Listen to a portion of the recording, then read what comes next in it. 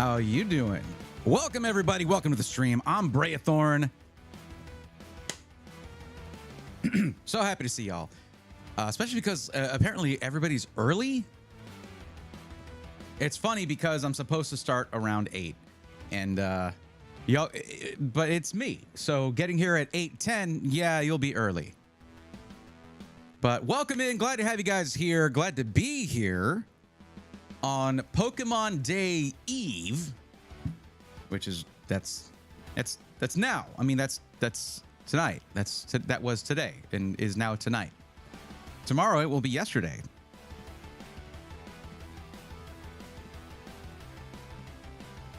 I think about these things a little too much, I think. Anyway, regardless, well, I mean, that means I'm not basically not going to sleep tonight. I'm not sleeping tonight. I'm going to be going and camping out in front of Sam's Club, trying to get some kind of drop that's supposed to show up there for Pokemon Day. According to everybody who was in line on the 20th for Ascended Heroes Day. How do people get the energy for this? It's exhausting. Also want to give a shout out to Chris Crawford. Thank you for hanging out in the YouTube chat. I know you got to leave soon usually, but I appreciate it. Helps, you know, any messages that I get, which of course, Natty, Simple Green, DJ Simple Green, Shanala, all Exiled Wolf, all y'all for being here, you know, and saying stuff early on. It does help me sort of get psyched up because, oh, well, okay. Hold on a second. DJ Simple Green just dropped a tier 1 sub. Let's go, nerds. Thank you, DJ Simple Green. Welcome back to the Swarm. I appreciate that. Another good way to get it started. Thank you. Bucket Enthusiast, welcome. How's it going? But yeah, welcome everybody. And look at that. Shanala on a 20 stream streak. Not Jasper's on a 10 stream streak. Boy, that just rolls off the tongue, doesn't it? Twitch. But what's up, Jasper's? How's it going? New desk chair came in today. Your fault, Fractal Refined. Nice. It is quite comfy. The fabric is very, very nice. I like it. Natty, just last stream, I'm pretty sure you were streaking, so... And it was like 35 streams or something.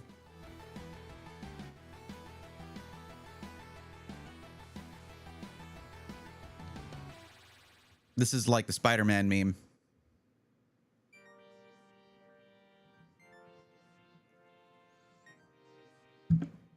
Anyways, I'm excited about tonight. I also look, I'm human, all right? We make mistakes.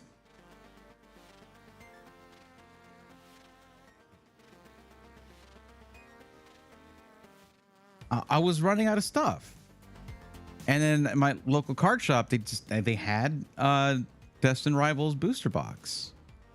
Destined Rivals is going up in price. I got to get in there while I can. It's like going like that. It's going up.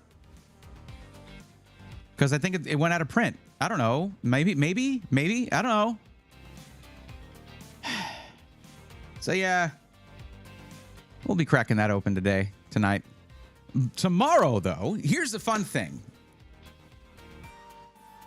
I wasn't sure if I was going to be going to Sam's Club, try to cop some stuff, but every card shop is going to be getting things for Pokemon Day.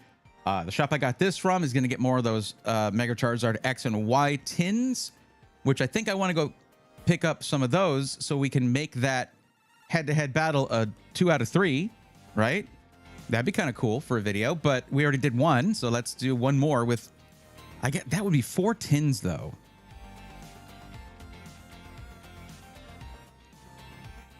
Open up my 2 Charizard tins tonight. Got a Mega Gardevoir EX and the Meowth chilling in the tree. Mega Gardevoir EX is rad. Awesome. And the Meowth chilling in the tree. I love that card. It's one of the best Meowth cards you can get. Yeah, I like the pop art style of the Ascended Heroes Meowth. But honestly, it's just like I love detailed scenes in full art cards. That gets me more than just like, I don't know.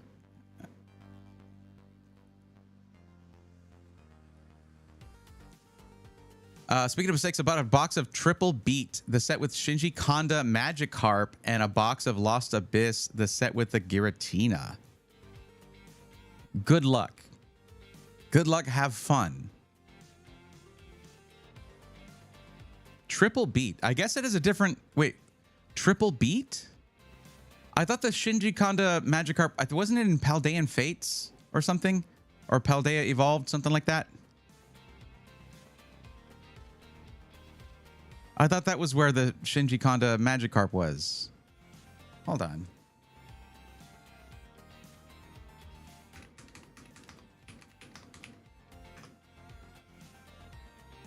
Paldea Evolved. Yeah, it's in Paldea Evolved.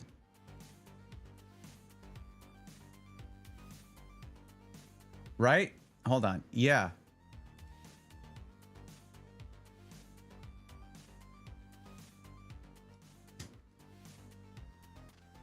Yeah, Pokemon Paldea Evolved.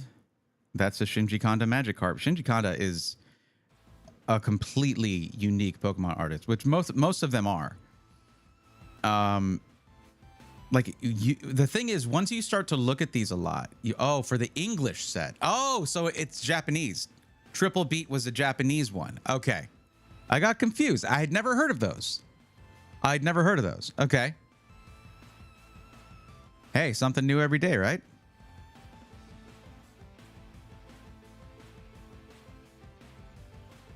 Yeah, I was telling the guy at the card shop I went to, I was like, man, I don't know, because they had so many ETBs there, and they are all Pokemon Center ETBs. What am I gonna do with that? I'm not trying to protect I'm not trying to just like protect. I didn't mean to use that button. I'm not trying to just like have a box and just store a box. That's what you do with Pokemon Center ETBs. They have more value unopened usually. Like the odds are greatly in favor of keeping it closed, keeping it sealed.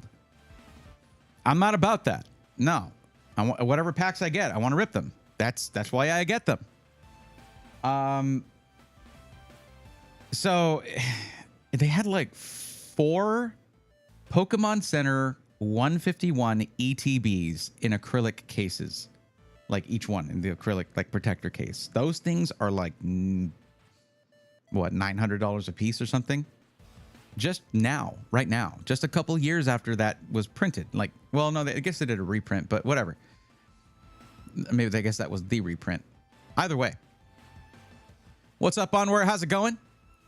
Welcome in. How's it going, buddy? Observer of Thoughts, how you doing? Natty, I was browsing through the Pokemon TCG subreddit trying to find info for the Pokemon sheet and saw a post of someone that pulled a hyper rare Mega Charizard X EX and Y EX, and everyone in the comments were having fun going, yeah. Well, yeah, if you rip Paldean, I'm sorry, Phantasmal Flames and Ascended Heroes, you can get both of those. I mean, you probably won't, but you could, I guess. Speaking of mistakes, I was sad I didn't get anything from the Pokemon Center today, so I went to my local card shop and got an Ascended Heroes ETB and Vivid Voltage ETB. Nice. I hope they didn't overcharge for the Ascended Heroes one. Vivid Voltage, I don't know what the pricing is on that right now, but apparently you can get Ascended Heroes ETBs off of Amazon for like $120, which is under market value. Which is crazy because it's 9 freaking packs, okay? 105 is really good. That is very good.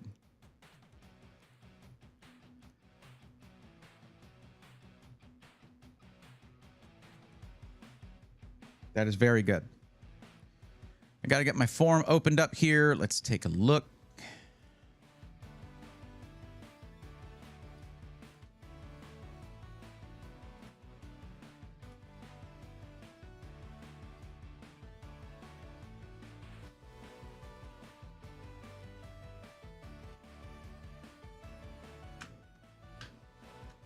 I was talking to someone today about the stuff that I sort of had my breakdown over a couple streams ago, and sort of the existential uncertainty with the tech channel right now, right? Because like there is no gateway right now. Like I've been having to tell people, sorry, you don't have enough money to get a PC. I don't like that.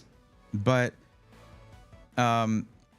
he was like, dude, like, no, lean into the Pokemon thing. I have a few friends who like pivoted from this game that they did, like, or they were gaming content creators, and they pivoted to Pokemon and then blew up because it's a growing niche right now. I was like, you know what? Yeah, that's why I mean, that's not why I started. I started it for fun, but like, that's why I decided, like, yeah, no, this is a route to go. Does that mean the tech channel's dead? No.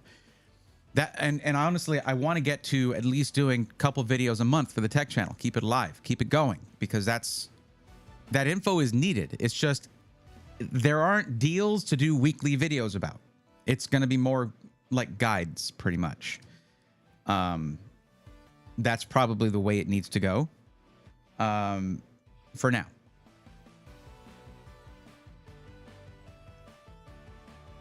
But it's like, no, dude, lean into the Pokemon thing. It's a great idea.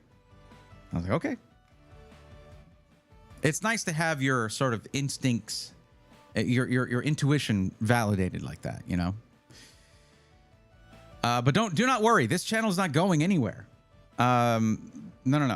There's still going to be content for this, for the YouTube channel. I'm still going to do stuff like going to Computex, stuff like that. But while I'm there, it's going to be like, let's shop for Pokemon cards in Taiwan. Like, why not? I'm going to be mixing it up.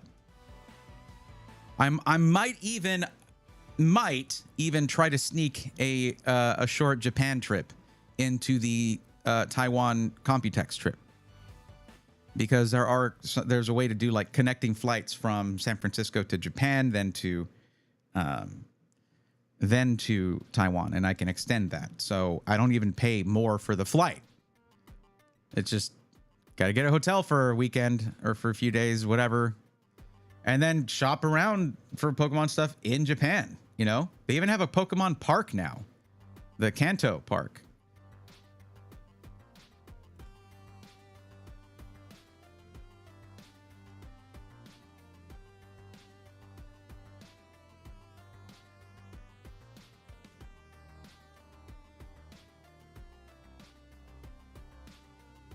So it looks like we had someone fill out the form off stream. So that happened. I don't know if they know that they have to be here, but they do. I hope they're here. What's up, Zintech? How's it going?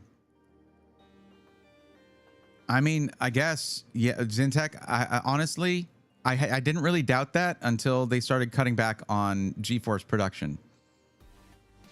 The thing is, NVIDIA is going to keep making graphics cards. But who for? That's the thing. GeForce is consumer graphics cards, gaming PC graphics cards. But then you have their enterprise stuff. They're going to keep making that. Of course they are. But are they going to continue with GeForce for consumers? I had zero doubt about that. Until, you know, they were like, yeah, we're cutting back 40% of production, probably, maybe. You don't know. What's up, humanity? How's it going? And Observer Thoughts, thank you for being in both chats. I do really appreciate that. Is Colin Ferris here, by the way? That's the person who filled out the form yesterday.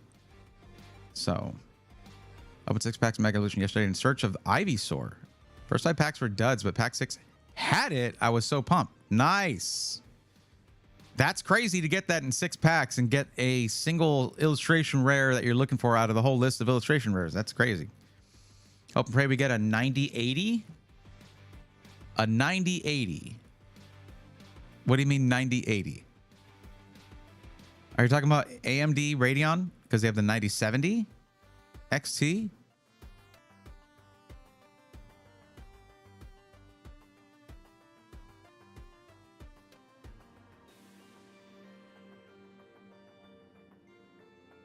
No, from NVIDIA, 9080. Okay, well, we're on 50 series, so I mean, we'll see. They might even change the naming convention by then. Who knows? But I get you. You want them to keep making GeForce graphics cards. Yeah, I get what you're saying.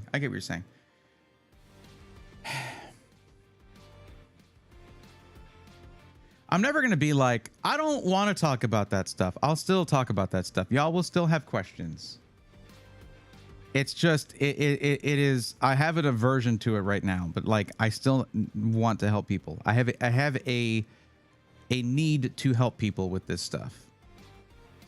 It's just, look, you gotta, like, if we let's look back at the last few years, right? Going back to 2020, when we started seeing like the real dirty side of things from this industry, right? GPU shortages, NVIDIA accused of selling pallets of GPUs to crypto miners and crypto companies.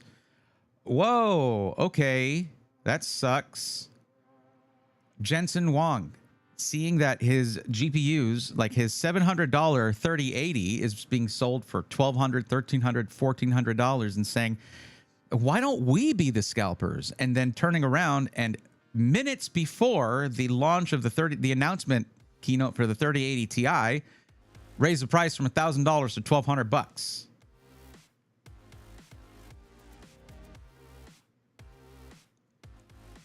And never looking back.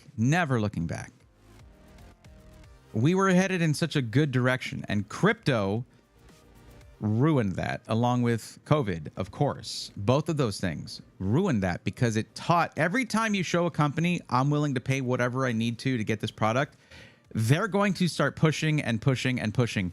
And after you raise prices on something, you don't just drop them at launch, like the launch prices. Okay, now AMD is known to come out and say, oh, this is going to cost this much, and then nobody's interested, and they're like, okay, well, now it costs this much.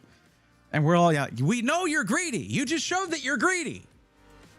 And then it sells. And then everyone's like, yo, this is the budget masterpiece right here, because it's at the price it should have been at launch. And then it's just been downhill from there, because the 3090, of course, being $1,500 and not being a massive step, like it was like, it was with the 4090 that the real distance started to be generated between the 90 class and the 80 class cards. The 4090, only relative to the 3090, was actually kind of awesome in terms of price increase versus performance increase, because it was a massive performance increase over the 3090, but it was like a 7% price increase, because it was, or something like that, going from $1,500 to $1,600 MSRP. And then for a long time, you could buy it for that. And then it was just like, they just went off the deep end, and they were just like, hey, you've got this whole thing of this set of cards right here, this product stack. Now, if you take the most expensive card and double that price, you can get the top of the line one. And we were all like, what is wrong with you? What are you talking about? This is not, who is this for? It became a card not for gamers. And yet, I hate to say this, but people with more money than sense being like, well, I have the money, so here you go, NVIDIA, and getting a 32 gig VRAM card and using maybe like 16 gigs of that, 17, because they're just gaming. They're just gaming.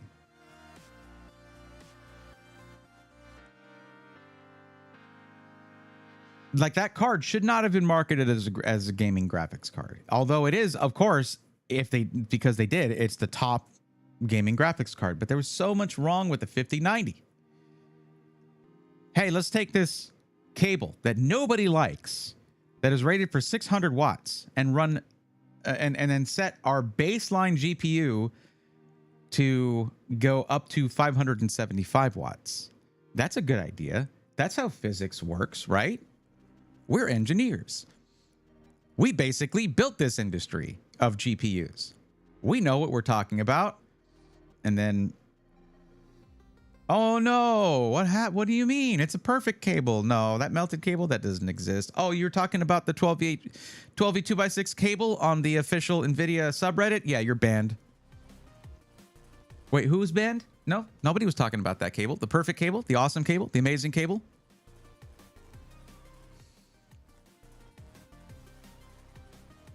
What's up, Z-Man's Car? How's it going? Thornton Willie, how you doing? It's just gaming until 2077, and MSFS steps in and says, give me all the VRAM.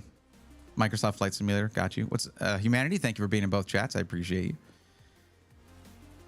And the thing is, AIBs, add-in board partners, your Asus, Gigabyte, MSI, Zotac, PNY, all of them, come in and say, hey, Jensen, great leather jacket, by the way. Okay. As you demand, we are bowing here to you because you're the king or whatever, and you're the best. And boy, that leather jacket's amazing. Oh, you want to show us another leather jacket? That's great. We have plenty of time. Go ahead. Okay. We want to bolster the 12V 2x6 with 8-pin PCIe connectors or a secondary 12V 2x6. There are power supplies that came out with two 12V 2x6 connectors native. We're ready to do that. We got this. We're going to back you up. There'll be no melting cables. And they're like, no. What do you mean 2 cables? This thing's perfect. Does everything.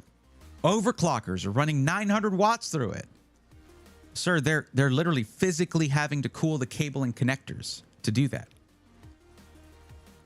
Well, who's this guy? Who's this guy? What was it? That was a good point. That was a really good point. Hey, I never want to hear from him or see him again. Also, no one else should ever hear from him or see him again. Whatever you want to interpret from that, it's not my job. You just go ahead and figure that out. Anyway, perfect cable. And then it's like 50 series launch was a paper launch. And don't tell them that. They don't want to hear that. They don't like that. Okay? They don't like the truth or the reality that they created. No.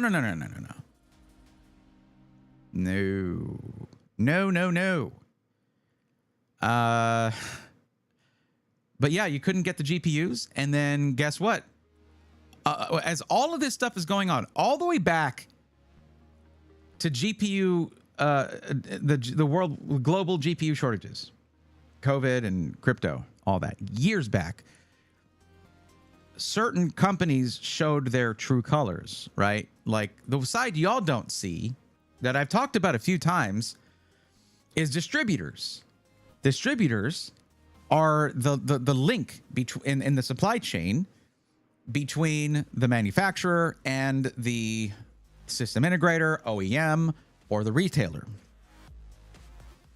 And more vulnerable clients of theirs were getting price gouged. Now, where does that money have to come from? Because the companies needed to stay open. It ended up coming from consumers. The consumer is the end of the supply chain and will generally blame the link right above them, the system integrator, the retailer, or the OEM. But that's just before the person buying the thing. That's the last link in the supply chain is that company you got the final product from. And I've heard stories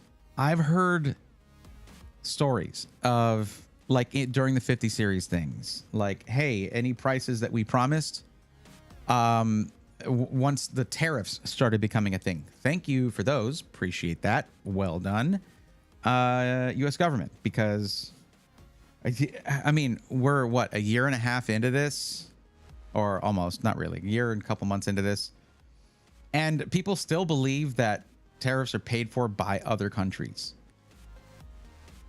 It's not a hard concept.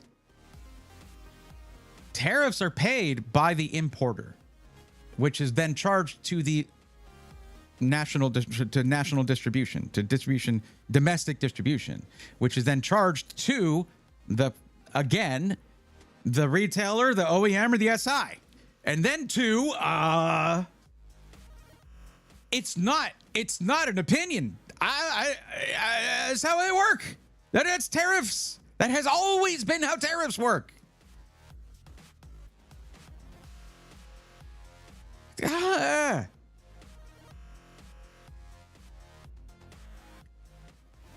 But it's like, no, no, no, no, no. That's not how I like it. That's not what I want to believe or what I want people to believe. Okay, cool, but it's that doesn't matter. That has been a fact of supply chain, a supply chain fact, a fact of economics since the word was a thing. Like, that's what they are. Always. That is what they are. So anyways, when that hit, we're still talking about tech. We're not talking about politics here, okay? We're talking about how this affected tech. When that hit, and so the whole thing was, the conceit was that, oh, this stuff that you ordered, yeah, we're going to have to charge you more. Yeah, it's those tariffs. And you're there like, yeah, those are just going into effect. You have this in your warehouse. Oh, no. See, yeah, no, it's because of the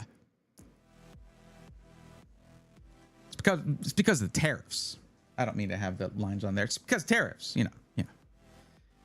Hold on. You already had this inventory. So this should be priced at the, oh no, okay, we're going to go ahead and hold on to your money, but cancel your order. This actually happened. Okay. This happened during the Rampocalypse, but there was a distributor that said to an SI, yeah, thanks for wiring us the money for your order. We're not sending you your stuff until you pay more money because it's worth more money. And the order had been placed weeks prior.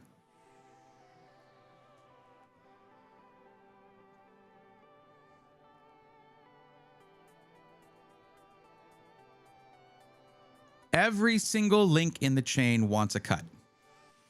And the person who pays the most is... Well, I mean, also the small company that just can't keep up with all of this and then has to shut their doors. That's the highest price paid. That's a dream destroyed right there, right?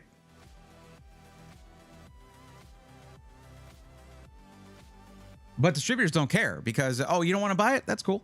We can sell to another company. Do let us know if you change your mind.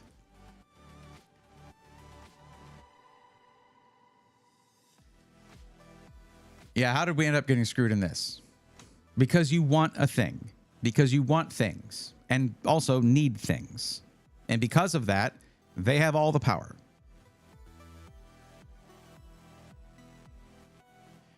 It is a worldwide issue now, and tariffs and AI has made everything expensive. Yeah. I hope the Toasty Bros survive. Yeah, they'll survive because they have a content factory thing that they do. They make content, and they've grown that way. There are a lot of system integrators. There are a lot of boutique builders out there who build some of the best computers money can buy with the best support, the best tech support, the best warranty that you can get. That kind of mindset doesn't survive in an industry like this, in a landscape like this. The GPU has been released, but only 500 will be available. That is their launches, just to say it's not a paper launch. Yeah, pretty much. Razer, yeah. Well, you should be furious. Now, you got to live your life. You got to do your things. You got to work and take care of your family, loved ones, friends, whatever, whoever's around you, or at least take care of yourself. But we cannot forget this. You know what I mean? Most of the there is no reason. Because there's people out there who are like, I'm only gonna ever buy Nvidia. Yeah, just Nvidia all the time, every day. That's all I want, just Nvidia. Yeah, that kind of brand loyalty. How's that working out for you? We had a talk last stream about brand loyalty and loyalty to a corporation. Someone in chat was like, I only mess with AMD. I only want AMD. I don't like Intel, blah, blah, blah. I'm like, what if Intel has the better product for the better price? That's what was going on with Intel fanboys back in the day. Like when it was like Ryzen 3000 and 5000 series. And they're like, oh, man, whatever. That's whatever. I'm just going to get my 11th gen, 11900K. And then everybody was like, wow, this thing sucks. And they're like, okay. And they jump ship. Brand loyalty doesn't help the consumer, and it does not help the corporation, because then a corporation gets lax in their innovation. They rest on their laurels and they get left in the dust. Anyway, just want to know, does Dell make good gaming monitors? Yes. That's the only thing you should ever buy from them, really, is like Alienware monitors. That's it. Their computers suck. Their laptops have been kind of eclipsed, or at least they're matched by cheaper laptops now. Not much cheaper. I mean, if you're trying to get a desktop replacement laptop, then gaming laptop, they're all going to be expensive. But like, Alienware is not the be all end all. Empire of Noise, welcome in. Tan May, welcome. How's it going? Talking about absolutely draconian stuff around the world. The age verification law in Brazil has been passed. That is absolutely draconian. They're going to be requiring even OS manufacturers to verify people's age. OS, like operating system. Completely forgetting about open source systems, that they're even making it so you can't even download things from storefronts without verifying your age, because assuming prior consent from parents and guardians is not valid. Yeah, no, we're gonna those kind of shenanigans are happening all over the place.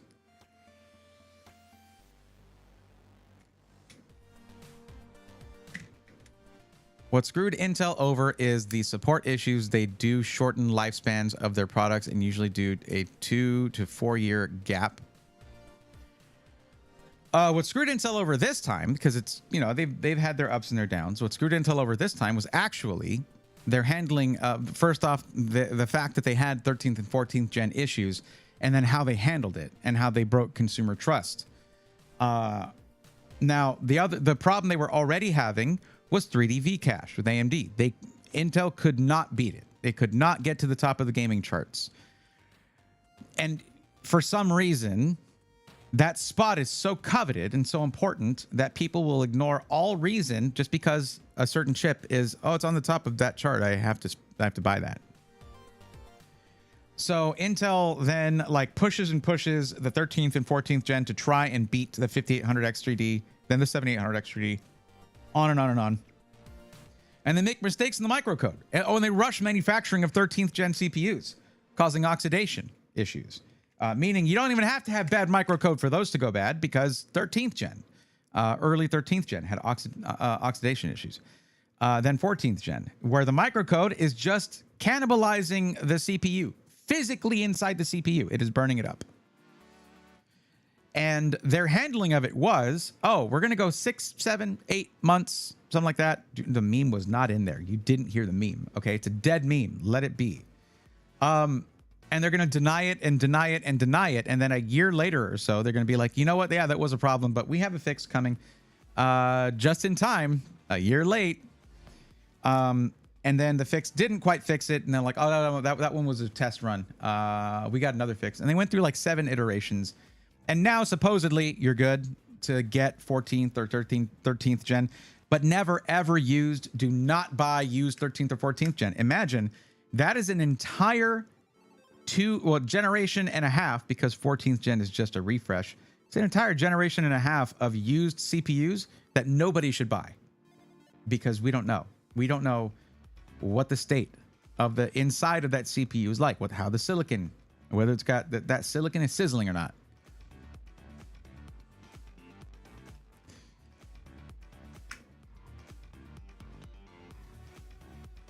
I thought you were Tom Segura for a second. I don't look anything like him. We're both bald with a beard, and we're both white. That's literally it. Okay, go for bald. Jay's 2 cents. And also, Tommy Buns is a handsome guy. I'm not insulted. Not insulted at all. Razer, I'm still on 12th gen. Stay on 12th gen until you're ready for something else. Ignore 13th and 14th gen. Although, I mean, something like the 14600K is really good. I mean, it really depends on what level of 12th gen you're on. If you're like 12900K, don't even worry about it. You're good. Intel really screwed themselves. Well, Solar Holler, the thing about Intel is they turned around and they made an amazing generation of CPUs, because they actually listened to what reviewers had been yelling about for years. and they brought the same performance as a previous generation with better power draw and better temperatures. Lower power draw, lower temperatures. And the problem is that reviewers, my contemporaries in the field, many of them I am friends with, and I give them crap for this. I've given them crap for this in the past. They were shaking and crying. Shaking and crying. Efficiency, better temperatures. It's not at the top of the charts for 1080p gaming in 2024, 2025. It was so stupid because we had been yelling at Intel for years to get a handle on their temperatures, get a handle on their power draw, and then they do it and match the previous generation in performance. That is really good, by the way. To do that, like, hey, same high performance as last year, way better temperatures and power draw. There you go. Do you know how hard it was to cool a 13900K or a 14900K? Do you know? It was so bad that they literally had to have an Intel engineer go on an interview and say, yeah, if your CPU is not running at 100 degrees Celsius, you're losing performance. Yeah, right.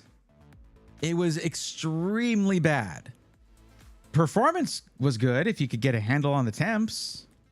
So, with that in mind, keeping that same level of performance and fixing a critical issue was not enough for the reviewers that asked for that very solution, that very thing. So they review bombed it. It was super bad. Like the way they reviewed Core Ultra 200S was incredibly harsh. Now, there were a couple of a stability issue here or there. Performance could have been improved here or there, and it did, because that's how it is with every launch of a thing. AMD, Intel, Nvidia, doesn't matter. Every launch, there's little, yeah, if you buy it right away, you're an early adopter, it might go rough. But they just forget that. It's so aggravating.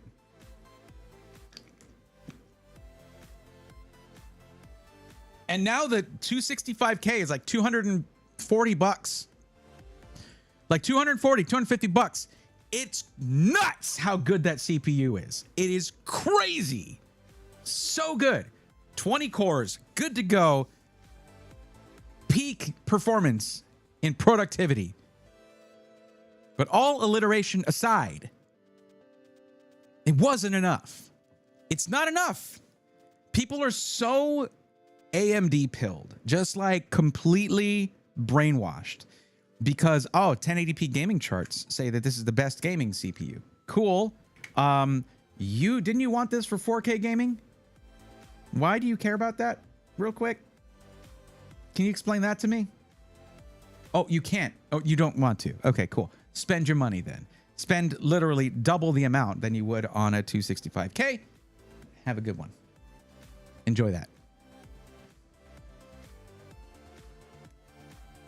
How's a 12900K in your opinion? Well, it's old, but it's still good. It's still really good. Like if you're gaming at 1440p or 1080 or 1440p or 4K, like you got zero issues.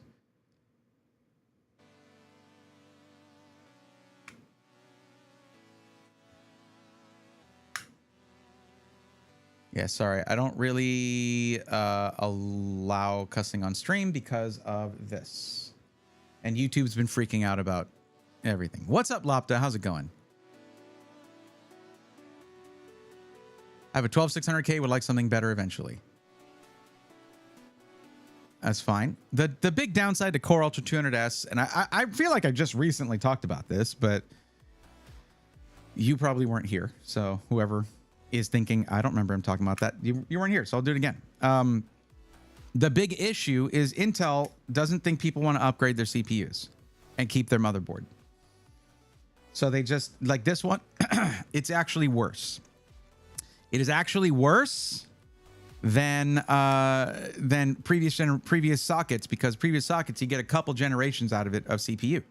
So you could buy your motherboard and your CPU, and then a year later or so, maybe a year and a half later, upgrade to the next generation, and then socket it in that same put that CPU in that same socket, swap it out. Core Ultra 200S is just getting a refresh apparently. So, yeah. Yo, great catching you live. Your videos helped a ton when I was getting a PC a few years ago. Death Horizon, happy to hear that. Hope it's still running well. When I bought my 9800 X3D, I bought it because everyone told me it was the best. Lol. I mean, look, I have said that myself because it is literally true. But the reason I gave the 9800 X3D so much credit was because they finally fixed the thermals. And it wasn't the same reason as like 13900K or 14900K. It's because of how they had the architecture, or they had the everything physically stacked inside on the CPU. They took that 3D cache off the top of the silicon and put it underneath the core complex die. So now it has better frequencies, better temps. It cools easier, all that. That means it's better at productivity. I'm using it for my stream PC. It's very good. Yo, why does it say YouTube featured under the stream on YouTube? I don't know.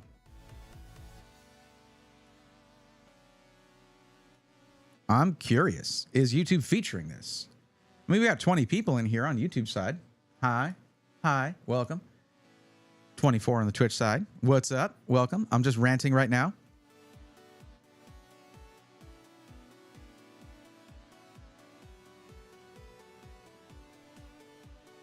Now, what if I go to... Yeah, they don't even have a thing for live at the top. Oh, there it is.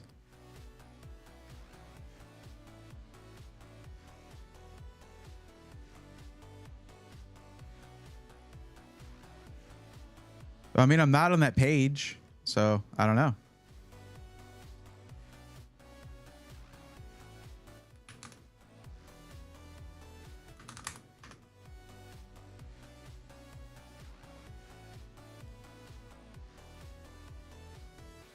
I don't know what you mean by YouTube featured, but that's cool.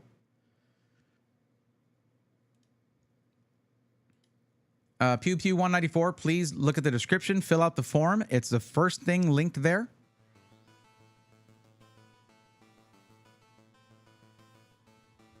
Onward, you got to take a screenshot of that so I can see it later.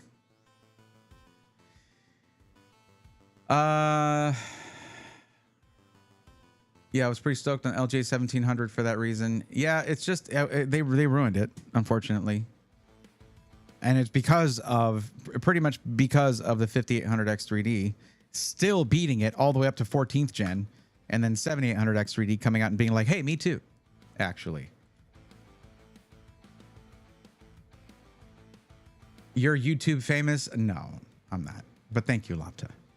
Sometimes they'll front page a random stream, I guess. Maybe mine is that one this time. I stumbled in from the front page on Twitch. In the blind, really? I'm on Twitch front page? Are you serious? They usually will, if you're a partner, they'll usually notify you when they're going to do that.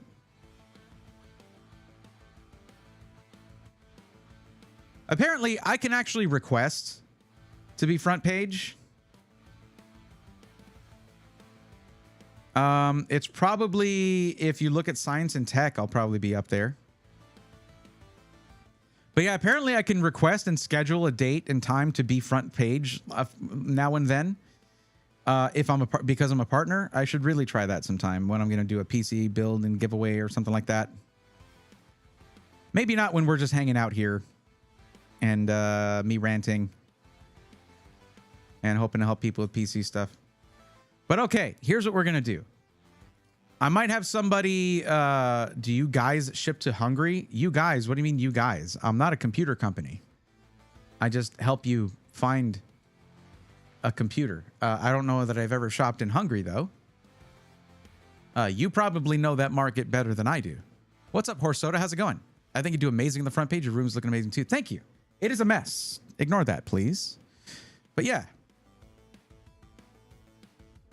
You know, I'll tell you, if you thought that me starting to rip a bunch of Pokemon packs would make my mess situation better, no, it didn't. It did not. It made it worse. I know. Crazy, right? Weird.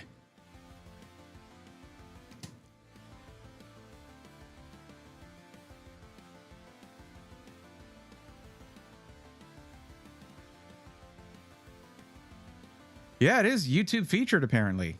I need to change that thumbnail. I've been using that thumbnail for over a year. Oh, did I miss the Pokemon rips? No, I haven't started yet. I usually start with that before I help somebody else, but before I help somebody, then I'll. Wow, I should stop drinking carbonated beverages. I usually will help someone with a PC, then rip Pokemon packs, then help someone with a PC thing, yada yada yada. But starting with ripping packs. So I guess we can do that. See, before I open the booster box, I do have a booster bundle of Destined Rivals left. I should open that. But it's on the wheel. So maybe we just spin the wheel.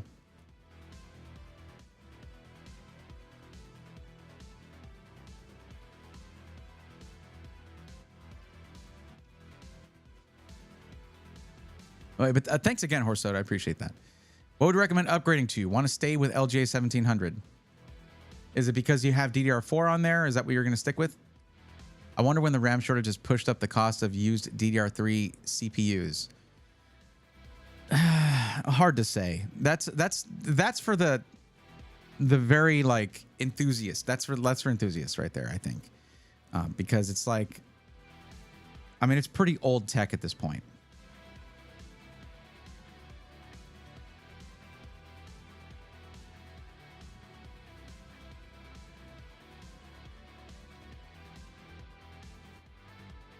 Are you a Linux guy at all? I tried. It just wasn't for me. Which is fine. It's more because I'm very comfortable in the Windows environment because I spent so many years like doing that professionally, like fixing it and all that. So yeah, I don't know. Is that a sweet potato egg scramble? Congratulations. GG's. I have DDR5. I only got the 12600K because of all the good reviews. It is still a really good CPU. I like, okay, Razer, what games are not performing well enough for you? Are there any situations where you're like, oh man, this game performance sucks? Or is it mostly just like, I think I'm supposed to upgrade now?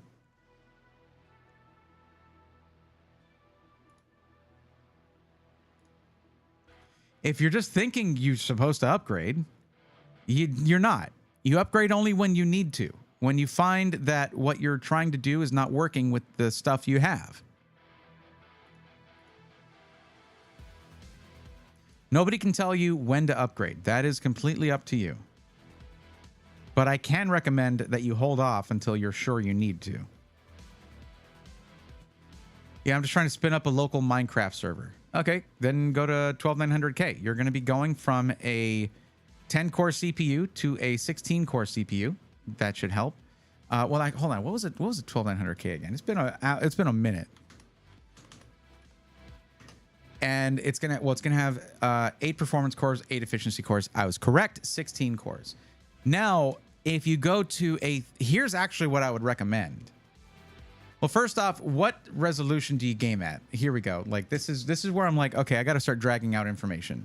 The thing is, Razer, this is why we have a forum that like would force you to tell me all the specs of your PC, so I can like, there's the forum that we do, which you've been seeing linked in chat a few times here. It basically says things like, hey, if you want to help with an upgrade, be sure to have a list of all your components ready. It just kind of eases the process, but.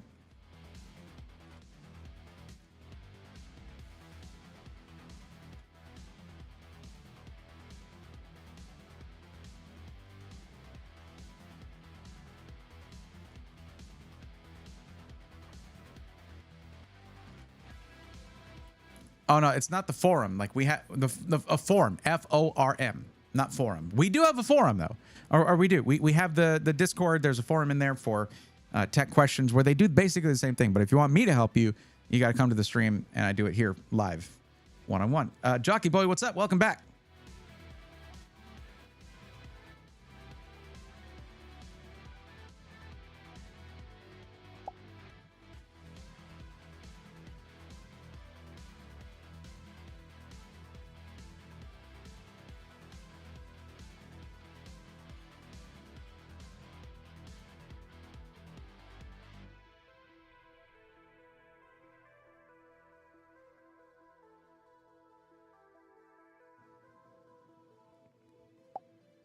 It's kind of boring when I make my face cam disappear for that.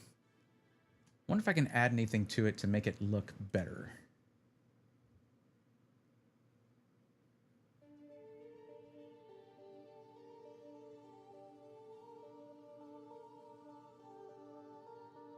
Hold on, I'm gonna check another scene here real quick. Yeah, what if I take this? No.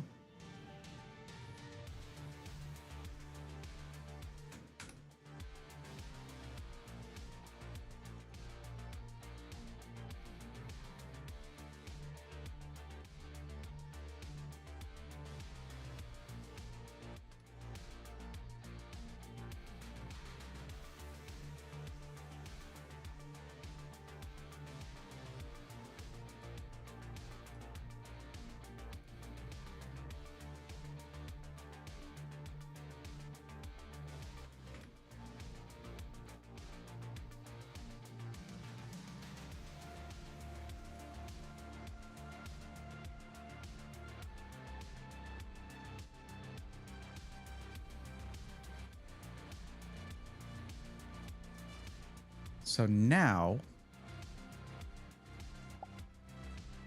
at least I'll have that showing. That's kind of cool.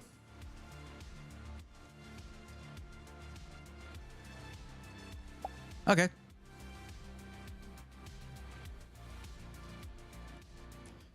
Totally 100K good upgrade. However, your GPU will be a bottleneck because you may not see huge FPS gain.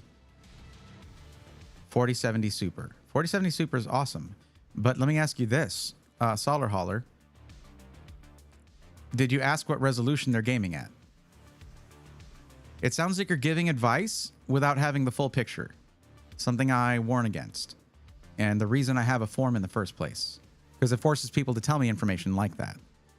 If they're gaming at 1080p, a 4070 Super is like way more than enough. And the CPU upgrade will actually make some difference.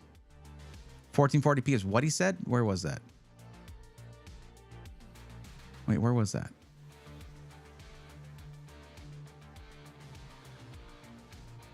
Oh, for 1440p gaming. Yeah, a while back. Okay.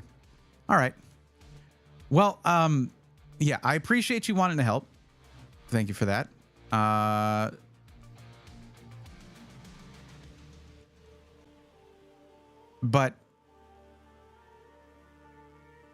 how much would a 12900K help for gaming? Because that's what they're talking about.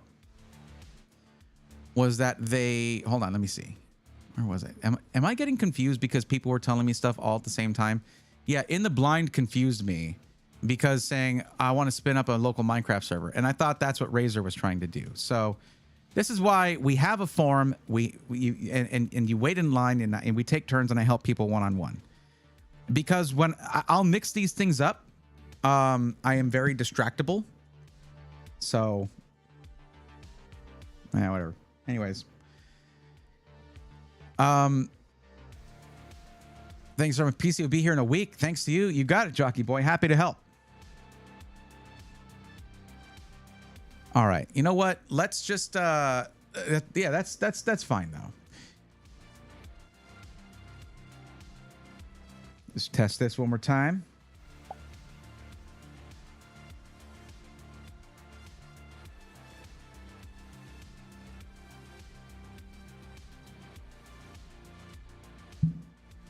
Yeah, that looks good. Okay. Spinning up a local. Okay. Well, I mean, you can do a VM if you want to. I would say that there's probably better sources for that. I've generally not gone out of the way to do like a VM for hosting Minecraft. You know, usually whatever my main machine is, it's just running all the time anyway.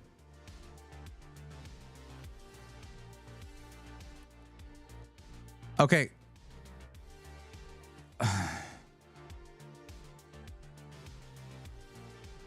In gaming, it's not going to make a huge difference at 1440p. Minecraft can use a lot of CPU, but the thing is, it's not going to use a lot of cores. Minecraft is very old. It likes to run off a single CPU core. So, with that in mind, the higher core clock of the 12900K can help. But if you really want an improvement there, you go with something like maybe a 14600K. That has core clock improvements. 14700K also, you know. But I mean, something like a 14900K has, what does it get up to, 6 gigahertz? Now, if the thing is, you better make sure you have the absolute most recent BIOS to have the most recent microcode before you buy yourself a brand new. And you do not buy, again, you do not buy 13th or 14th gen CPUs on the used market. You just do not. There is no telling whether the previous owner of that used it a whole bunch on the original microcode and fried some of that CPU. It will still work, but then it'll start crashing games and doing things, being unstable in general. Java Minecraft is very unoptimized. Bedrock is great at actually using the computer to run better. And I say this to someone who swears by Java. I think Mojang has been going to great lengths to get everybody on Bedrock. So what's a Windows Advance and how much did they charge?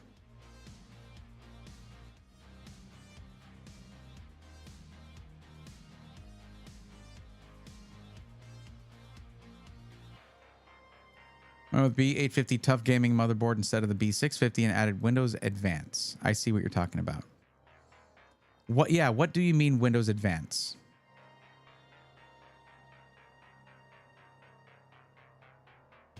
Tanmay, it's not a system integrator, it's a local computer shop. Jockey Boy ordered the parts and is having a local computer shop build it for them. It's not a system integrator. The site really didn't tell us a lot about the services they offered, but yeah, you're going to need to get some details on what the heck they mean by Windows Advanced. That's not a product. Well, no. We're not saying you have to explain it to us. You should definitely be asking if it costs you money.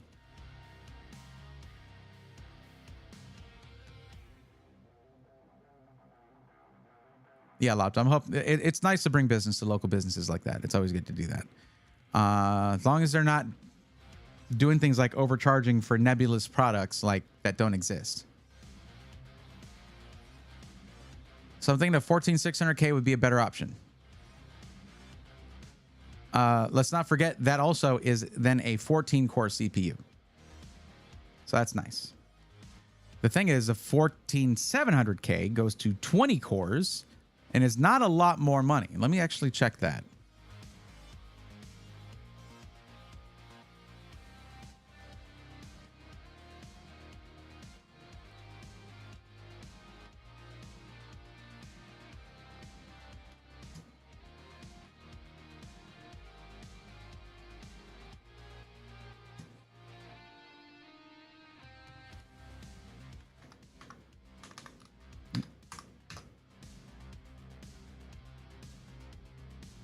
$14,600K, 260 at Micro Center.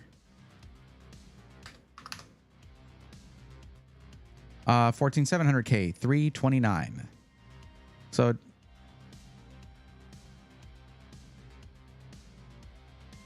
$260, 329. So about a $50, $60 difference to go from a 14-core processor to a 20-core processor. Am I getting all of that incorrect? Am I mistaking it for Core Ultra 200S? I might be. Hold on. 6 performance cores, 8 efficiency cores, 20 threads. Okay, so yes, 14 cores. Most of them efficiency cores, so... The cool thing about the 14700K was that it was only 4 efficiency cores shy of the 14900K. 8 performance cores, 12 efficiency cores, 28 threads. Yeah.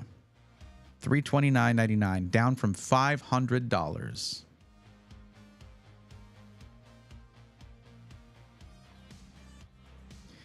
Now let's look at this. Let's see. 5.6 gigahertz. Okay.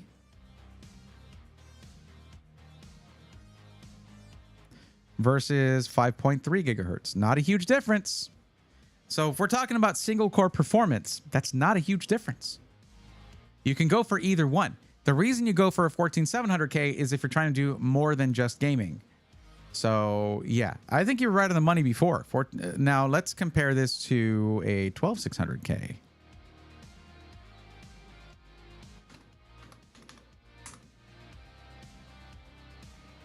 Checking 5.3. Yeah, they're not going to have it.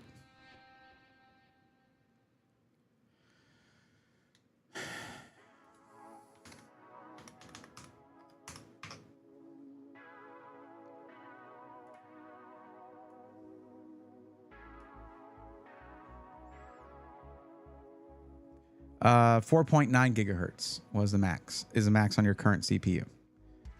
So it's a nice boost.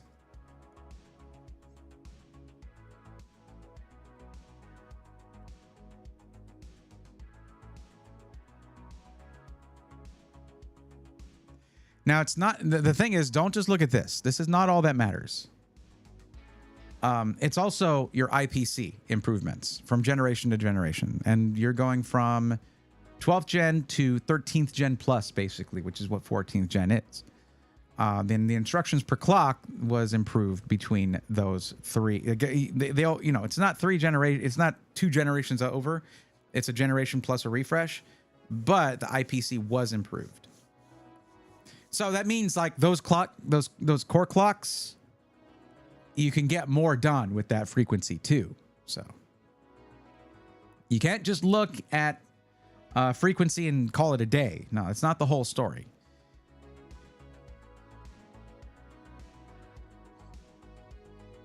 I must resist the temptation to build a new Sandy Bridge desktop. Must you, though? Go for it.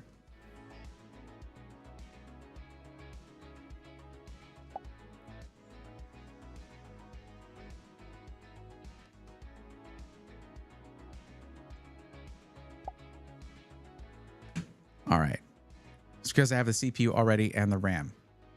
Why must you resist then?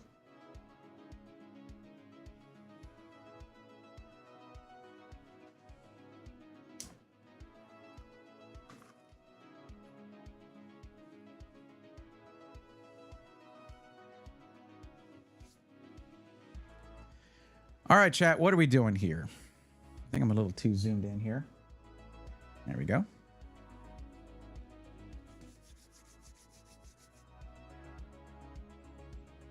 Let's see what we're doing here. So I could do this.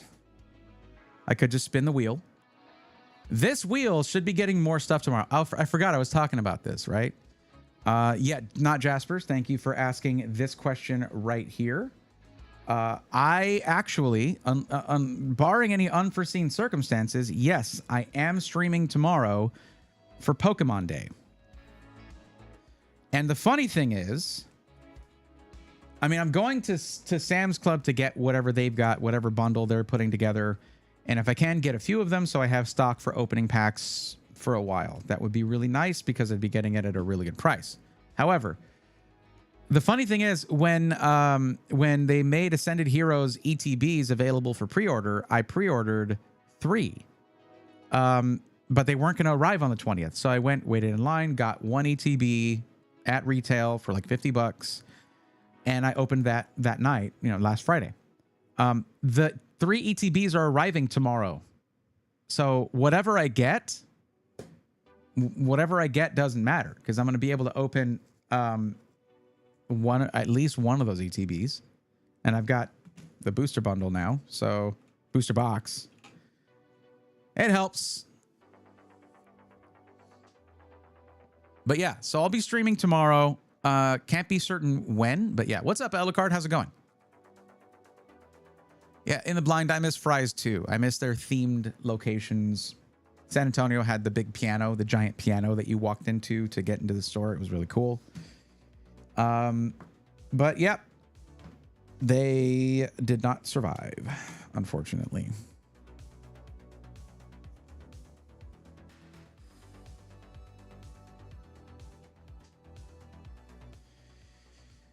Let's see. Max frequency is opportunistic, assuming thermal velocity boost 3.0 is mentioned anywhere around it. Maybe he meant Windows 11 Home or maybe Pro, actually. What area are we doing right now? What area? Make around, try to stay warm. What temperature is it up there?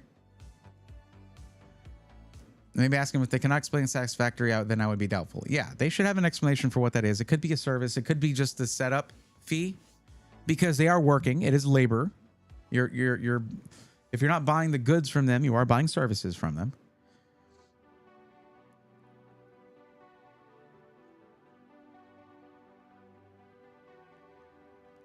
I'll have to find a motherboard.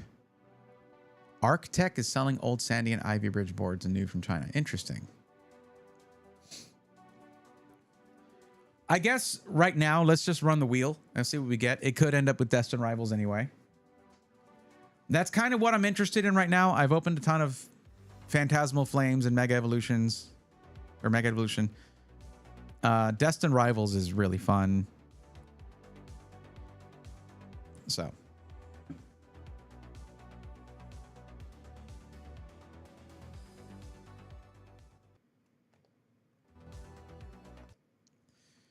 Okay.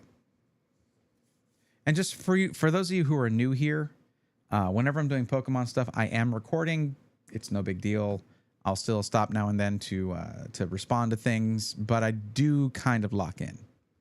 So apologies if that is if that's weird for you. But yeah.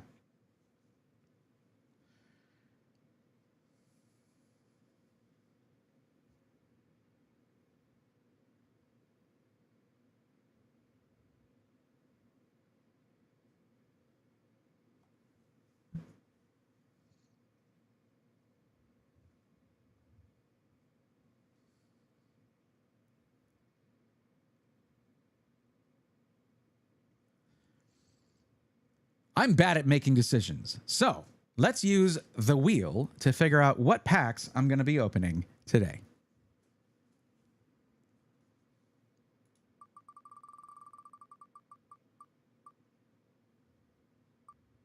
Ooh. Inferno X Mega Pack. That's fun. You'll notice the wheel is getting a little slim there on options. But I am going to be restocking here soon, so there'll be more options on there. Right now, it's mostly Japanese sets. So it's because I get these booster boxes, and they have 30 packs in them. So in order to get through this, I get 10 packs. We cut them all open, stack them up in a way that puts the rares at the back, and then we pull a 50-card mega pack. So let's do that now.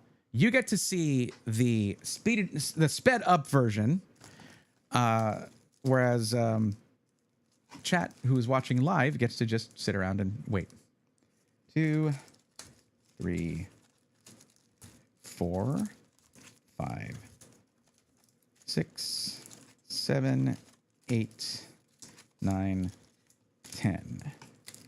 Inferno X is the Japanese set for Phantasmal Flames.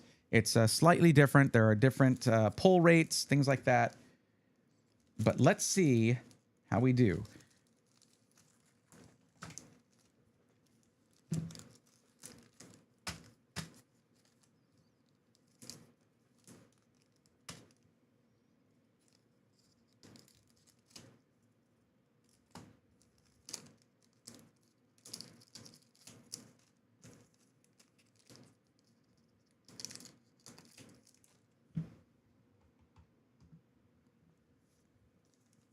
Don't worry, I'm being very careful to not cut my cards.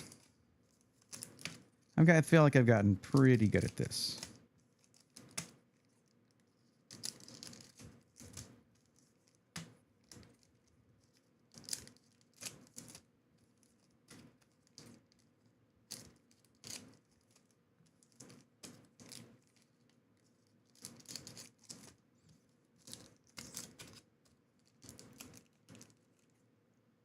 It's okay about the caps. You're good. No, I've never cut a card, but I have cut a deck of cards. Get it?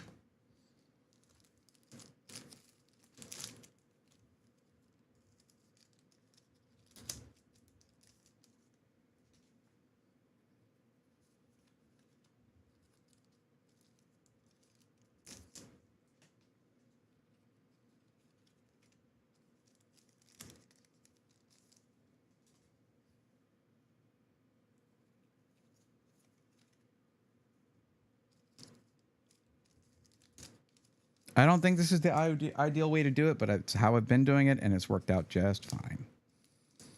I really love getting Japanese card sets. It's very interesting having fewer cards per pack like this, and then just bypassing that by making it just a big old stack of them. It's kind of fun.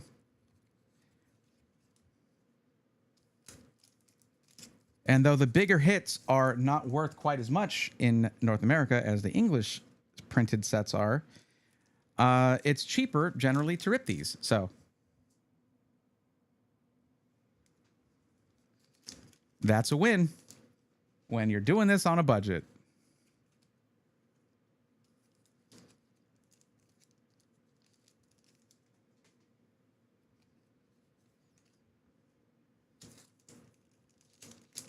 All right, last one. There we go. And all of our rares should be on the right side here. Now they're on the back. Okay.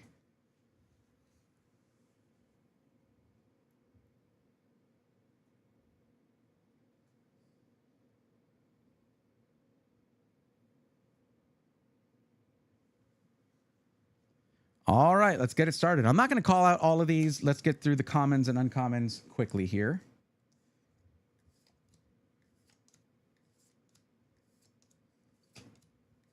Oddish, I'm a swine. Whoops. Oh, look, we got, hold up. Interesting. Okay. Now, the whole point of doing this, like the overarching goal is to build the best Pokédex ever by first getting all 1025 Pokemon, and then eventually, as I keep ripping packs, upgrading each Pokemon with a full art card or something like a holo or a reverse or a Pokeball or Master Ball card until it's just the best Pokédex it can possibly be. Am I at the right? There we go. That looks good. Okay, Bramlin. Togedemaru. Okay, guys, let's get on out of the way here. Oops, there was a... Really? Every time I pull more than one by accident, it's a duplicate. Okay, we're going to be getting to the rares here in a second, so I'm going to pull a little more carefully. Let's see, Apom. Okay, Pommy. All right. And here we go. Look at that Flygon. Yo! Flygon art rare. That is sick. Let me get this closer to the camera here.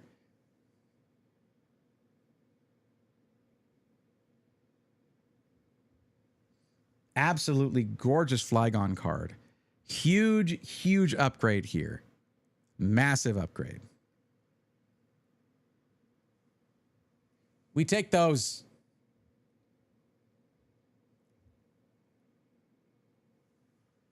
Okay, well, gingerly move this guy out of the way. Excuse me. Excuse me. Excuse me, Sarah Ledge. Out of the way. Low kicks. Pardon me. Everybody. Sorry, Dawn. Excuse me. Sorry. Okay, come on, guys. What happened to all my rares? Really? Really, buddy? It's the Flygon. It's the Flygon stack. That's what it is. Fire breather. Well, we got the jumbo ice cream. That's nice. Really, it was. Oh, hold up. Never mind. I was wrong. Yo, Mega Sharpedo secret rare. That is sick. Mega Sharpedo EX. Now, the unfortunate thing here is just recently I got the SIR Mega Sharpedo EX. So this is not going in the Pokédex, but this is going to be a staple of my EX collection. That is such a sick card. And it was the last one. Look at that. 2 pretty good hits out of that. Not bad at all.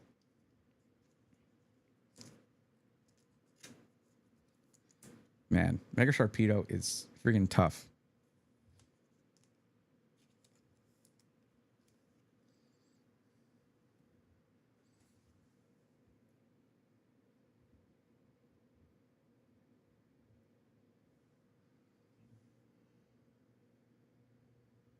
You just get a real close-up shot of it. There's a Mega Sharpedo EX secret rare. And we have our Flygon art rare. 2 pretty good hits. I'm telling you, rip some Japanese packs. They're really awesome. And you can get some really good hits out of them that are the same as the English sets that came out afterwards. Anyway, to see what I rip next and see what we get for the Pokédex, get subscribed or hit follow. See you then. There you go. That's a video. I'm guessing you was a Game Boy guy, right? I mean, the original one, yeah. But after that, not really. I do like Game Boy stuff, and I've retroactively played some of the games, but I didn't keep up with Nintendo handhelds after the original Game Boy. Evor3, what's up? Welcome.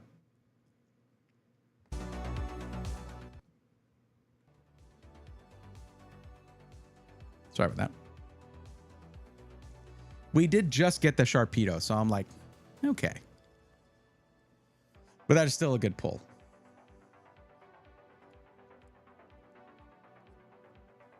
The purple and yellow theme. Yep, I do like it. 4 reasons. Thank you for the posture check, Ever. Appreciate it.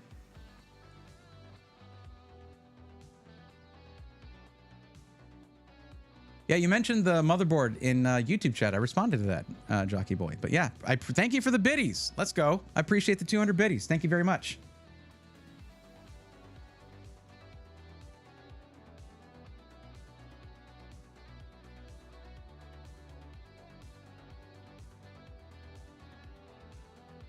And Ivor, hello, over in YouTube land. I appreciate it. How much it costs for each pack? Empire of Noise? I have no idea. I bought the box, so I don't know. That is something you could look at on tcgplayer.com. Also, why do I keep deleting the freaking entry on Willed Names? I can still do another mega pack of that. That's dumb. I'm dumb. That's how. That's why. That's why I do it. It's because I'm dumb.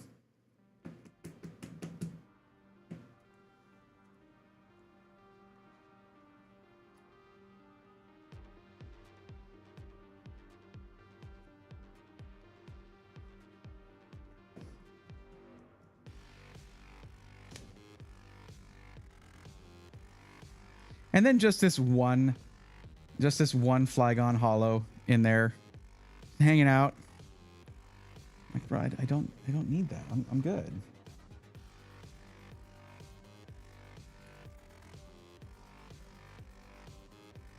This is gonna look great in the Pokédex, though. That's gonna be awesome for that.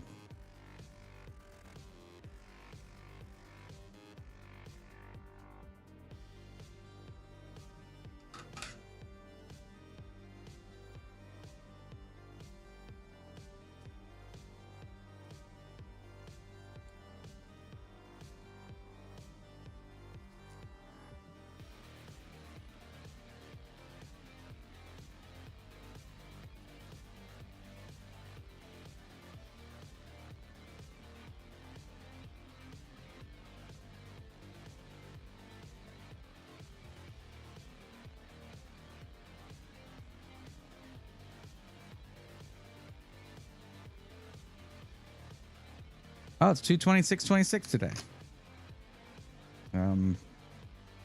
Make a wish. Nero, welcome. If I didn't already say so.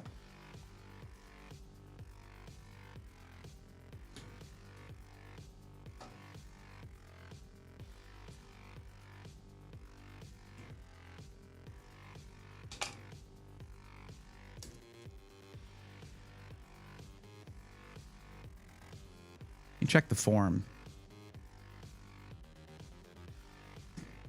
I know we had someone who said they were going to fill out the form, but they have not done that. So, Panther, thank you for lurking. I appreciate it. Oh, I just found a graphics card. Nice. Where was it? Couch cushions? Started with the Commodore 64. Tandy 1000 for me.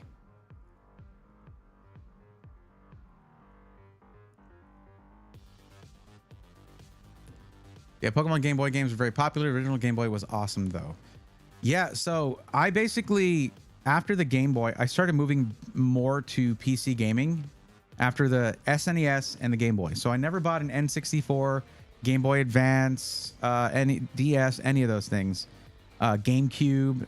I did get a Wii eventually, but like I was all PC gamer at that point, like pretty early on. What's your favorite Pokemon? It changes. Right now, pretty much like Porygon is probably my favorite right now. The thing is, I haven't gotten a good card for Porygon, which makes me sad. But Porygon combines computers and Pokemon.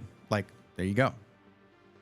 So I'll be assembling my first PC build. I've been having some serious anxiety. I don't got budget for a week or two on getting a Surge Protector extension. Can I just use a voltage protector and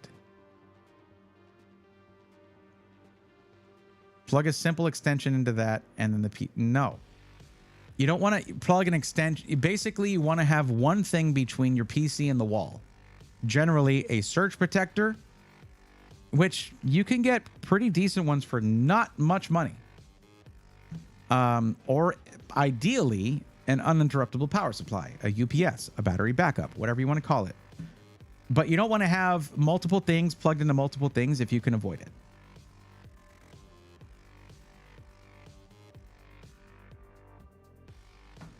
Nice, I'm a Charizard guy. You gotta broaden your horizons there. Charizard is the #1 most liked Pokemon in the world. Come on. Get weird with it. Like, be like, I don't know. I like Stunfisk. You know? The one that looks like a Pokeball and it's like a bear trap. And it's just weird. You know, like, I don't know. I just for alligator. Because alligator, but whatever. I don't know. The Charizard cards are just so beautiful. It's because everyone keeps loving Charizard. Like, thinking, you know, that so they keep making Charizard cards. Yeah. Yeah.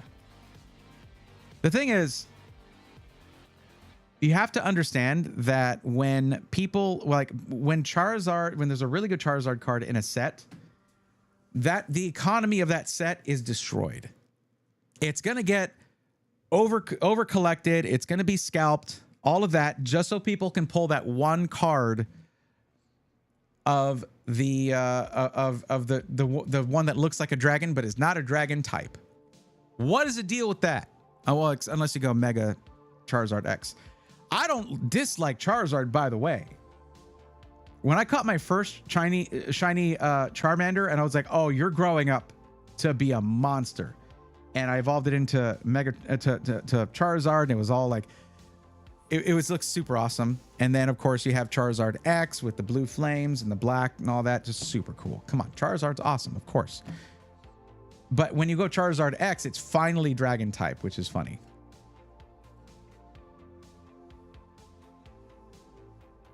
I got this thing at a little toy and puzzle shop.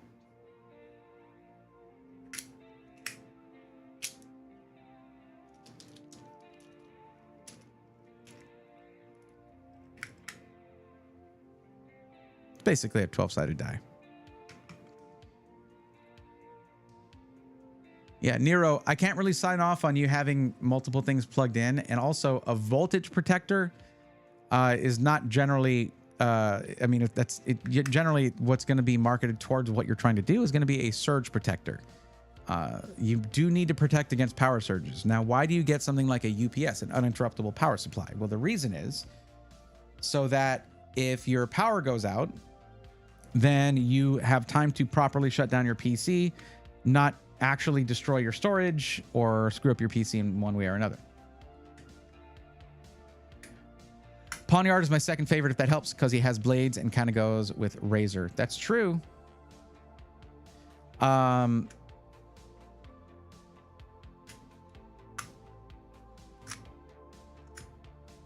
Honestly, Ceruledge in the latest generation was one of my favorites. Ceruledge is awesome and edgy and purple with like pink flame swords for hands. Like, come on, how can you not love that?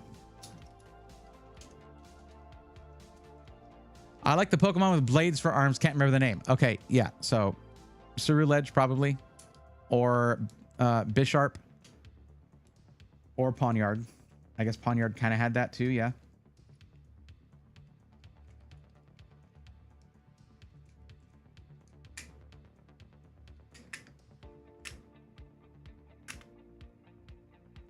I have an inventor in my house. When a power cut happens, no issue. What will they invent if they don't have power?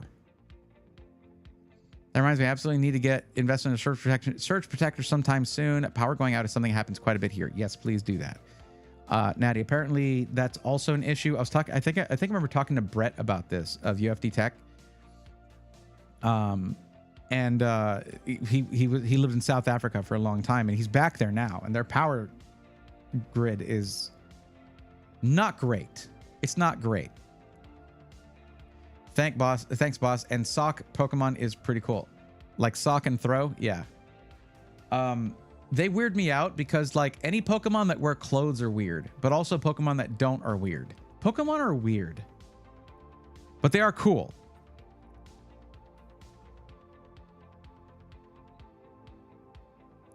Oh, you are in South Africa. Well, there you go.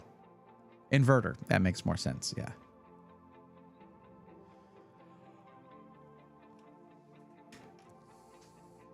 Considering I'm also streaming tomorrow, I don't know. I don't know how late I'm going to go tonight. Let me fix the wheel. I'm so used to just removing something from the list when I get it. I do have something we could do. Also, breaking news, found a page tucked away in side project in Bulbapedia that has all of the different classification cards so I can get to work. Oh, sweet. Yeah, I'm sorry I never got around and did that. But it was really going to be off the top of my head. So that's the better option.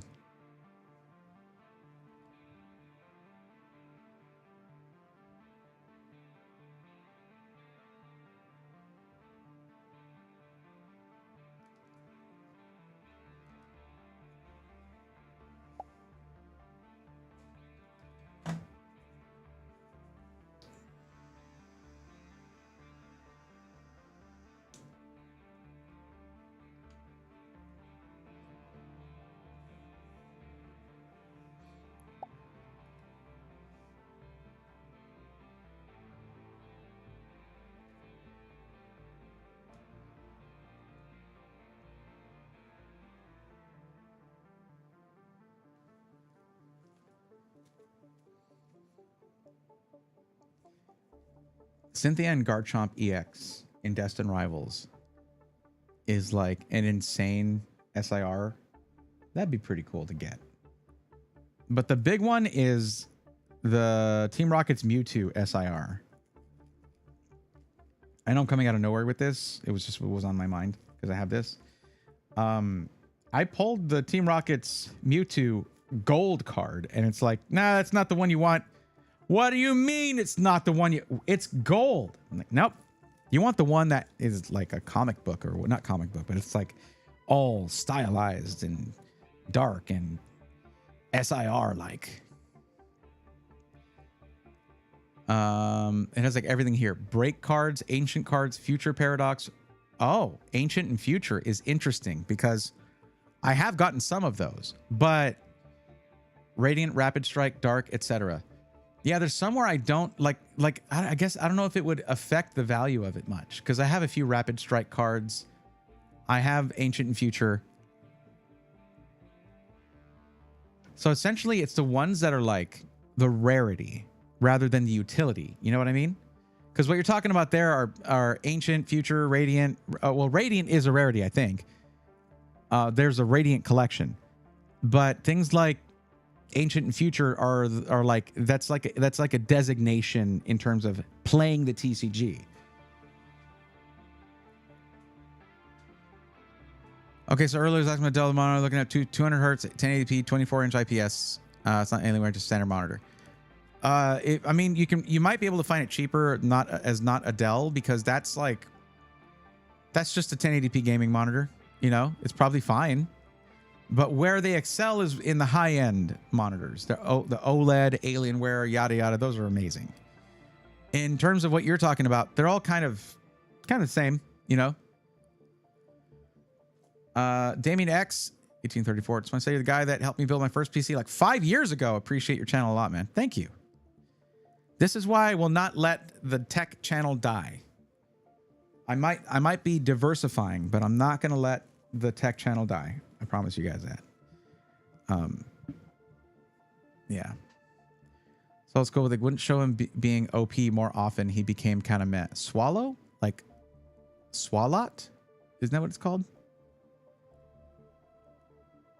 Nero, I'm pretty sure that was a thing for some people. Yeah. Jesse and James cards. There's a certain Jesse and James card that's really popular. And Team Rocket in general is really popular, which is why Destined Rivals. I might just do a video real quick of just cracking this thing open and opening the first 6 packs. Yeah, Solid Holler, you might be able to find a cheaper monitor. Like the thing about a lot of monitors out there that are like on the budget side, 24-inch, 1080p. A lot of them are similar in quality and features, and you can save some money by just getting one that's like $50 cheaper than the Dell one. I don't know the price of the Dell one. You didn't mention that, so I don't know. I'm sure you can find some options. Just read reviews. I'm not really the monitor guy, basically, is what I'm saying. Found a Core 2 Duo E8600. Damn.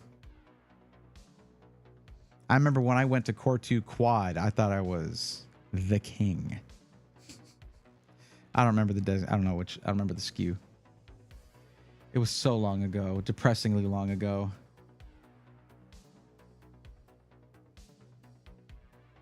It is cheap. I was wondering if the brand is okay. Yeah, it's fine. It is. Dell's fine for monitors. Don't buy their computers. Their monitors are fine. Those had 2 dual-core dies in the same package. Indeed, they did. What sports do you like watching?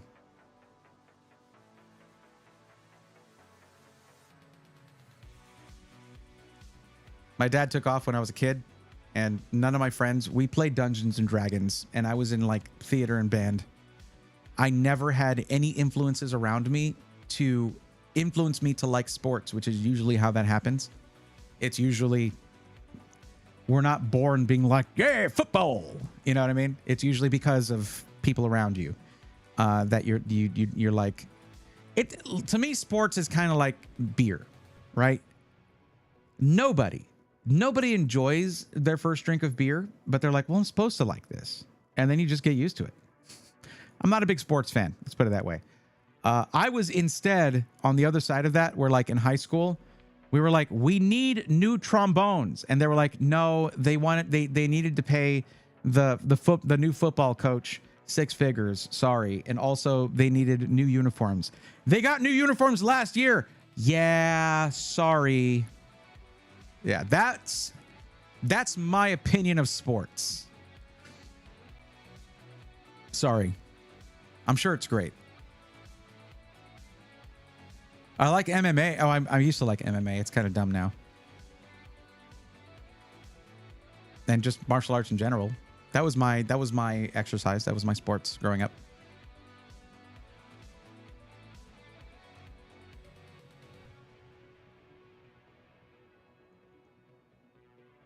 Sounds like a nice monitor, Simple Green. Unfortunately, my LG Ultra Gear monitor is giving out, so I don't want to overspend on another Ultra Gear this time. How long have you had that? It could still be in warranty. You never know. You should check.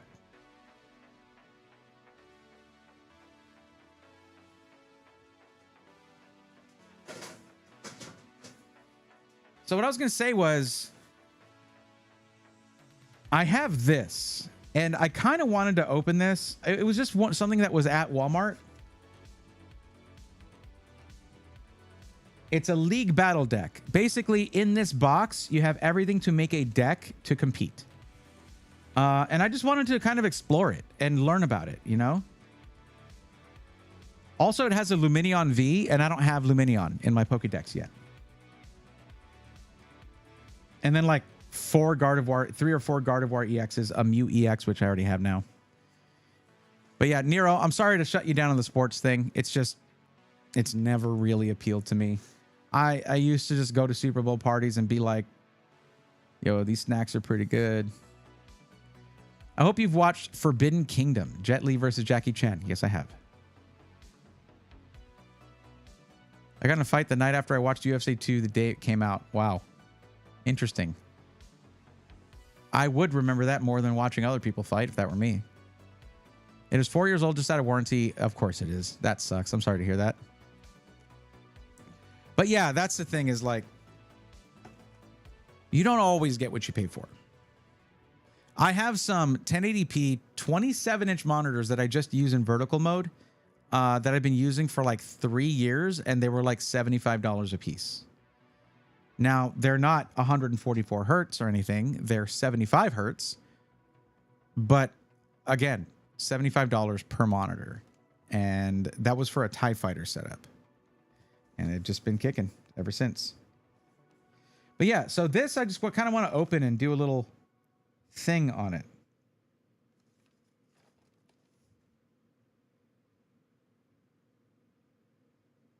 I even took a little video of picking this up at Walmart, so that's kind of cool. I need to remember for Onware, I need to get all of those little clips that I get of picking something up at a store or whatever, and I need to match that up with the video it's going for. I have a lot of footage to sort, a lot of work to do. But I don't remember what... Oh, Drifloon. Do I have Drifloon? I think so.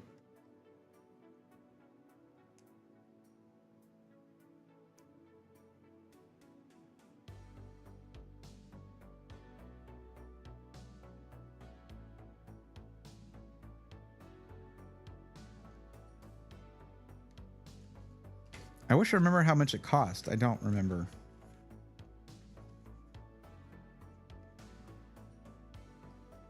Let me see if I can look it up.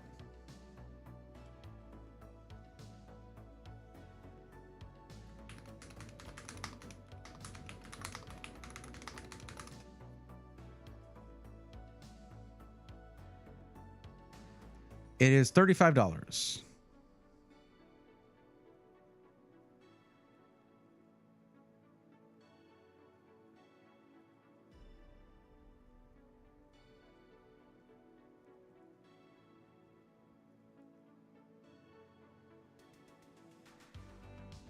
We know your school days, but I guess you were the Buddha type who was intimidating for the rest of the kids, but you were a kind, nice fella.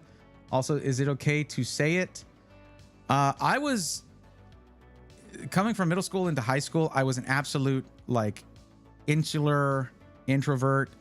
Like, well, not really. I was just really shy and really quiet. It was honestly band and theater and some specific friends that pulled me out of that and made me into like someone who just can just go up on a stage in front of hundreds of people and just start talking if I feel like it. Like if it's needed. Like, oh, hey, we need someone up there to MC this. All right, I got it. I already read what you said. It's okay. It's fine. But no, I wasn't. I also, although I may have a Buddha-like body now, I was in a lot better shape back then because I had, years and years of martial arts under my belt. Haha, get it? That didn't stick, unfortunately, after I hurt my back. But hey, whatever. That's how it goes. Happens to the best of us.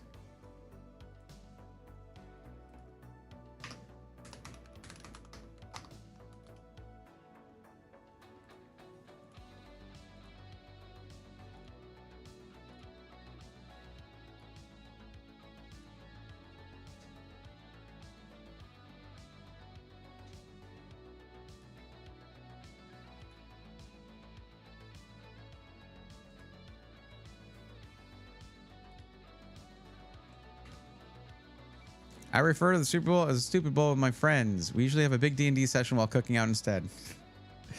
You showed them, Panther. It's very edgy of you to call it the stupid bowl.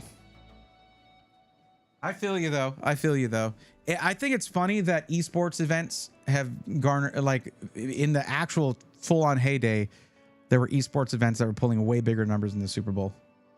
Nice keyboard. Thank you. I should throw this Winchester away. Sam or Dean? Be nice to them. They've been through a lot. Fun fact, EX cards and EX cards are different. What the hell? I didn't know that. Okay. Like dash EX versus capital EX. Interesting. We sure my senior there to teach me some martial arts. I used to go home bloodied and bruised often. Yeah, I mean, honestly, the thing is, I was actually really just kind of everybody's friend after a while. I just made friends with everybody. In terms of, like, I basically was a very inoffensive, kind of just easy to be around person through much effort on my part of just like being chill. It's not easy to be chill around people when you've come from being very shy all the time. It was actually for a while very difficult until it wasn't. Before I'd ever heard the phrase fake it till you make it, I was doing that and it worked for me, essentially, when it came to social stuff. Now I'll have times where, like, I've done, like, I'll go do a panel at PAX East and then it goes great. And then I'll go on to Intel's, that's the PAX East 2022. I did that. PAX East 2023, I went on the Intel live stream because I was sponsored by Intel to go there. And I was okay. I wasn't amazing. I was okay. And I walked away from that just perfectly fine either way. I was just like, I did the best I could, you know? I don't know. I've always, I've ever since I came out of my shell, I remember, honestly, a lot of it I have to thank is my theater teacher back in the day. Sort of taught me that I have a good voice. First taught me how to have a good voice, and then to acknowledge and understand the fact that I have a good voice. Okay, to be louder, to project. And he would actually walk out of our little theater room that we had, which was basically 2 classrooms with a wall knocked down. That was our theater room. That's what we got allotted. They had a whole football field, but we got that, right? He would walk out into the hall, down the hall, and be like, louder, and I would project. So he taught me to put my everything into performance or whatever I'm doing until I felt the need to pull back rather than always feeling like I needed to do more. It was a good lesson for performance in general. You don't always want to be like that. You got to be able to turn it off. You got to be able to switch it off. That's for sure. Okay, so maybe we can talk about this thing. This is a pretty cool thing. This thing right here, pretty cool. X-EX and EX are different. EX was introduced in Scarlet and Violet. -EX was introduced in the Ruby Sapphire expansion, and EX was introduced in Next Destinies. That's dumb. Natty, why did I choose EX to differentiate my Pokemon channel? Why did I choose Braithorn EX for the name of that channel? Now I'm going to have people... actually... No! This is terrible. I'm so intimidated. But that's okay.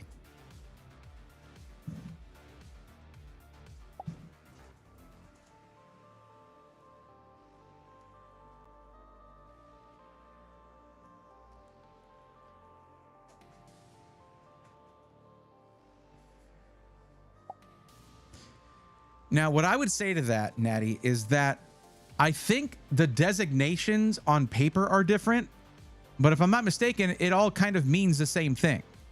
That's like your heavy hitter in your deck, right? So, but that would make for a fun short.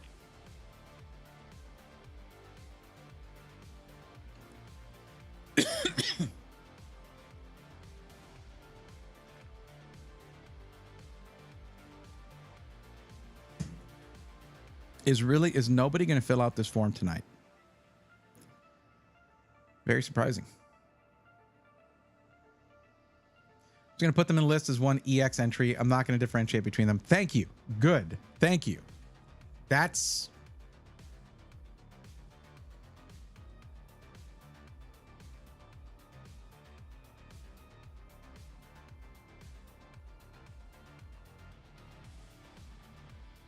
By the way, Lopta, I did catch the superb owl thing, by the way. I just forgot to mention it.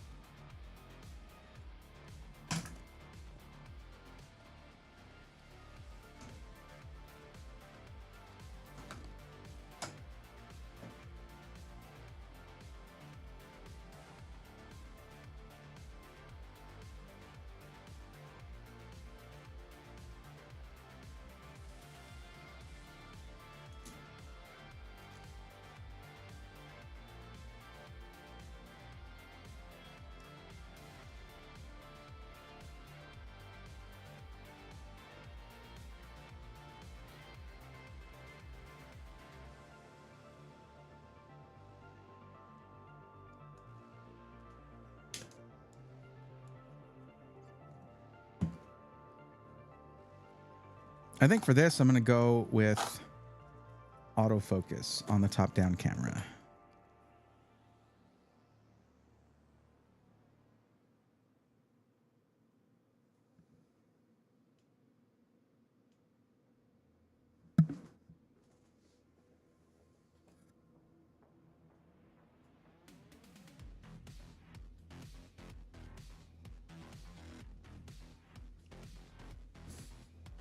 Yeah. Wait, what? Oh, I unplugged my IEMs when I moved. I was like, oh no, my mic's not working and my music stopped. How did that happen? Yeah.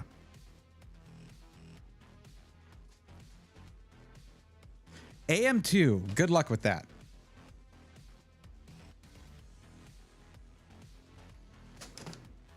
You can put them, yeah. I don't have any major upgrades right now to ask about, otherwise I'd fill out the form if I did. See, the thing is, I don't want people to fill out the form to like kill time, you know? I want to be able to, I want to help people that need help. So there's not really much we can do about it if they don't come in looking for help. Frustrating, I know.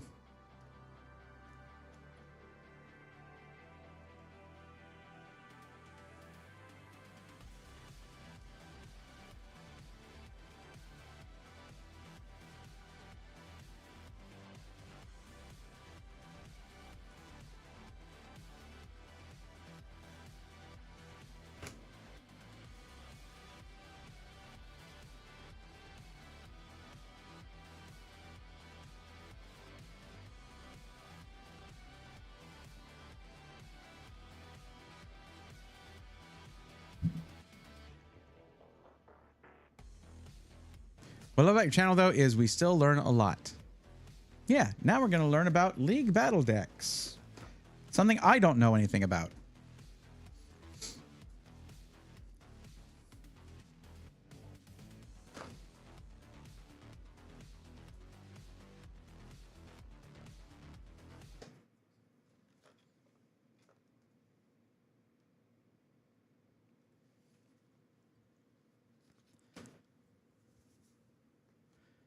I'm new to Pokemon card collecting. So when I was at Walmart looking for Pokemon packs and I saw this, I was like, why isn't anybody buying this?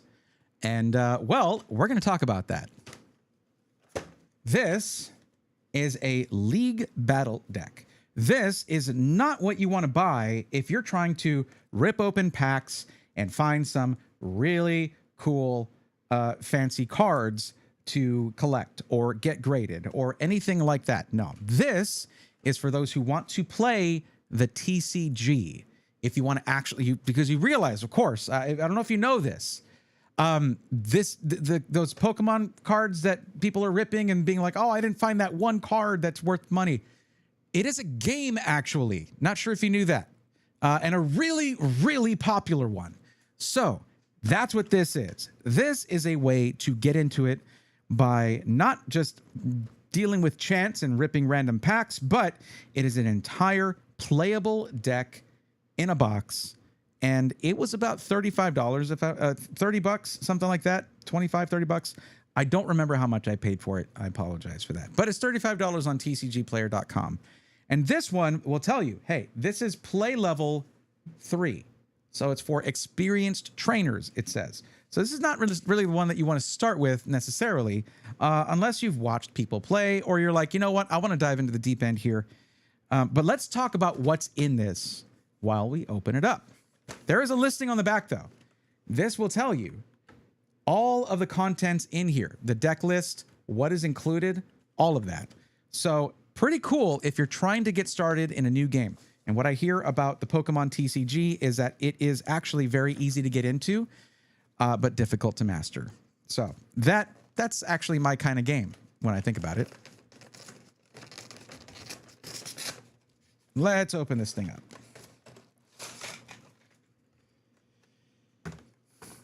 Now, this is the Mega Gardevoir EX League Battle deck. So looking at these things here, this is going to say something like, hey, here's how to upgrade your League Battle deck. And hey, get these are some cards you can actually add to it that will make the deck better. That's cool. That's some knowledge that might actually be helpful. You're going to get these 2 damage markers, Poison and Burn. Okay. Then you're going to have a deck box right here.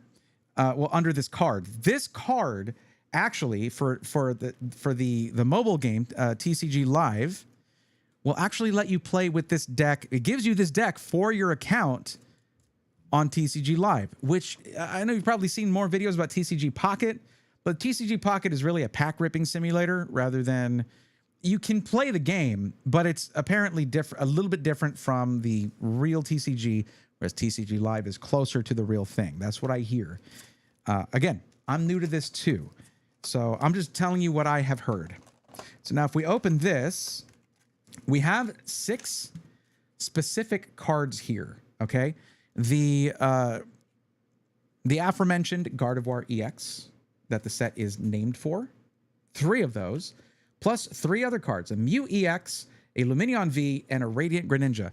What caught my eye for this, and the reason I actually bought it, was like, I didn't have a good Greninja yet, and this is a Radiant Greninja, and also I didn't have a Lumineon, and I still don't have a Lumineon card, so now that's going in the Pokedex. I mean, I don't know what sets I could have ripped to get a Lumineon by chance, but this counts. I'll take it. So then we have this right here, which we will open in a second, and this as well. I am going to try playing with this deck, so I am keeping that code for myself. Sorry, everybody. There's also going to have things like energy cards, tool and supporter cards, things like that. Let's get these out of this right here. Try to get them out safely.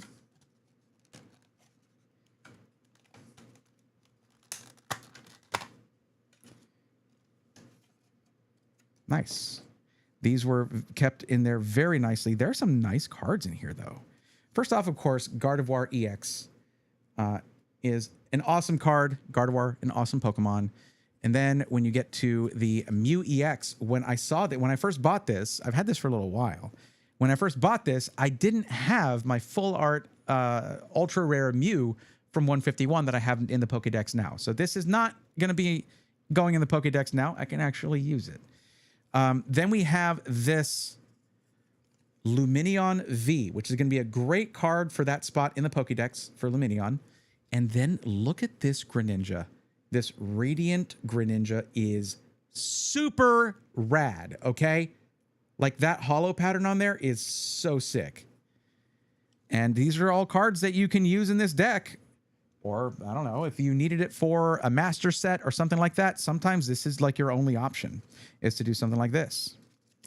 Other than ripping a whole bunch of packs for a very important, other than ripping a whole bunch of packs for a very expensive set that you ain't got no business ripping, unless money is just no object for you. I'm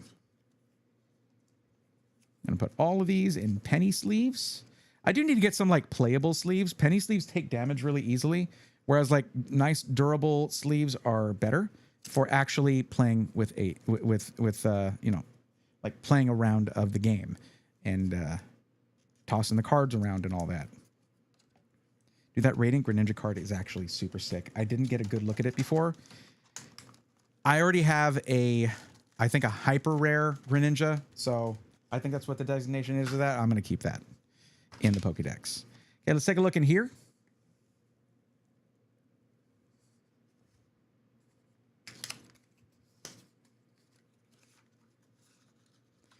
And these are going to be all the cards. I think this is like a 3-year-old product, something like that.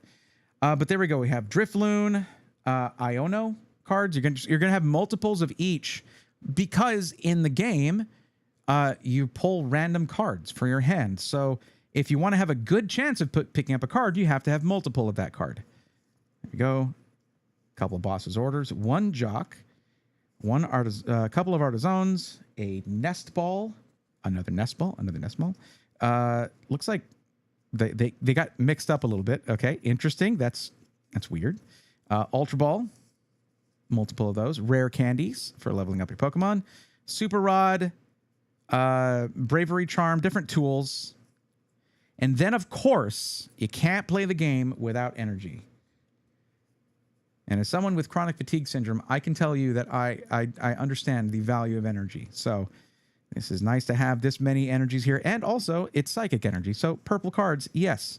Then you have what you need to actually bring Gardevoir onto the field. Gardevoir EX. You need to have your Ralts, which then evolves into Corellia, which then evolves into Gardevoir EX. And then there's just a Cresselia there. Just there. Okay. Now, this is not, again, this is not necessarily for, this one might not be for beginning players, but there are some of these that are for beginning players. So something to keep in mind. So then with that, you have, let's open this little guy right here. This should be dice. And yes, it is. Ooh, these dice are so sick. Okay. All right. Favorite color is purple. What am I going to say? These dice are super sick. I haven't gotten one set like ETB that had straight up just purple dice. This is really nice. Okay, I'll take it. So these are, of course, your damage counter dice, and then basically like the one that usually have an EX on it, but look at that. Silver and purple. Pretty nice. Okay. Dope. I have a box where I put all the dice and coins that I get out of things.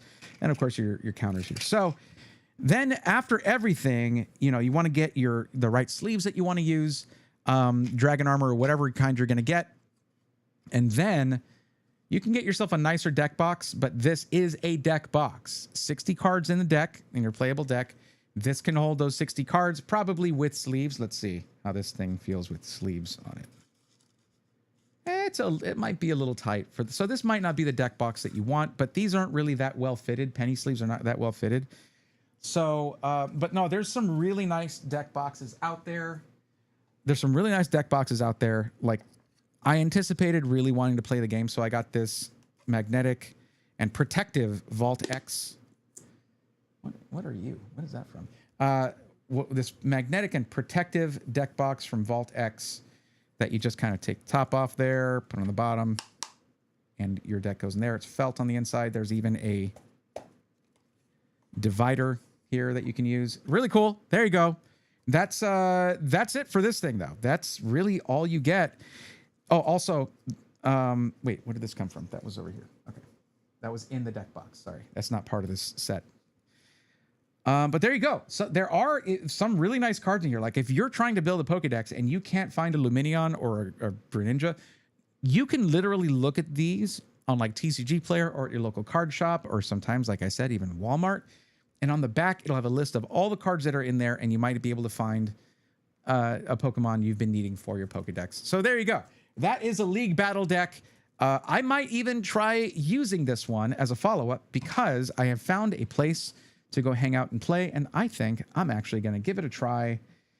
And, you know, I'm not even, like, the thought that you might get if you're like, I'm going to go to a new place, a card shop that has tables for play, and if I pull out a pre-made deck, what if they laugh at me? Well, then they're jerks and they're gatekeeping, and they don't need your time. Most people that I've met who are into this have been super welcoming and super excited to hear about someone interested in getting into the game. So don't worry about that at all. Go out there, play the game, make some friends, and have a good time. But I know there was no lucky pulls in this one. Sorry. I just really wanted to check this out with you guys. So I hope you like this one. And this Luminion is going to look great in my Pokédex. I'll take it. All right. See you in the next one.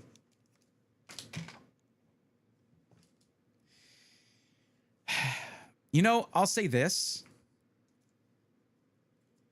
I have never, like... I basically, whenever I'm going to be doing this kind of thing, I never think to myself, I'm bad at this. I might joke sometimes, make self-deprecating remarks. But I feel like I'm pretty good at this. If only being good at talking to a camera was a guarantee of success. It's not. It's not. There's a lot more involved. But, you know, I feel like that one went pretty well. I feel like that just sort of was a nice, organic kind of experience for a short-form video. Yeah, I know about the yellow border. I know. It bothered me. I saw this and I was like, oh, no. I was impressed by how welcoming people were when my children went to a Pokemon event. People of all ages. Yes, absolutely. And Pokemon has some really cool events. Let me tell you this. Okay, check this out. When I was talking to... Where did I put this thing? Oh, it's over here. When I was talking to the person at the card shop that I went to, where I got the... I've gone there before. I got like the tins from there, the Charizard X and Y, Mega Charizard X and Y there. I got... what else? Other stuff. I don't know. Oh, yeah, the Phantasmal Flames. Oh, that's really stuck in there. I just did that. I'll have to get that out. Anyways, whatever. Anyways, there were really cool people there at this local shop. And when I talked to the guy today about what I'm trying to do, and I told him, hey, I'm still working out my plan for the new channel and sort of the goals of it, which, like, I'm approaching this differently to my first channel. I didn't have goals for that. I was doing it for fun. Now, like, I know how to, I've built a channel before. I'm trying to approach it better, like even better, plan it out, have an idea of goals.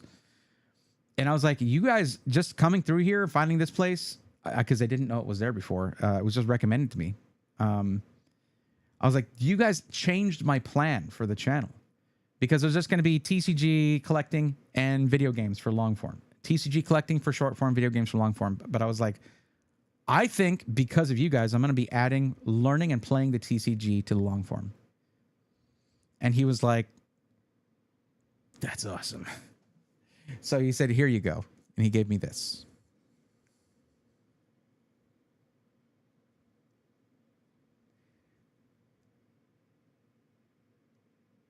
It is a 2026 Pokemon Day Play Pokemon League card for people who played, I think, a certain tournament. And I was like, dude, you have no idea. This is my girlfriend's favorite Pokemon, but also, like, one of my favorites, too. Come on. That is super cool. So you are only supposed to get this if you participate in a local tournament.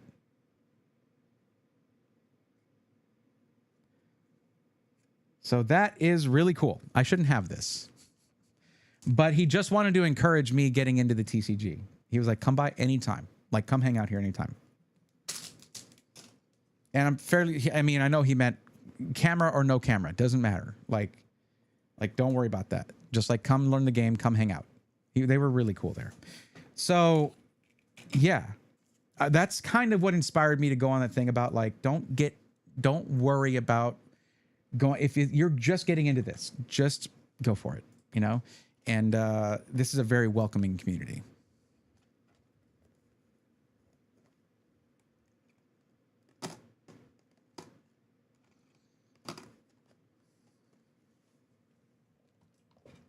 Feel like I need to, I actually get, I feel weird about having like a $400 card in that box. It feels weird.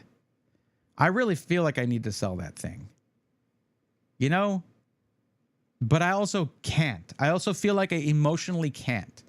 It's the first huge hit I ever got. And it's a great story because it was like that video is going to be sick when it comes out. Like, it's like this, just crazy. First ETB, first pack, bam, the big chase. So I don't know if I can do that. Like, I feel like I should sell it. I don't know if I can sell it. I don't need to yet. If I ever do need to, yeah. It's a piece of cardboard. I can sell that. But the story is really good. So I could swap it for a GPU. I have those. That you see where I'm pointing? That's, hold on, there. I've got GP, like, I don't have a lot of GPUs. I've never owned a 5090. I just, like, computer hardware is not a problem. I need sealed product is what I need. I need to, like, I need to continue growing that collection. We're so close, but so far away from finishing the Pokédex.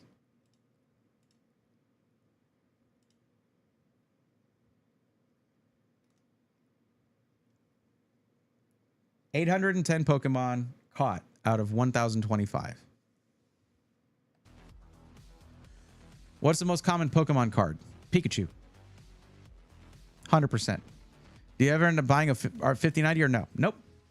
Don't need it. And I am a full-time content creator. And I like the video games too. Don't need it. If I were doing AI stuff, I guess, maybe. If I were very heavily into 3D design, yeah, sure. Do not need it. I have a 4090 and it still rips through anything I throw at it. Thanks. I'll see whether my son can spare one for me. Nice. Yeah, I actually, funny enough,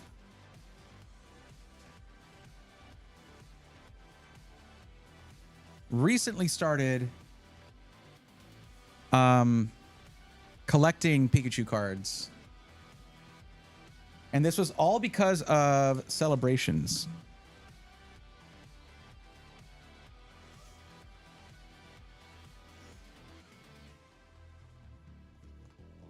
So that's that. I mean, there's like pages and pages of, like, there are so many Pikachu cards, but this is mostly just from celebrations, except this one, and these three. So these all, I got all these from celebrations. And it was like, that's when my girlfriend was like, why do you have so many Pikachu cards? I was like, oh, this one's from the 2026 box. I was like, it was a celebrations thing, you know, the one with the chunky Pikachu statue. She was like, oh, okay. You should collect those. I was like, you don't know what you're starting here. Do you know how expensive that would be? Do you know how expensive some of the Pikachu cards are out there? Are you crazy? Of course I'm going to do that. Also, my EX collection is going crazy too, by the way. Like, I'm having to add pages of it here. Oops.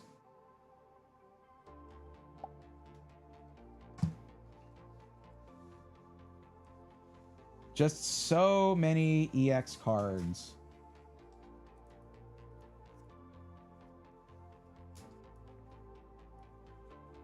So that's where I'm at right now. Oh, hold on.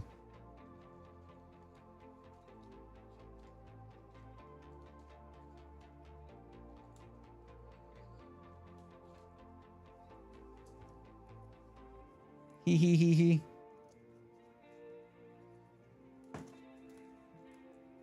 It sucks because Miss Magus is over here.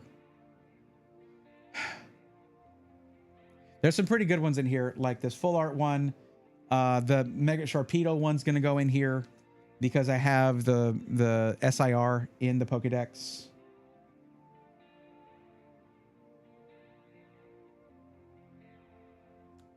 I like EX cards. I like them. I think they're really cool looking. Plus, I can basically build a Mega Lucario EX deck.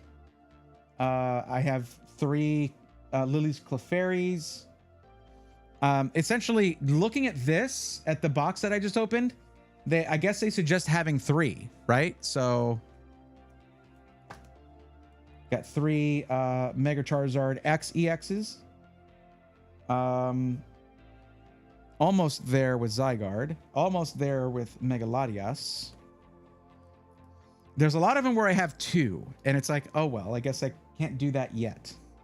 I do have more of the Gardevoir, but this is Mega Gardevoir. This is regular Gardevoir. That's right. So I have a Mega Gardevoir right there. And those are, one is in Chinese and one is in Japanese, which is awesome.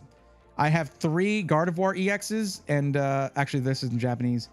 So 2 in Japanese, 1 in Chinese, I believe. But I've not pulled one of those in English. But now, if I break apart that deck that I just opened up, then I would have 3 English EXs, and I could make a page of like 6 of them, or I could have a section with like 6 of them. Pretty cool. These are the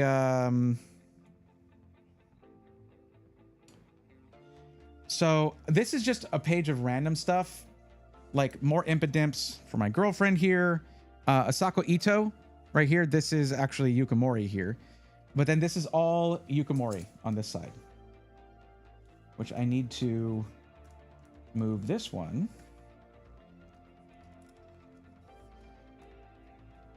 So if you don't know, the Yukamori cards are made of clay, put into a diorama, so that's actual clay. And the Asako Ito cards, I still have yet to decide which one I like more. I'm pretty sure it's Yukamori, but the Asako Ito cards are actually knitted and put into a diorama. Just super cute. Okay, it's super cool. I'm gonna harp on this over and over as the time goes on. The more and more AI is shoved in our faces, and we're supposed to love it and spend money on it. A lot of what I'm doing here is it is a rebellion against AI stealing from artists and destroying creativity. Pokemon and other TCG companies hire, basically help artists build careers and legacies, and they honor those legacies and those artists, and they credit them on the cards. It's all credited. It is all above board. All of this artwork is insane, and it only gets better. So, I have there. I'll tell you this right now. There's like one AI thing that I'm a fan of. One. If we're talking about the modern definition of quote unquote AI, right? Because I've been using Photoshop and some of its features for a long time, and that's algorithmic stuff, right? But no, it's just Neurosama. That's it. Neurosama. That's the only AI thing I mess with. That's it. Neurosama and Vettel, they're insane. They're so cool. And also, it gets pretty weird. It's like weird too, but like in the best way possible. It's great that your girlfriend's supportive. Yeah, she is.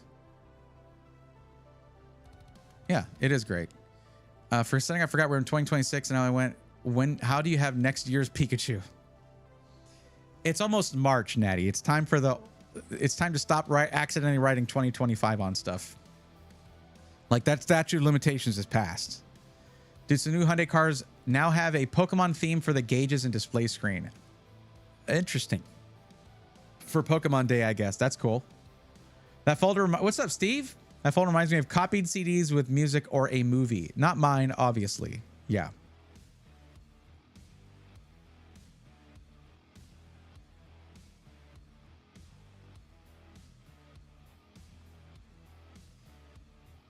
It reminds me of, it was like 2020. And I was working in a, I was working at a Lids. I was assistant manager at a Lids hat store in Montgomery Mall in Maryland. And they had a Napster hat. And it had the Napster cat on it, and it said underneath, "Thanks for sharing." And I was also working in a, like, I forgot what clothing store it was, but they had those large anti-theft tag things, and they were throwing some of them out that weren't working. So I was like, hey, can I have one of the ones that isn't working? And they're like, yeah. So then I put it on the Napster hat, and it wouldn't trip anything because the tag wasn't working anymore. But it had this big anti-theft tag hanging off of a Napster hat. And I thought I was so cool. Man, I thought I was cool. Oh, sure. Oh, you got a spec. Nice. Guess what? That's never going in the Pokédex, though. I did get one A spec card, though. I have one A spec card. I don't remember where it is.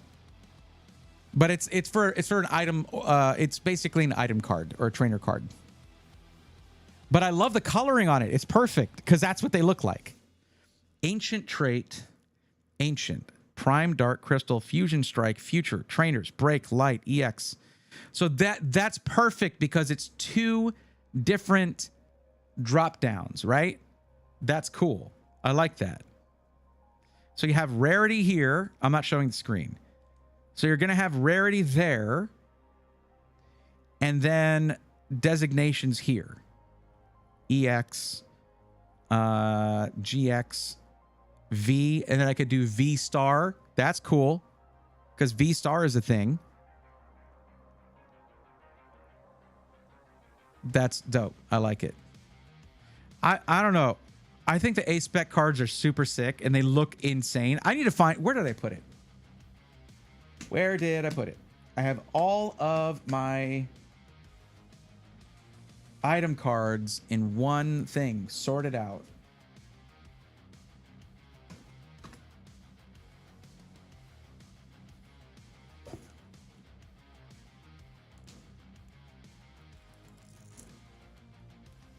Okay, I got to show y'all some of these.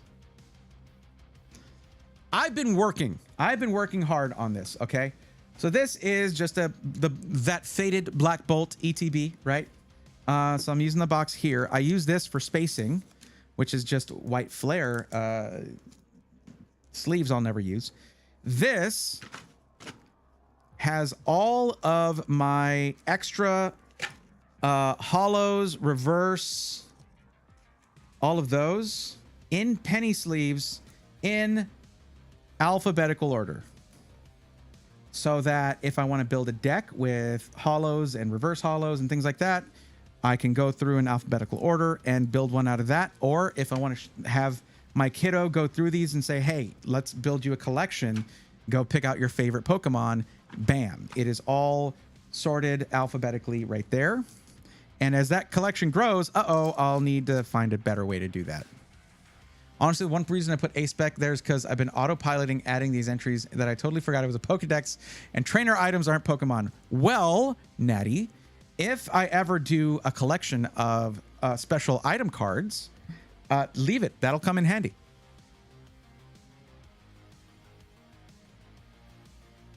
Is it in here? It is. There we go. So this is all trainer cards, which is like items, tools, and supporters, things like that. And this is completely... These are the ones that are not like reverse hollow or something, or Pokeball or whatever. This is completely alphabetized. Okay. I opened it like randomly, and of course, this is what I opened it to. Ends supplements. But no, if we look right here, these are the ones that are foil or a spec. These cards are insane for the old rods and cones. All right, look at this. It's like textured. These are nuts. This is the only one I've ever gotten. What set was this from? SFA. What is that? I don't remember. Hey, have a good night. Solid Holler. Appreciate it. Thanks for hanging out. But yeah, these are awesome cards. These are really cool.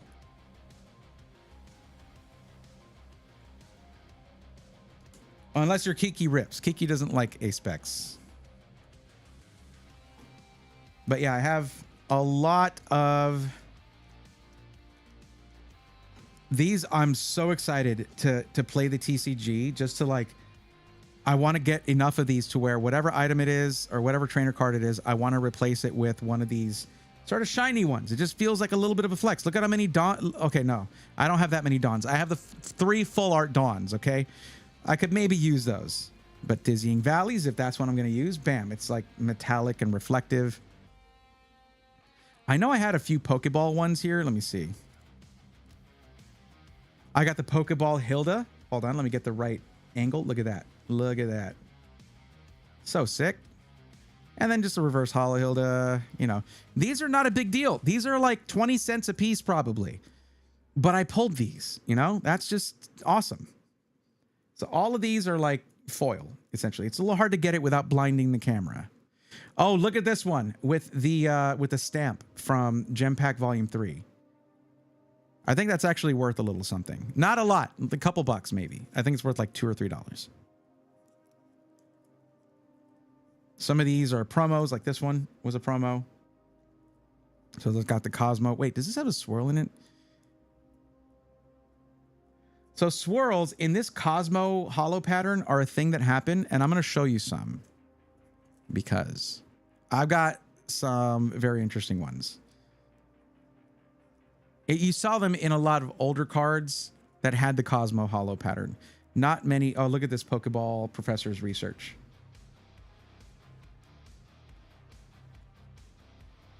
So like this one would be Ancient, right? There you go. Rare candies. So I can go into the deck that I just opened, the League deck box. It had this in it. So I replaced those rare candies with these ones with foil. I really need to pick out what sleeves I want to use for playing. Whether I'm going to get custom ones or not, I don't know. I'm just going to get some purple ones probably. Thought I had another Pokeball one here. I know I'm just going through these right now. This is probably boring y'all to death, but I'm sorry. No, I guess that was it.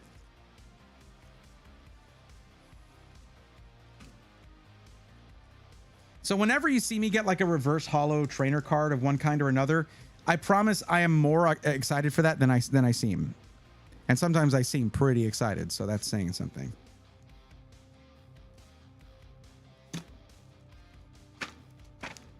But no, what I was going to show you when it comes to the swirls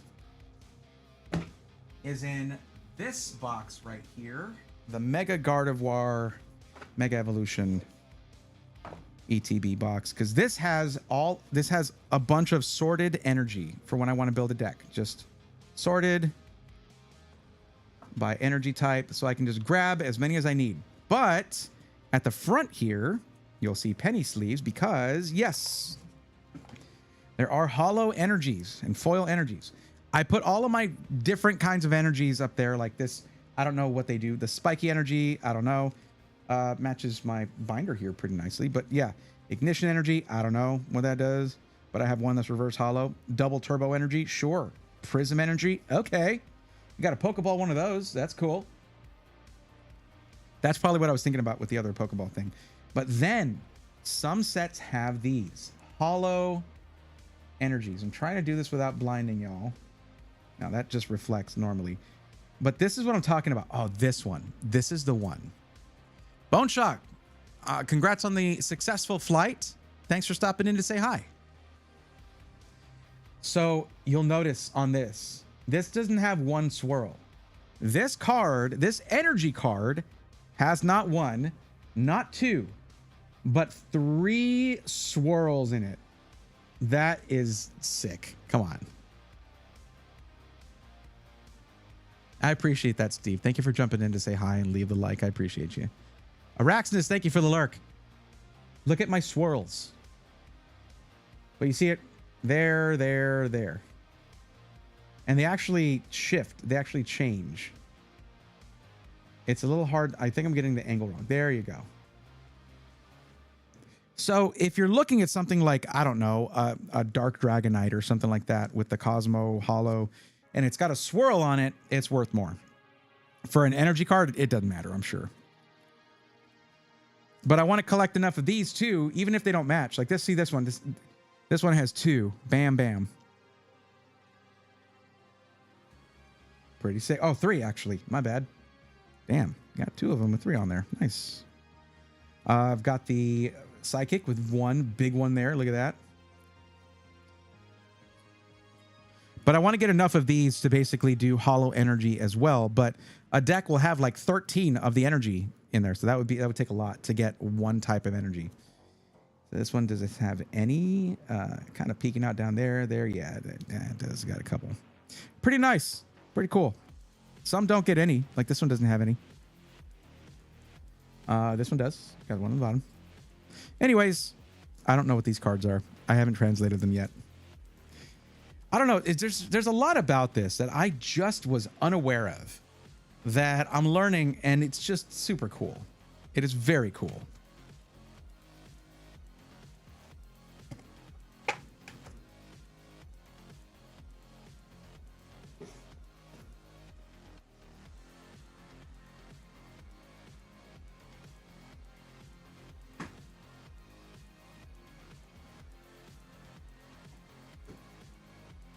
Where's my...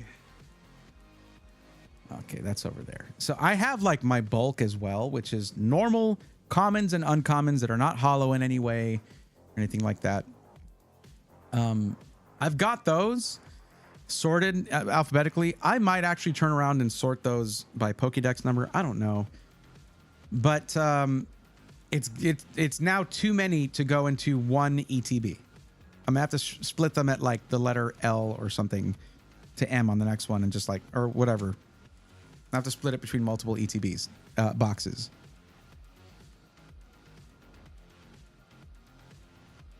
Depending on the type of deck you're going for, we're talking like 15 to 20 energies. Yeah. The thing is, when I'm talking about building a deck, I don't have to have pulled a hollow energy. I wouldn't mind buying a few. So that makes it easier. It is cool every time I pull one, though.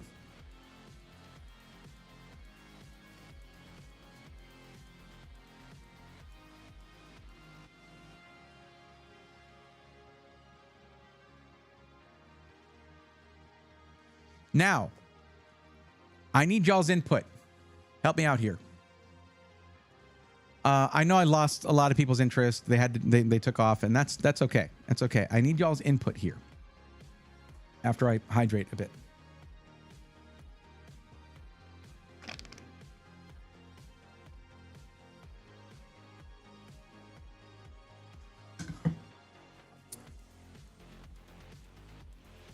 Oh, ZJ Ford, what's up?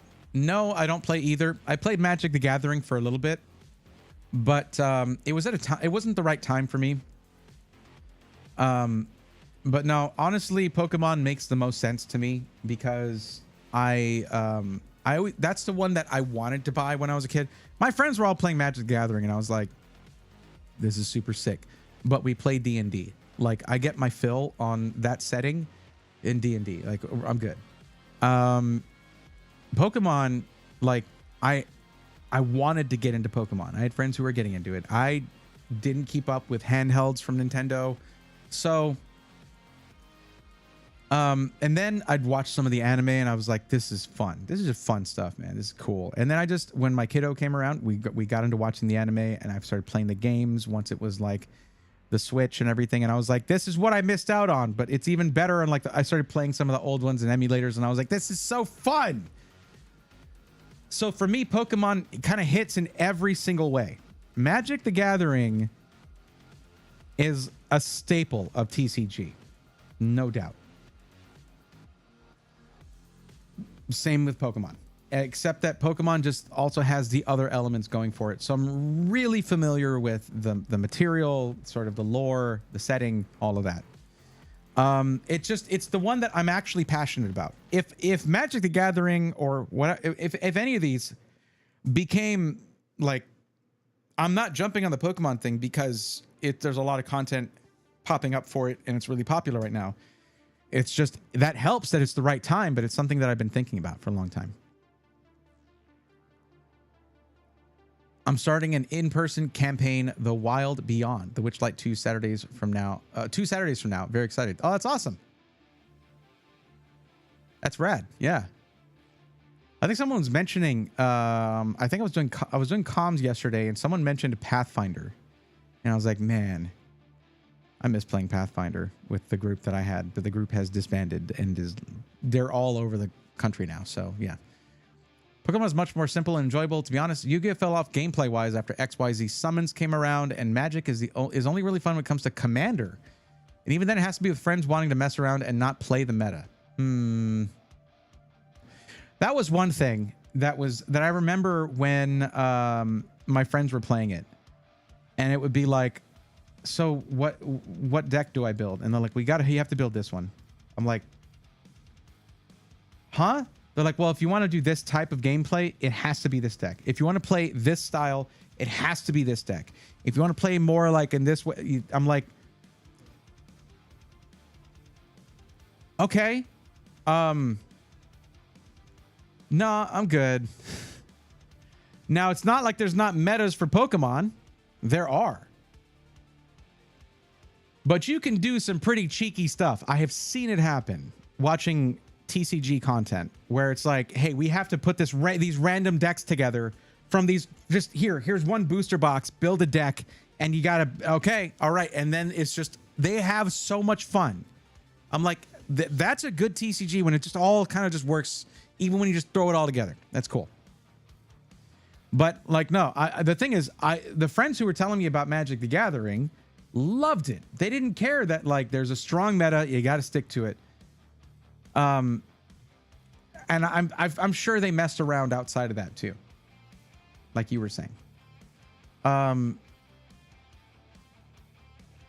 But yeah, I don't know. Pokemon TCG got me. Like it's just got it has my fascination, my interest. And when I become, and that interest has lingered for a long time. When I was a kid, I couldn't afford it.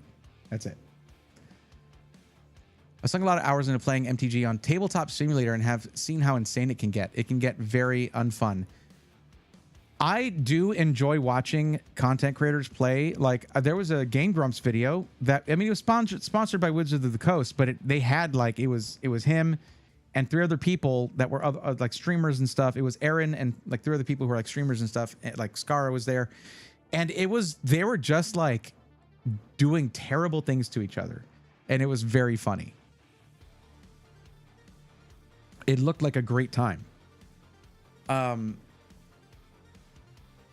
But I don't know, having played some of the TCG just on like live, I feel comfortable with it. The other thing is, I'm a little off-put right now by what Magic the Gathering is doing.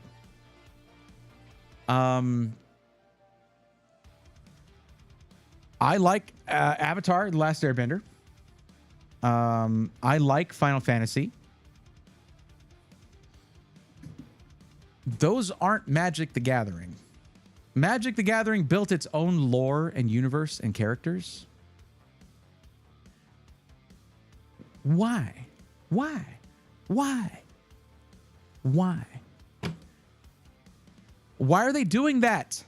It's cool, I guess, but it's causing scalping and like just huge price jumps and stuff like that. It's insane. Why did they do that? Why did they go to other properties? They had their own IP. What are they? Like that, dude, that's like pop figures or whatever. Or whatever those things are. Yeah, I know. Where it's just like, oh, look, it's this thing that looks like that character you like. Give us $40. Put these on your walls. Just in the box. Don't take them out of the box. Do not. I gotta get to my effect. Do not take them out of the box. And it's like, okay, you have a lot of licensed properties there. Cool, I guess. Why do they look dumb? Why did you take my character I like and make it look dumb? Now, I'm not saying Magic the Gathering did that. I'm just saying like they're taking all these IPs and they're doing the nostalgia play. Why? Magic the Gathering already has its own earned nostalgia that it earned itself.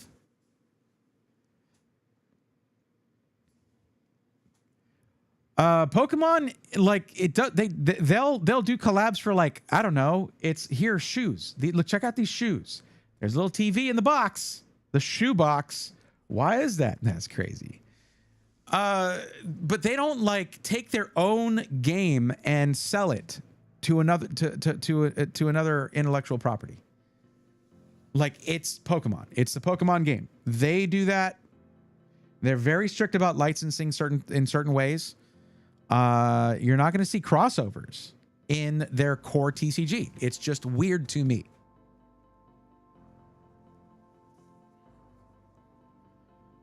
I don't know. Yeah. Played Magic the Gathering back in the 90s. Never got to witness a Chaos Orb get shredded.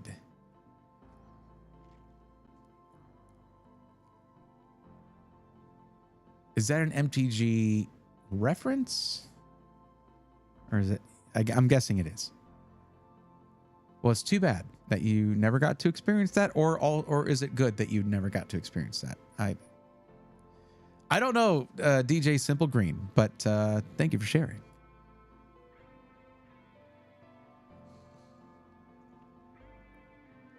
Let me check the list, see if anybody's done the thing. I don't think so. Nope. Oh, yes. Okay. ZJ Ford. You filled out the form, it seems. Did you need help? Because I didn't see you say anything about that, but it's like it was at 10:40. So it was like 13 minutes ago. You didn't say anything. Is that right?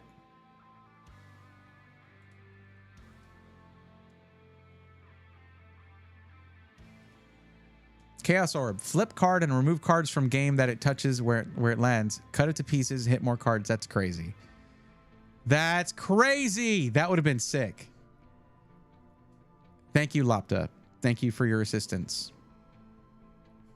Well, I don't want to be that guy that's like, look at my form, haha. I'll have. What do you mean? You literally have to be that guy for me to help you. I made an emote just for that. There you go. That's what it looks like. You have to tell me, or else I won't know. Like, you will be waiting patiently for a very long time. All right, give me just 1 second, and we'll get started. We'll get started on that.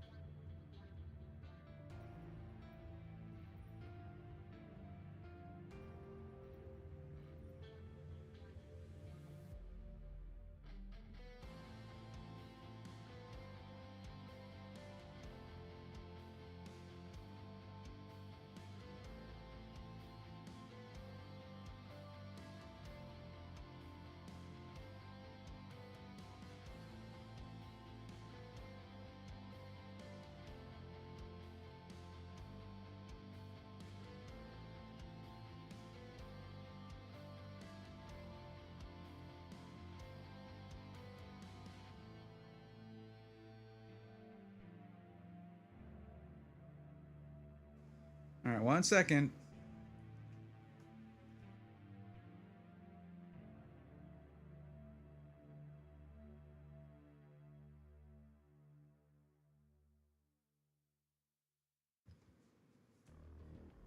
Okay.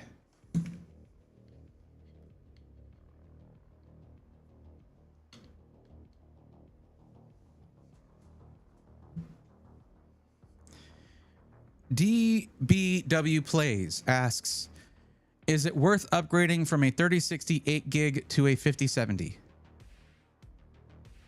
Okay. Is it worth it to you? Like, don't be sure not to tell me what your, what your budget is, how much you're being charged for the 5070, what you're trying to do with your system, whether or not you're having issues playing anything, or what resolution you game at. Don't tell me any of that stuff, because I sure wouldn't want to give you an accurate answer. I don't know. Is it worth it to you? I would need you to answer all the stuff I just said to really know, to give you my opinion. And that would still, even then, it would still just be my opinion. DBW plays. Sorry about that. If you're looking for help with an upgrade, you can fill out the form. But you do need to know your entire list of parts, what your budget is for upgrading, what you're trying to do with the system, all the stuff I just said, the resolution that you want to game at, or edit video, or whatever you're trying to do. The kind of information people need to help you out is what I'm saying.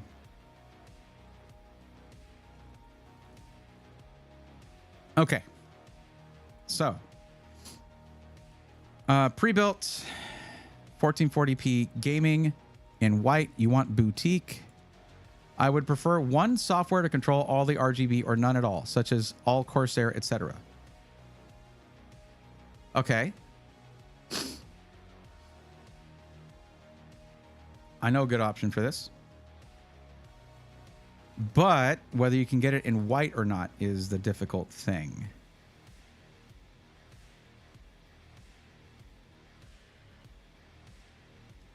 And you want to game at 1440p. That's it. What is your actual maximum budget, ZJ Ford?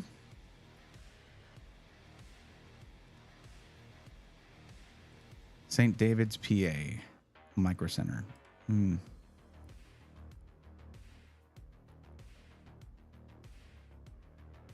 Think they did a joke card of it in one of their unglued sets. Chaos Confetti. That's funny. What's up, Northern Lights? How's it going? Welcome. 4K probably, but let's say you found a mother load for a bit more. I could be down.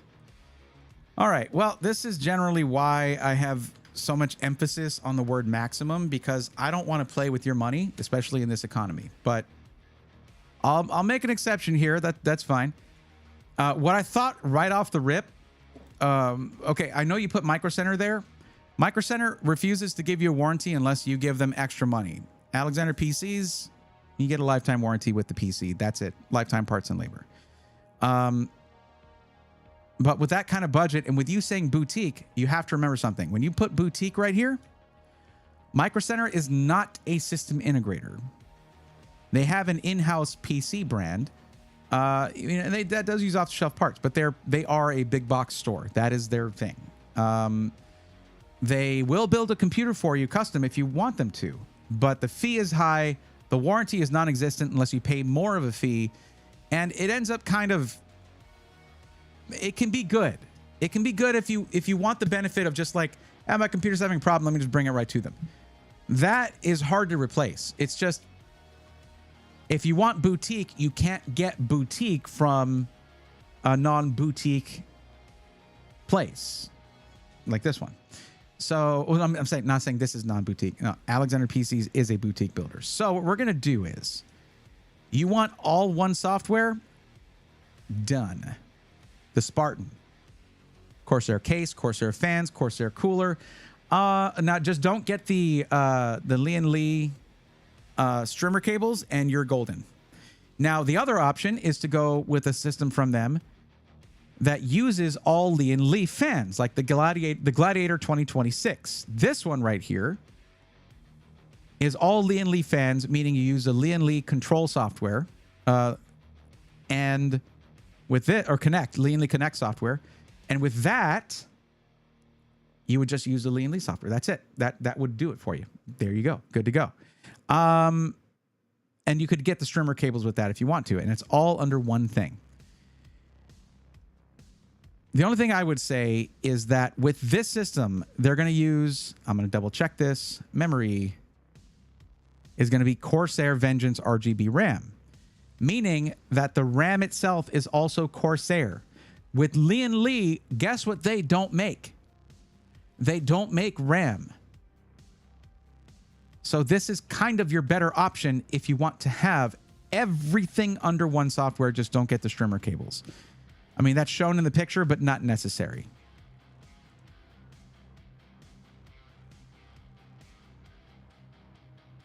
9800X 3D, and a 5080 with a 1000 watt power supply.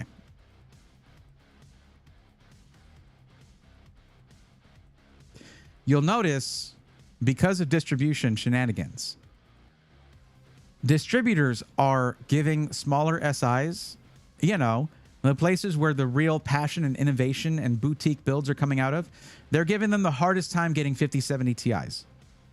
So it has to be a 5080. That brings us up to 4198 with a 9800X 3D and 5080 and that Corsair RAM, 2 terabytes of storage, 990 Pro in the Corsair case with all Corsair fans, all IQ Link fans, which are not cheap. The motherboard is going to be the, let's see, MSI MAG B850 Tomahawk Wi-Fi. And yeah, we already chose those options. And again, lifetime warranty, parts and labor, shipping included. Everything up to date. Plug it in, load up your games, you're good to go. RGB lighting, memory, 7 case fans, 3 radiator fans, CPU cooler. Lighting is changeable to any color, of course. Yeah. I have a link to a pre-built from Newegg built by ABS if you want to take a lookie. I don't. I'm not going to recommend it. Nope. Newegg. Yeah. Newegg is already like Newegg. I don't know if you have seen this. Newegg is one of the driving forces behind RAM price hikes. They're the first to raise their prices, and they raise it a huge amount, and then everybody follows. They do it earlier than anybody else, and it's Newegg. Global shortages are like Newegg's. It's like they're like, it must be our birthday. Yay. As Shanala is saying there are plenty of reputable system integrators. So I don't know if I would say it that way, Shanala.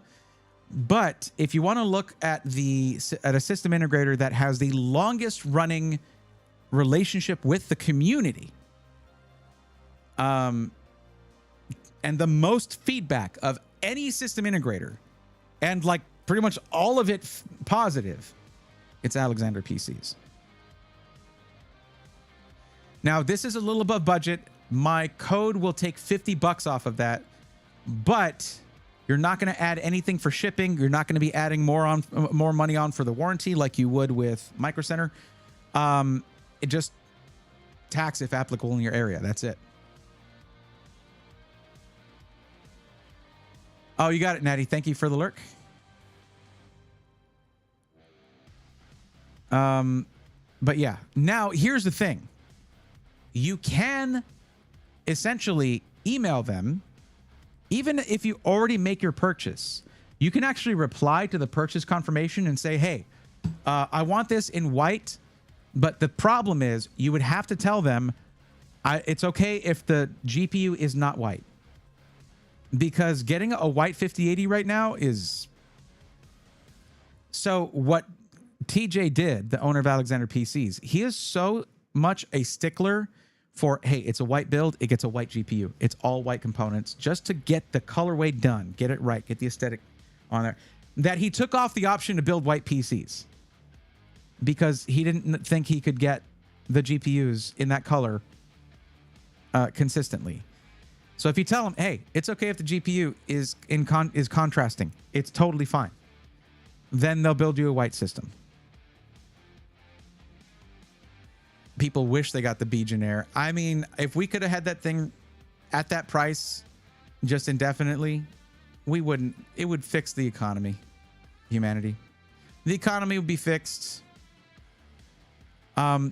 Everything in the government would just become bipartisan and harmony would ensue. Price of eggs would go down.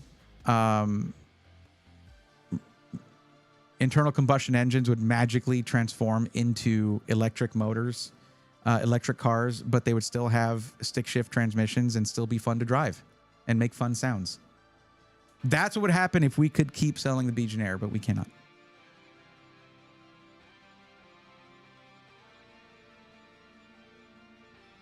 It's tragic.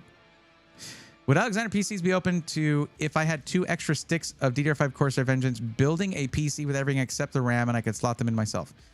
ZJ, I think they would let you send those to them because they still would want to test them. But you have to understand that the RAM would not be part of the warranty. But I imagine they would take off from the price. They would take the RAM off of the price there. Yeah. What about the RGB on the GPU? What program controls that? I don't. I think it's just a white XFX light on the one that is shown here. Araxnus.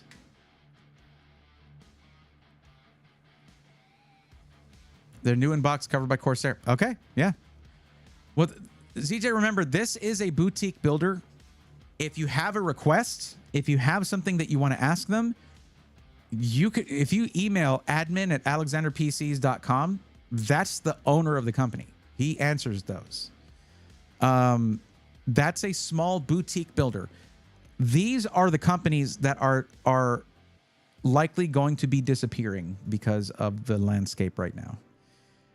Yes, the big companies are being hit pretty hard right now because the good there are some companies out there that are trying to be good at distribution, and they would rather they'd rather fulfill 12 orders and help 12 companies rather than just the same amount of RAM goes to one mega company, because that mega company is going to be trying to nickel and dime them the whole time. It's not out of the goodness of their heart.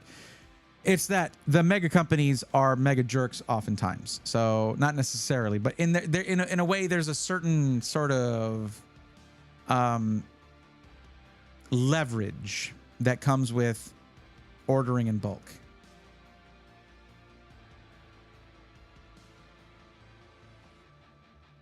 Trent Ralph says, I really want a Falcon Northwest PC. They are really dope. Falcon Northwest is really good. And Kelt is an awesome guy. Gotten to hang out with him a few times, and every time he's a funny dude. He's a funny dude. He's very funny. I would like to, I feel like when someone says the word unserious, it's meant as like it's meant to be critical. I mean it in the best way possible. The dude invented the gaming PC, essentially. The dedicated gaming PC. He invented the concept of being a company, building gaming PC. Like, that was him. Back in the 90s. So what's going to phase him at this point? He's just like, oh no, a shortage. Haven't ever seen one of those before. Yeah.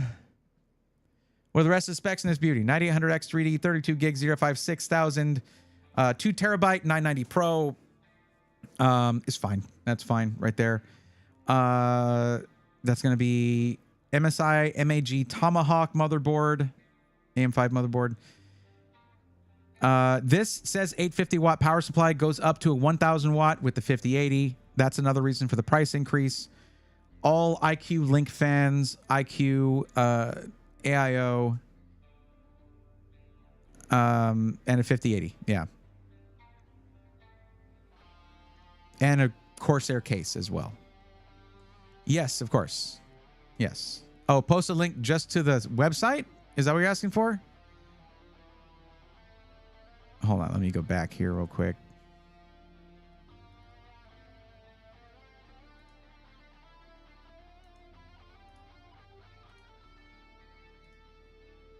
Okay. It's just alexanderpcs.com. Well, I mean, other than the spelling there, you almost had it. Almost had it. There it is, Panther. There you go. Yeah, Alucard 5080s distributors are absolutely gouging SIs on 5080s right now. Like, it's a struggle. I wouldn't be surprised if at some point, like now and then, TJ has to actually drive over to Micro Center and buy them at retail price. And it's probably cheaper than the distributors. I went, y'all saw the stream. I went with him. He has a relationship with them, like a good relationship with the Micro Center close to him. and he had an order that he was picking up. So distributors suck, man. Sometimes they're good, but that's usually the times they're making the least profit, and they don't like that. Okay, but this PC here, the Spartan. So here we go. Here's what you got to do. ZJ Ford, here you go. You just want to come in here and go to the, what's the price difference here? 9800X 3D. Okay. And then pick the 5080. That's it. That's all you got to do. Oops, that's the wrong button. My bad. Yeah, just pick the 5080. So once you've done that, it'll be at the right price. Now, you also, I'll give you the email address to just email Alexander PCs. If you're concerned about getting it in white, you can email them first. And also, you're going to want to ask them about the RAM thing as well, just to verify. Don't just take my word for it. Also, my coupon code is just my name. That's going to be $50 off the PC for you. So that plus using your own RAM kit is going to bring it under the $4,000 budget very easily. Very easily. Yeah. It's probably like a $400 RAM kit right there or something. 300. I don't know. The thing is, TJ and other system integrators, they're not putting any profit margin on parts like RAM right now. RAM specifically. They're basically selling it for what they get it for. Because it's already high enough, essentially. There's some crazy builds there. Parts and specs wise, they got to cut costs anyway to make it profit. Are you talking about these guys or Falcon Northwest? Yeah, no, I just happen to have it laying around. Yeah, that's good. That is good. That works out for you for sure. Now, what I'm going to ask you is this. What are the specs on that Corsair RAM? Is it DDR5 6000 CL30 perhaps? That will affect your performance, just to be clear. And more so because we're going with AMD.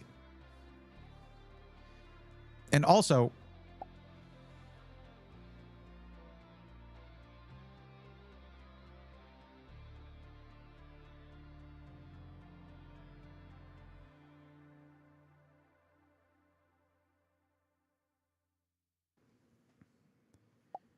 okay. That kit is actually going to be not great for your 9800X 3D in this system. It's a pretty slow kit of RAM. Now, if you're doing something like video editing and you really just need the RAM capacity of 64 gigs, all good. You might just want to see about selling that, honestly. It's going to be more valuable to you that way. The reason they tell you the RAM frequency here is because this is the correct frequency for Ryzen, for a Ryzen 7000 or 9000 series processor. Intel, if you were to stick with Intel here, okay, Intel is a lot more forgiving when it comes to RAM speeds and how it affects your performance.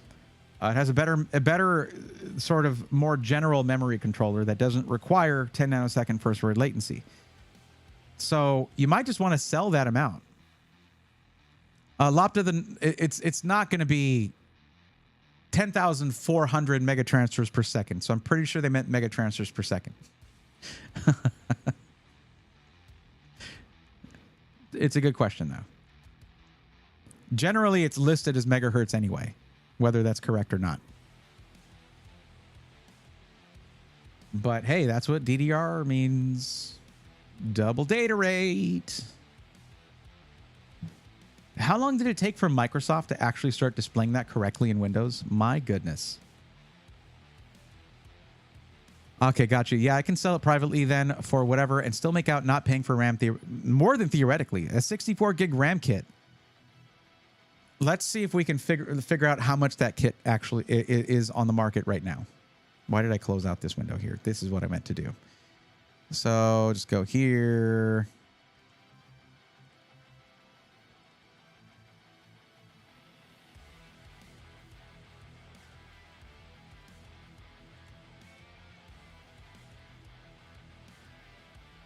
You said it was Corsair. I don't know what kind of Corsair RAM it is. Just the standard Vengeance RGB, Dominator, I don't know, but Dominator probably not with that frequency. But DDR5, 5200. I don't know the cast latency, but it is 2x32. The lowest price kit for that is $730 at retail. And if yours is brand new, sealed in the packaging, there you go. I don't know that you'll get that much for it because someone's going to be like, well, you're not a store, so I want to give you $200. They're not going to go that low, but yeah, that is the cheapest, $730.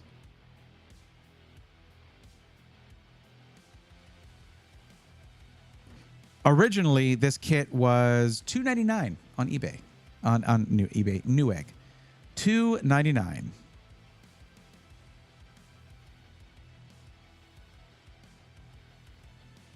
Lapta, sorry you couldn't find a motherboard, but keep up the hunt. Sounds like you're going to build a fun system. And be sure to post that thing in the rigs channel when you're done. So, yeah.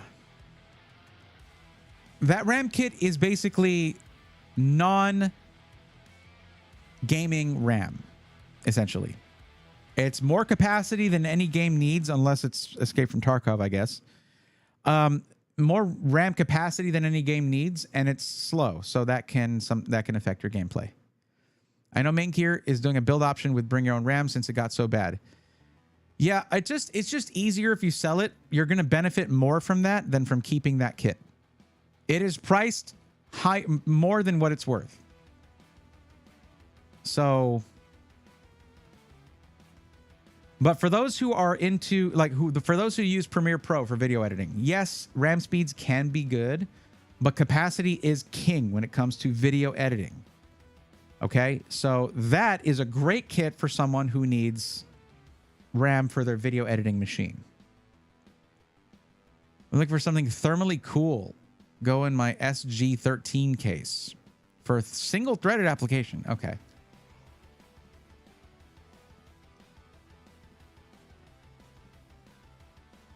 Okay, so you've got the link to the system. You know which one I'm recommending if you want to just use one program for everything for your RGB. Good. Don't forget also that Signal RGB is a thing and has a lot more parts compatibility than they did when they launched, like a ton more. So if you ever have difficulty with that, just get Signal RGB and see if it works with all the hardware in any given system. But yeah, there you go. And don't forget the coupon code. That's $50 back in your pocket. Why not? And in your email, tell TJ I said hi. Don't forget to ask about the white system along with, well, I mean, mainly you want to email them for the white system. That's it. The RAM kit, again, I'm recommending you sell it on your own. But, you know, that's up to you. All right, there you go.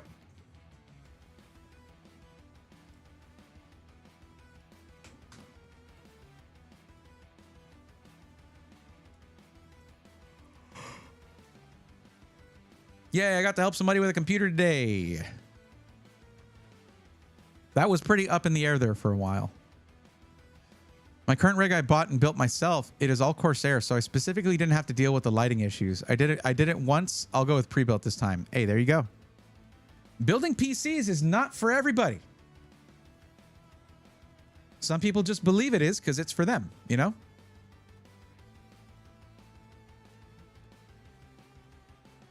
Okay, we're going to do one last Pokemon thing and then probably call it a night.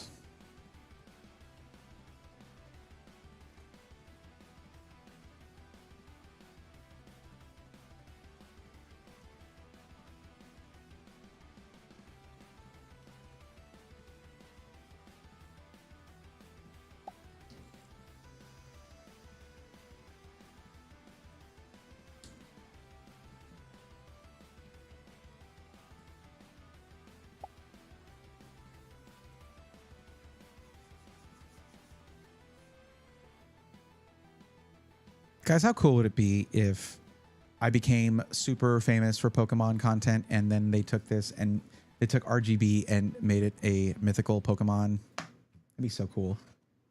Even if they just made a custom card, that'd be cool. Gentros, I don't know what you're saying there, but hey, sure. What does that mean? Lopta, absolutely. I was getting the itch earlier. I was like, I gotta help somebody. You got it. Oh, it's a 7 TV emote. Oh, I see it on my, yeah, okay. There it is. I see it.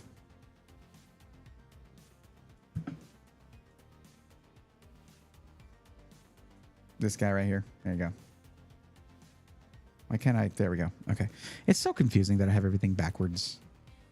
You have to like do things backwards to do them the way you want. I don't know. I prefer to build my own, but right now pre-built seems the way to go. It is. It is indeed. I prefer to build my own too.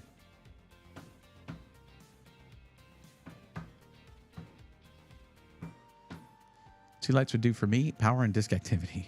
Perhaps a link light on the neck. Indeed.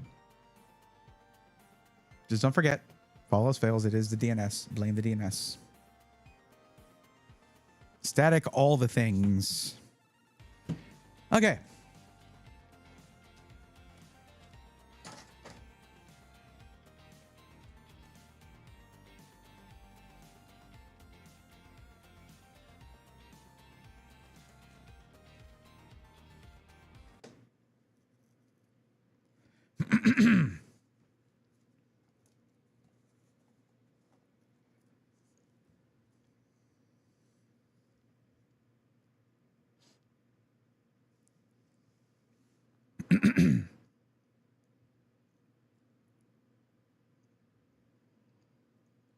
Okay. Stream an online Pokemon battle before you log off. I'm not set up to do that right now. It requires setup to get everything kind of going. Okay.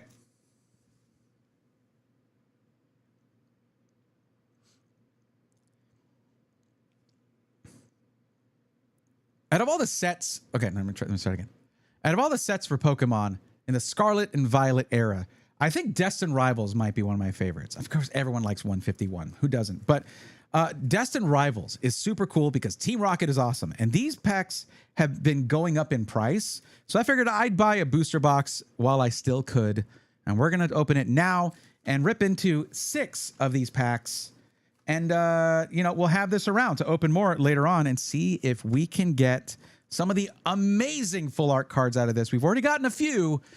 But why stop now?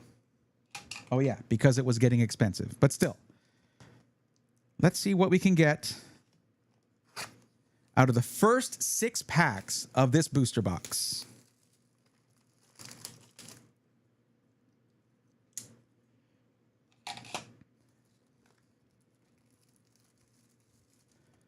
What is their full name of this place again, really quick? Hold on. I got to mention where I got it from. Give me a second.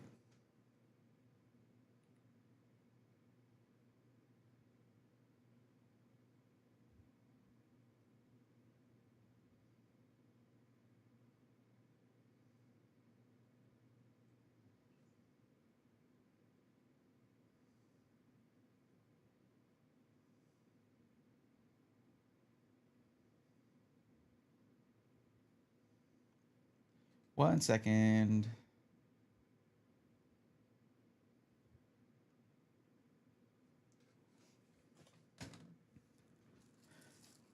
I stopped by Cotton's Collectibles, which is a card shop near me, or that's over in Corpus Christi. I like that place. It's really, really nice. I might start heading out there.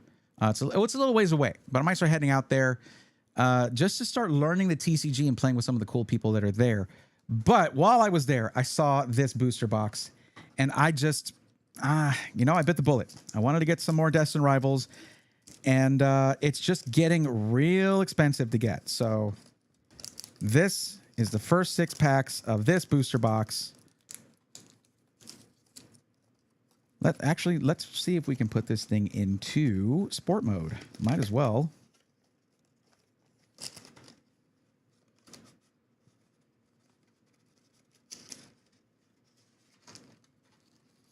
There we go. There's our booster box.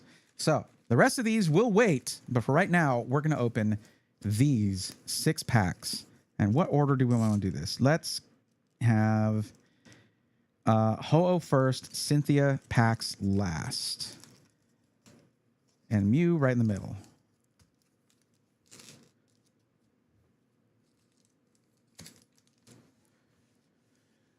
And I'm going to switch to manual focus real quick.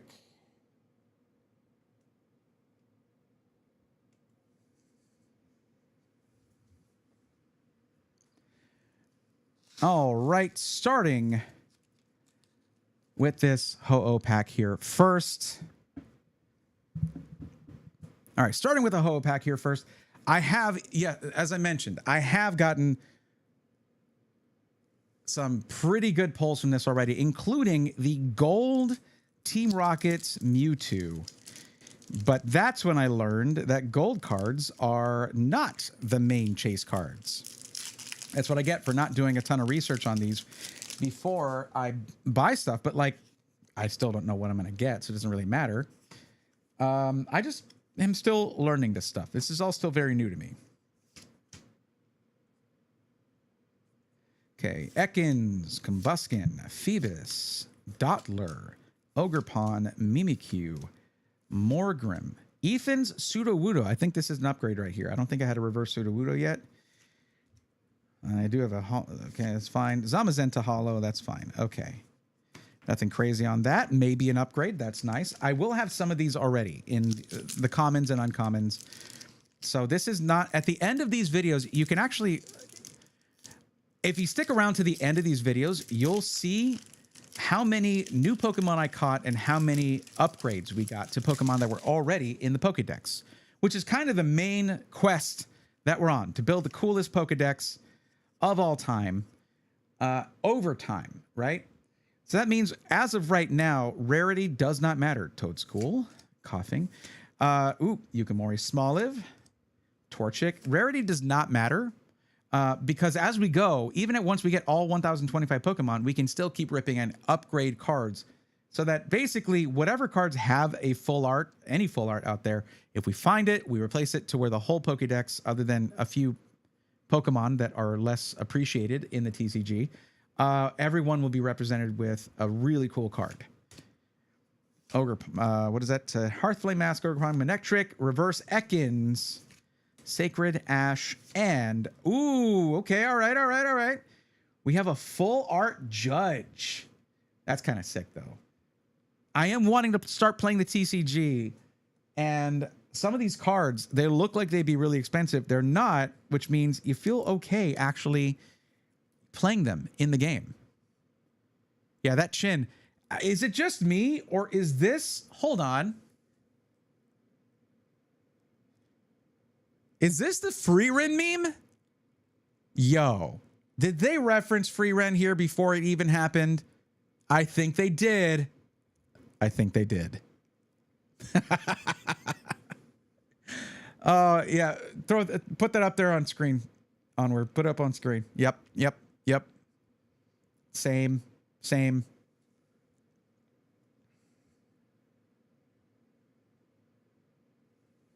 All right, that's good. I didn't have one of those yet. It's not going to go in the Pokédex, though. I don't think that's a Pokemon. That would be a weird-looking Pokemon. My local GameStop has booster bundles of Destined Rivals for $50. I couldn't pull the trigger, though. Need more disposable income. Yeah, that's a little bit high.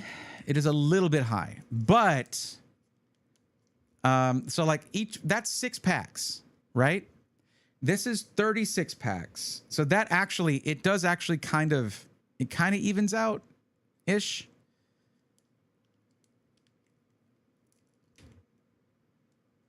I think it's actually cheaper to just buy a bunch of booster bundles than to do this. If I'm being honest. Even at that price. But it can be cool to get a booster box. It just, you just got them there. It's just... I'm not good with money, okay? All right. Flaffy, Drowsy, Toadstool, Impidimp. This one of my girlfriend's favorite right there. Abomasnow, Judge, but not like the cool one like that. Okay. Fortress, Arcanine Reverse, Electabuzz Reverse, Hydrapple Hollow. Okay. We're now halfway through. And we got the Giovanni and Mewtwo here, just like on that last pack. Or was it not? I don't know. We're about halfway through. Oh, that was an interesting way to rip that. It worked too.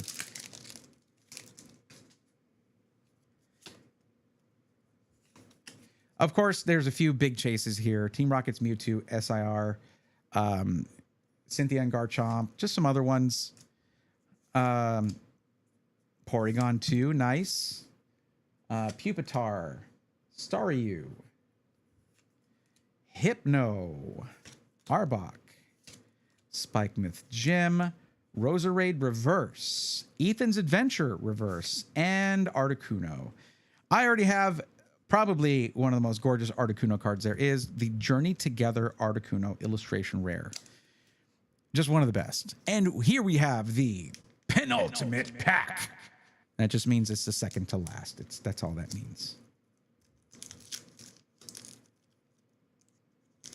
It just sounds cool.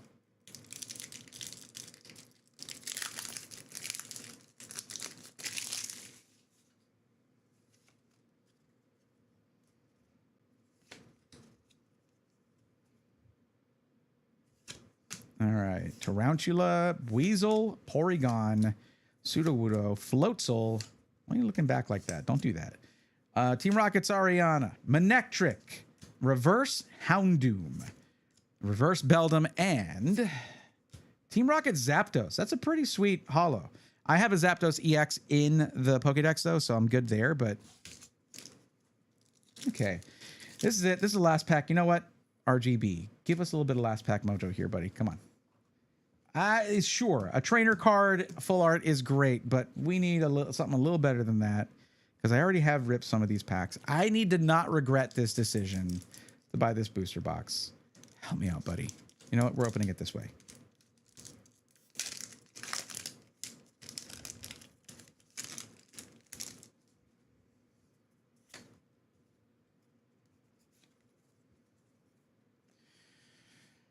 Okay. Halo. That's my first Halo card. I'm fairly certain that's a new Pokemon for the Pokédex. Nice. We're actually getting really far in the Pokédex. That's why I say that. We're like over 800 out of 1025. So as that happens, we're going to get fewer and fewer new caught Pokemon. So when I see one, I'm like, yeah, I don't have that. That's cool. Metatite, Wash Rotom, Huntail. That's another one. I don't have Huntail. What a freaky looking fish. Why look like that though? All right. Pinsir, Sacred Ash, Fomantis Reverse. That's an upgrade. Flaffy Reverse. And the final card is Zeraora Hollow that I already have. Well, yep, no EXs, none of that. Remember that this is not a booster bundle. This is the first 6 packs out of an entire booster box. So there was no like rhyme or reason as to which packs had what, or guaranteed stuff just in those 6. There's cool stuff buried in this booster box somewhere. So we're going to keep opening this thing. Get subscribed and stick with me to see what the heck's in there and whether it's worth buying one in... well, whatever time this video comes out. Okay, bye. This judge card's pretty sick, though. Look at those shades. Look at those shades. And the free Rinchin.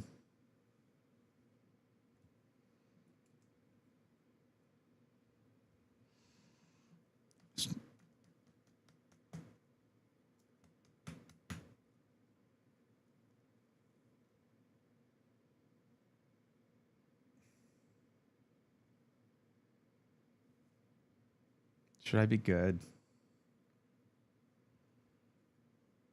Yeah, sure. Should I be good or should I do another video? Another 6.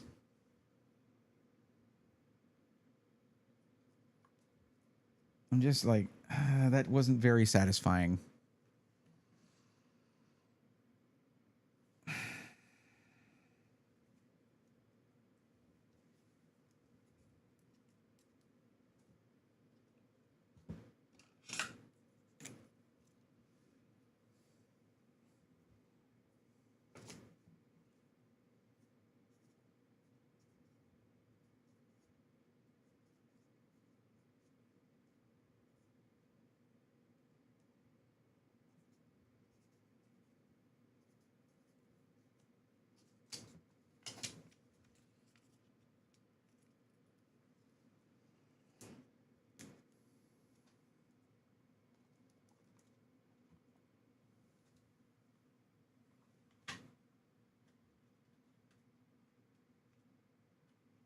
There were some new Pokemon in there. At least there's that. Nobody's going to complain if I do one more. My wallet might. Also, there's, you know, at least on the YouTube side, there's hardly anybody here. So it's fine. I do what I want.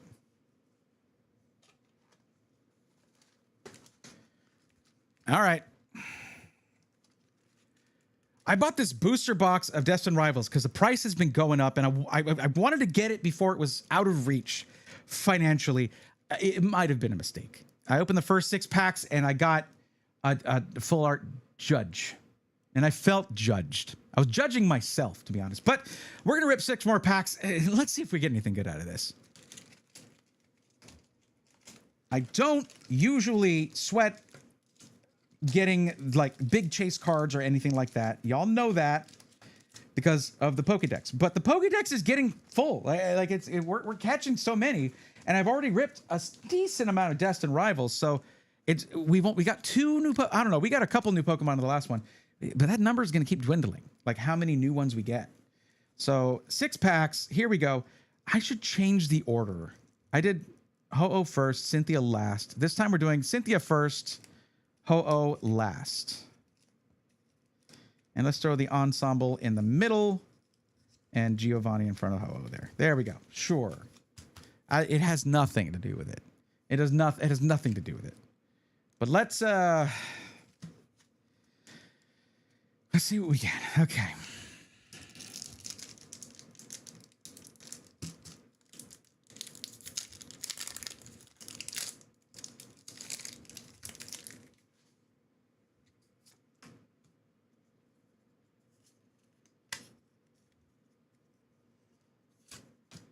Okay, Nidorino, Kangaskhan, Drowsy.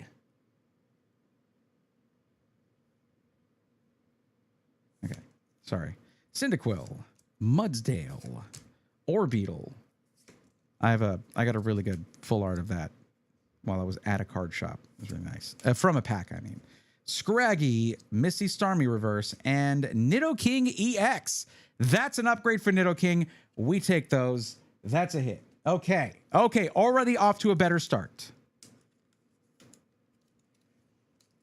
All right. Pack number 2. First ensemble pack here.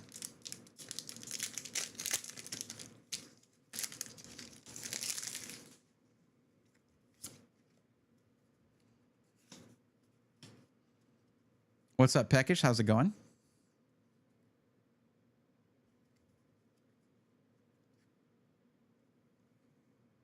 Okay, it looks like that's in focus. All right. All right. Applin, Zubat, Meowth, Dwebble, Team Rocket's Archer that doesn't have a bow, Toadscruel, Spiritomb, one of the raddest Typhlosions ever, by the way. Who drew this? Danxiao? It is so sick. Okay. Reverse Electrike. Look at that art. That is so sick. Narano. Very cool. And Annihilate Hollow. Okay, second ensemble pack. And this is halfway through. This is going to be halfway. There's a third pack out of 6.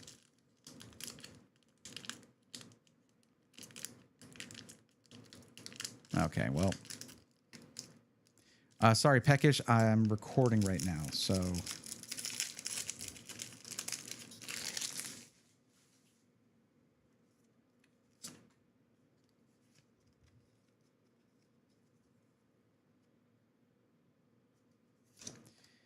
And okay, Mankey, Rattata, Nidoran, Houndour, Team Rocket's Transceiver, Nidoqueen, lots of Nidos. Ampharos. I've got Ampharos. Aerocuda Reverse could be an upgrade. Yo, we got an SIR. Let's go. Look at this. Team Rocket's Crobat EX. Oh, that's dope. Do we get a double? No, but that doesn't matter because, yeah, we got the SIR. Is that dot? It's supposed to be in the middle of its head there, or did I spit on it? I don't even know. Look at that. See those two little gold stars down there? These are the ones. These are the cards. This is the hard one to get. And we got it. Man, that is going to be so sick for that spot in the Pokédex. Oh my God. Y'all don't understand. I just filmed the first part of this booster box, those first 6 packs, and we got a full art trainer card. I was like, guys, I'm streaming right now. I was like, guys, you think I should do one more video, do another 6 packs? And they're like, yes, go ahead. Come on. So here we are. Yeah. See, it's right there. You can actually, oh, there it is. It's right. See, there you go. So yeah, there we go. SIR. That was awesome. I'm sorry if I yelled at you. I'm not mad at you or anything. Okay. Oh.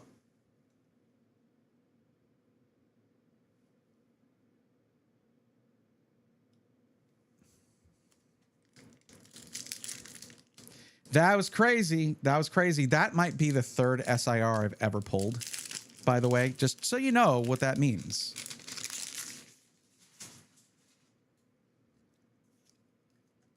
I haven't really been tracking that.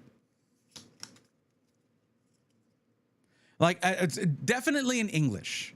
In English, I know I've gotten, and okay, and also let's also say Pokemon, because I know I've got like an SAR from a Japanese set, but I think it was a trainer card. Yeah. So, all right, moving on. Wow. Okay.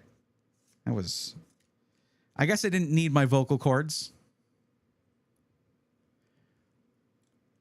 Peckish, I'm recording right now, as I said. Gibble, Skarmory. Hold on. Okay. I did respond to you. I did respond to you, by the way. Yes. Okay. Whatever. Should I just throw this pack away? Just because whenever I get off of my, okay. All right. Whenever I get off my rhythm. Okay. Whatever. Onwear. Good luck with that. Good luck with making that look not bad. Porygon Z. That's actually going to be new for the Pokedex. That's sick. And I think that Porygon 2 as well that we got earlier. So maybe in the last pack. Okay, Spidops Hollow. Gotten plenty of those. And now we are on the penultimate pack. 2 remaining here. So.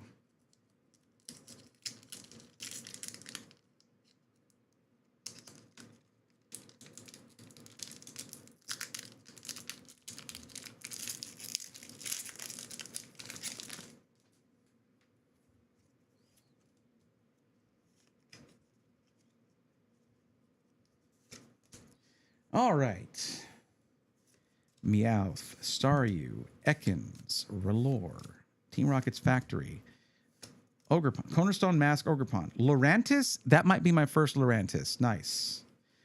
Look at this reverse Mo Rotom. That's cool. Did y'all say Rotom or Rotom? Rotom or Rotom? I've always said Rotom. I don't know. But I've got the fan Rotom full art, so this isn't going to replace that. Hypno Reverse, Team Rocket's Hypno Reverse, and Cynthia's Garchomp EX.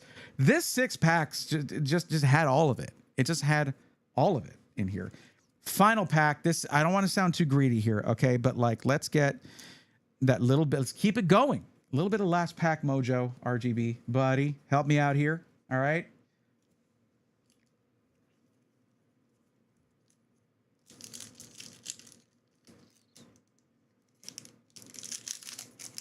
Oh, that opened beautifully. Love that.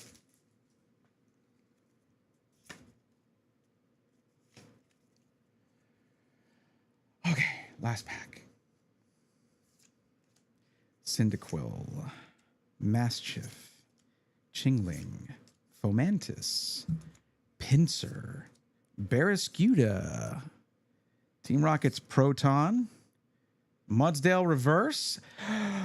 No, we got the Misty Psyduck illustration rare. This is such a good card. Hold up. Yo, that's crazy. Dude. Oh, man, now I got to choose between this and the Psyduck in the water. I don't know which one to choose. And we just got gifted 10 subs. Oh, okay, all right. I guess that wins. Okay, well, yeah, we got an SIR, and we got a couple of EXs that I did not have, but look at that SIR in the center, and Misty Psyduck. That's crazy. That 6 packs was just like night and day to the first ones. So, yeah, this booster box might be cracked. Get subscribed or hit follow so you don't miss me opening the rest of it. Thanks for watching. See you in the next one. Yo, hold up a second. What's this all about?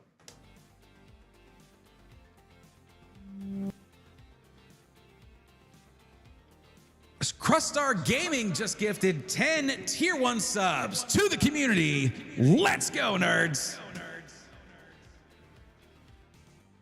That is a Tier 1 sub for Coggle, Yovi, Bing Bong XO, Wargstein. Hold on.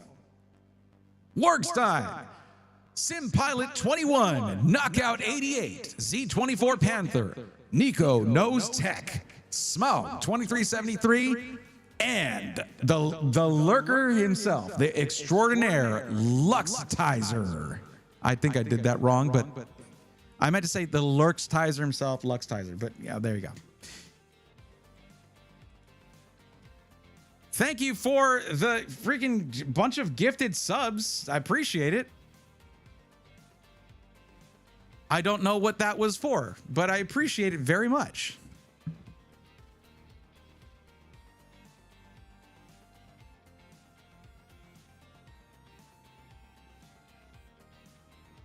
Just because. I appreciate that. Thank you. You came in and did that right in the middle of me filming for a Pokemon short. So I'm sorry if I didn't immediately react. It's pronounced smog, not smaug. Okay, cool. Thank you for correcting me, Natty. No. Don't worry about it. There's never a wrong time for that. You're good. I just want to let you know why I didn't respond immediately.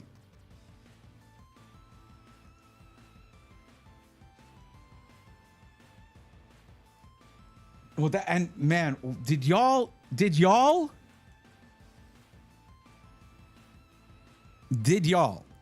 see this?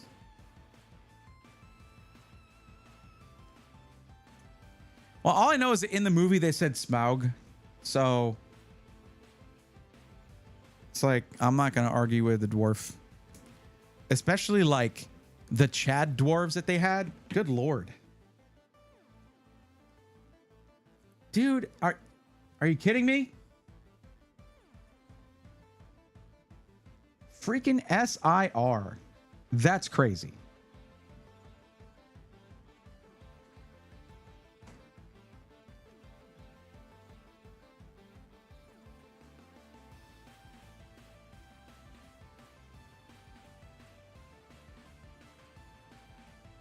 Let me just get a little snap of this real quick.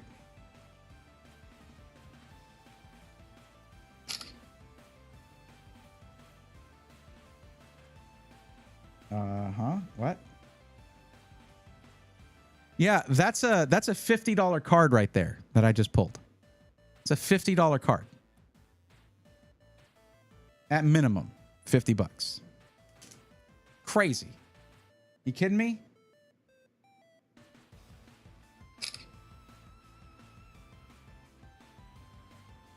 This one's 55, and it's not an SIR. It's just an illustration rare. So from those 6 packs, we got 110 bucks, basically. Not that that matters to me. Like, I'm not going to be listing card values in the videos. These are both gorgeous cards that belong in the Pokédex. But like, it makes me feel a little bit better about spending that much on a booster box if it's got this kind of heat in it. Yeah, this is this is a great Psyduck card and a great Misty card if you like Misty. And this Crobat is super sick. Like, just, he's so menacing. Yeah, look at that. Look at that freaking hype train. Level 3 hype train, single-handedly done. Thank you so much. I appreciate that. But yeah, there are a lot of Misty collectors.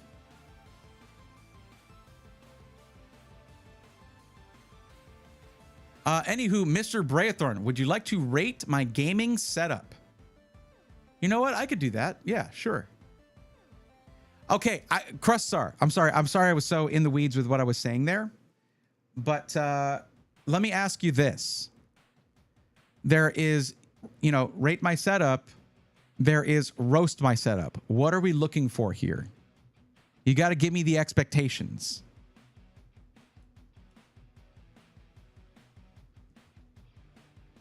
I haven't really done much of this myself, honestly. Mostly because my setup is usually a pretty big mess. So, but then again, I mean, do as I say, not as I do is a thing, right? Oh, you're actually sitting in front of your dream setup. Well, that's nice. Okay. That's awesome. Congrats to that.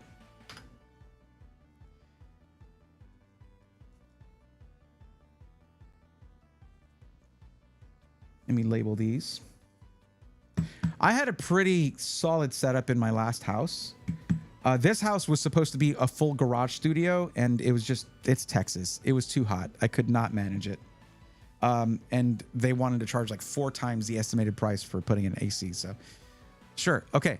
Let's, I'll post it in Rigs in Discord. You got it.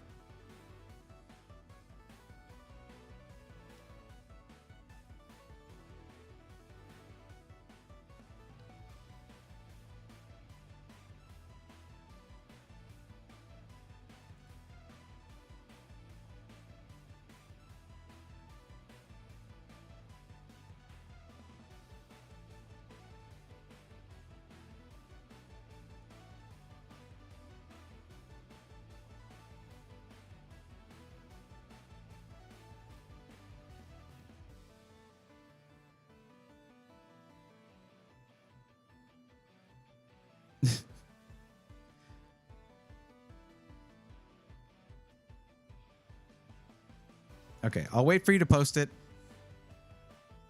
Oh, okay, there we go. Is it going to be one image, or you got a few to put up there? We got to get, you got to give us some, like, let us see the inside of the PC. Let us see, like, you know, just things like that. I'll let you do that because I hadn't seen anything there yet. Give me 1 second here.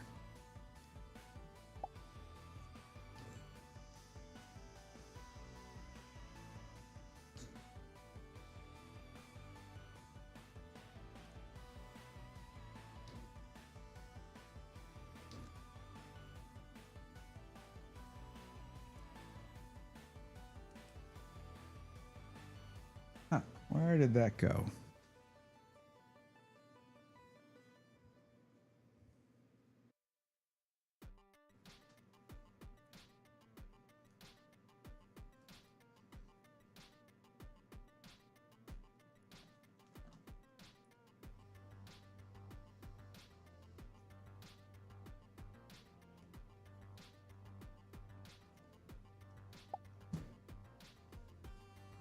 Okay, let's see. Actually, I'm gonna go back here real quick to bring it up. So that's going to be the image, right? Just the one image?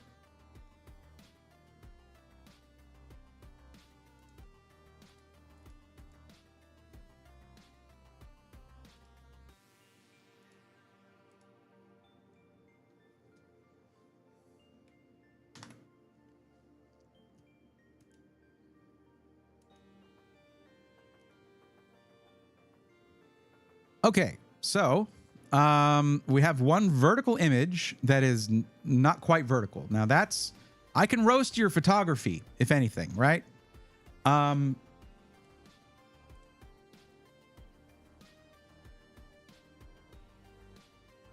Okay, so you got the one vertical monitor. You got the drum setup for Rock Band, it looks like. You got ramen going on. That's good. Ramen's delicious. High sodium, though. The sit-stand desk. You have your PC on the floor. It looks like it's directly on the floor. Is that directly on the floor?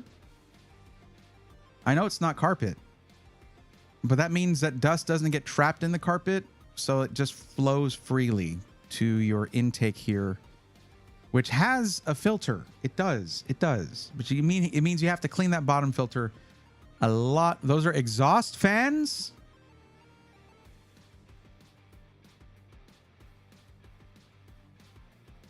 Are these intake fans? Okay, I'm going to tell you about the exhaust fans. Those need to be flipped. Like, those need to be flipped. Do you know why? Because your GPU right here has intake fans. These are both fighting for air. Fresh air is being brought in here and evacuated right here before your GPU can get it. These fans are meant to bring fresh air to your GPU. That is their sole purpose, is to supply your GPU with, of course, this one can go above it and around and stuff. Their purpose is to intake air for your GPU. When you set these fans as, and look, here's the thing. This is not something that I normally do, so you get my unfiltered opinion here, like my feedback, actual feedback to help out. Speaking of unfiltered, there was a filter down here. Did you leave it in there when you set these as exhaust?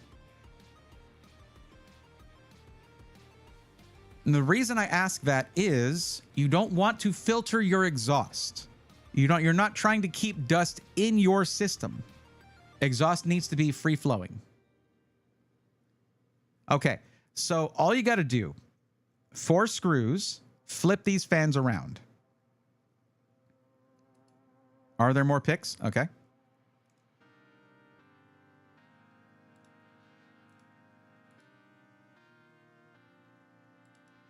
Okay, well, we have here, I can just show this. Okay. So these fans, take those 4 screws, flip them around. You took the filters out? Okay. Yeah, you're basically depriving, you're suffocating your GPU by depriving it of fresh air.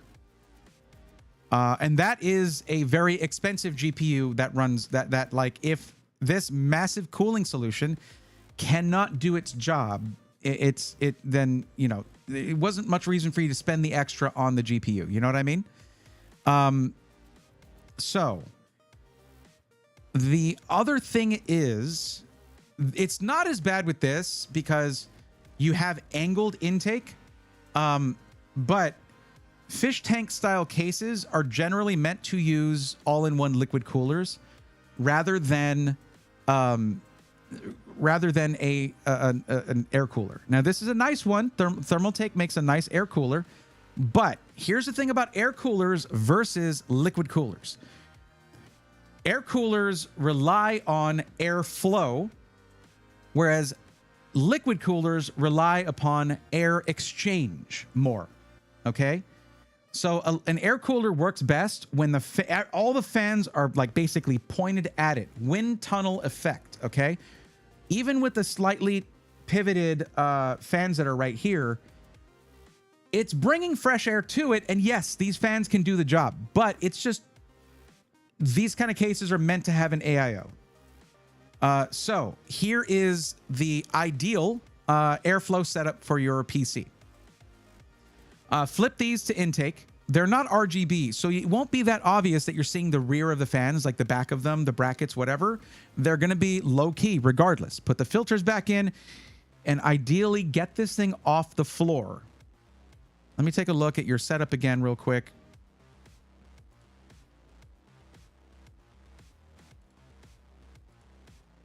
Nice keyboard. That is a nice keyboard. There's no room to put the PC up here. However, you can get a platform for it with wheels and everything. It actually helps quite a bit because it makes it easier to move it so you can get to the back to plug stuff and plug stuff in, whatever. What's up, Draw Curiosity? Welcome. How you doing? So yeah, flip those bottom fans and consider, I mean, you said that a future upgrade, by the way, your picture here reminds me that I play with my beard too much while I'm streaming and it's really annoying. Sorry about that. So I would say flip those and consider an AIO, but you said that a custom loop was going to be a future upgrade. What are the specs of your system, by the way? I mean, you didn't mention that, so I can't rate that.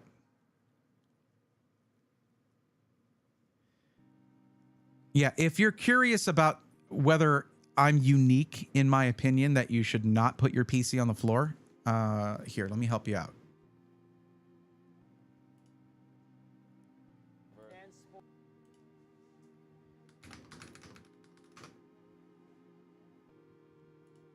Computer off floor. There it is. This is my buddy Paul. He would like to share a message with you. I'll put it on screen for just a bit.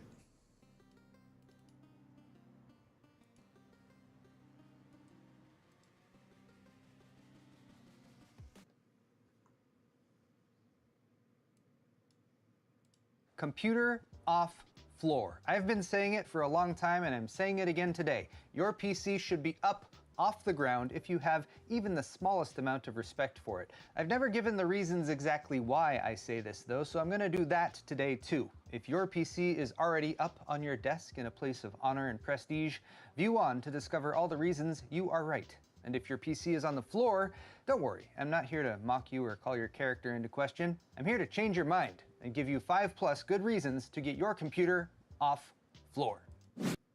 Okay. Paul, this is Paul. Paul is right. Consistently right. He's just that's his character. That is his character archetype. The person who is correct.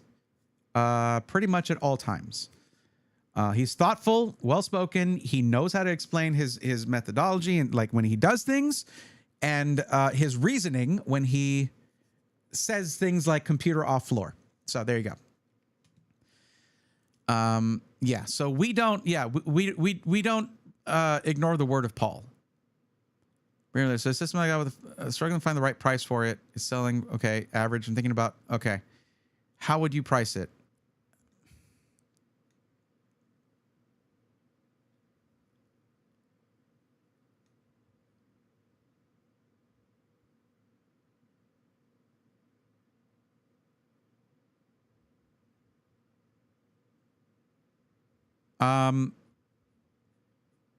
I don't know pricing of hardware and stuff in your area, so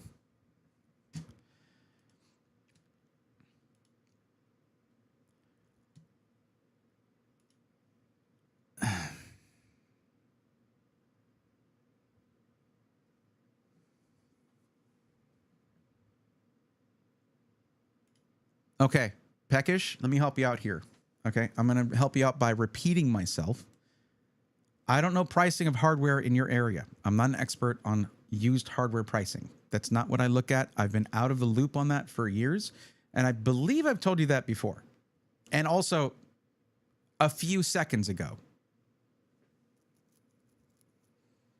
Also, don't be a prick to other chatters. If you'd like to continue to be able to chat here. I think everybody knows the 12VH PWR cable is not good, but like, never mind. All right. What were we talking about? Thanks for welcome. Hopefully I get to learn. I only have a laptop, but hopefully one day we'll build a desktop PC. Well, hey, you could always start with a pre-built. Most people do. Okay, so yes, computer off floor in whatever means necessary. Get that PC off the floor. 7700X, 9070 XT. Can I ask real quick why the plan is to custom, like do a custom loop?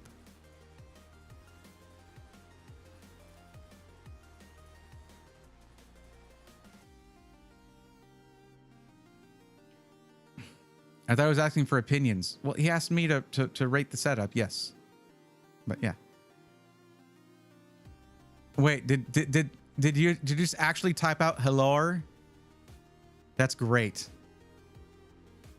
I thought I'd give Science and Tech a scour. It's been a while. Hi, yeah. Natty hangs out here. I didn't, that's cool that y'all know each other.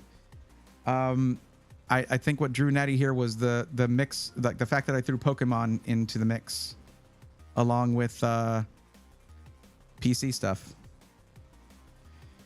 So looking at this, yeah, it's not a wide desk, not that wide of a desk. So yeah, I can see why you've got an ultra wide monitor. I get it. I would say that you have some space to the left here. It seems you should be able to maybe make enough room by moving your desk over. By the way, one of my favorite things that I did with all of my setups ever since I moved into this place that has floors like yours is I put casters I have 3 desks in this little room. They're all sit-stand desks, and I have to move them around to get to cable management, to hook up things, lights, cameras, microphones, things like that. Putting casters on there makes that so nice because they're just wheels that are really, really strong and that have a locking mechanism if you don't want them to move. But yeah, I would shift this over to the left, the desk, because it looks like maybe you have a little space there, maybe. And if there's space to the right, maybe if this is a shelf here, if you can pivot that, like turn it, move, make some space to the right, and get just a little thing of drawers. There's some really cheap ones you can get. The Alex drawers are really inexpensive from IKEA, and they're very sturdy. That should fit this case. What is it? Light-based 900? I forget what Be Quiet called it. Light-based 900 or 600. Casters, my God, that's so smart considering building a sim right now. Yeah, just look. Oh, to the right is your girlfriend's setup. Okay. Then the other option is one of these. Hold on, I'll look one up.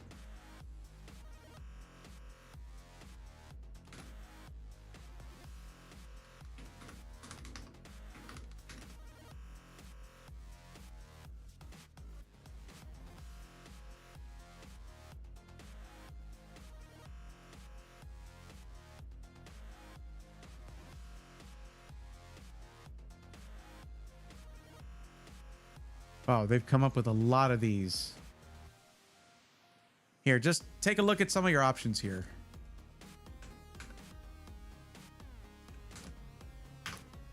This should still fit under your desk. Now, there's one more option, and that is mounting the PC under your desk, but with a fish tank style case, I wouldn't do it. I met Natty through another streamer friend. Nice.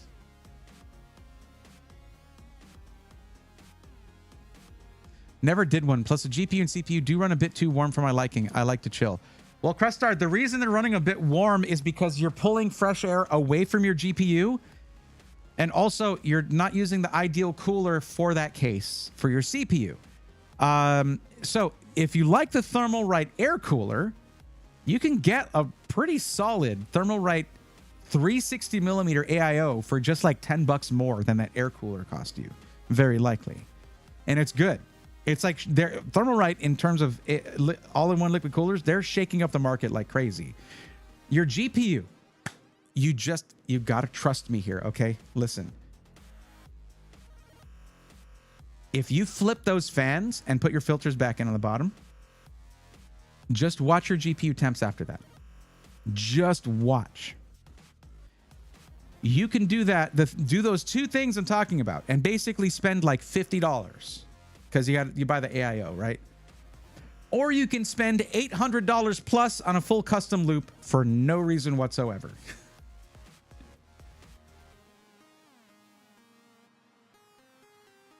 I haven't had a landed PC in over a decade, but I feel vindicated in learning it shouldn't be on the floor. Yeah. Yep, it should not be on the floor. It's just There are multiple reasons for this.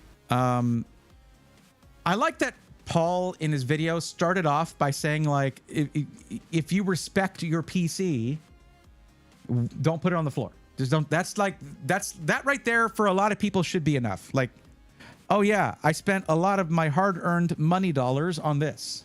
Why did I do that? I trust, man, even though CPU and GPU run at 140 Fahrenheit during max gaming. Okay, why are you using Fahrenheit? It's typically Celsius. Even though that's Celsius is not real.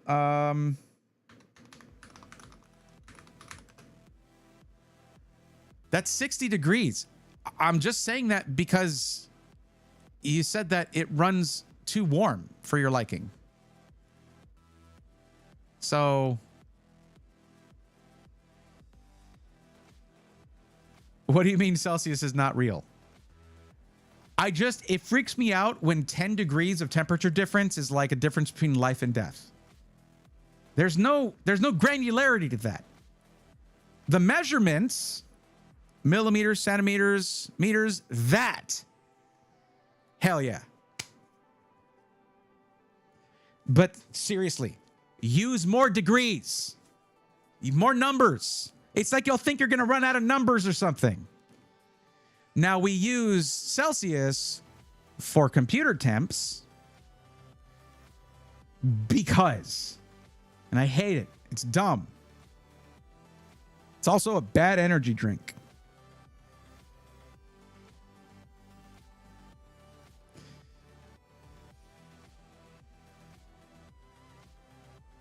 Ken Warfo 4 agrees. Thank you. SI units insulted. But I talk about SIs. It's okay. System integrators aren't insulted when I say that.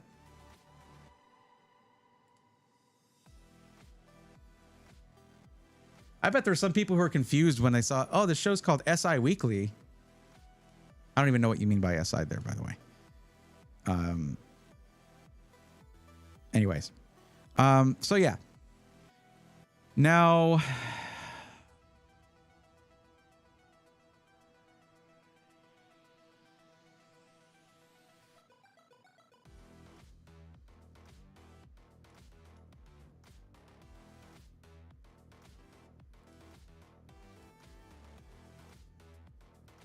yeah, that's pretty much what I would do. Okay. So here, let me just put it to you this way, okay? The Nitro Plus card here. Yo, Erica Faye, what's up?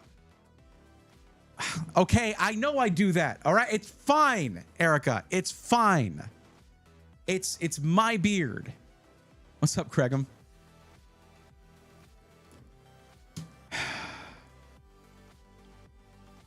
Okay, so listen to this. All right, because you are pulling fresh air away from your GPU. Yes, it can still sustain workable temperatures and not thermal throttle. However, it has to work much harder for that. These GPUs, a lot of the time, don't even have to run their fans very high if they're getting a bunch of fresh air blown at them by these bottom fans.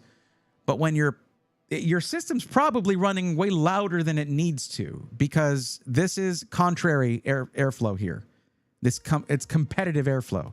It's fresh air comes in here, gets sucked out by the bottom exhaust fans. If you look at 99% of PC builds, if there's bottom fans, they are intake. So flip those around. It is free, and your GPU will run better and last longer because you're not going to kill the motors on the fans for the cooling solution.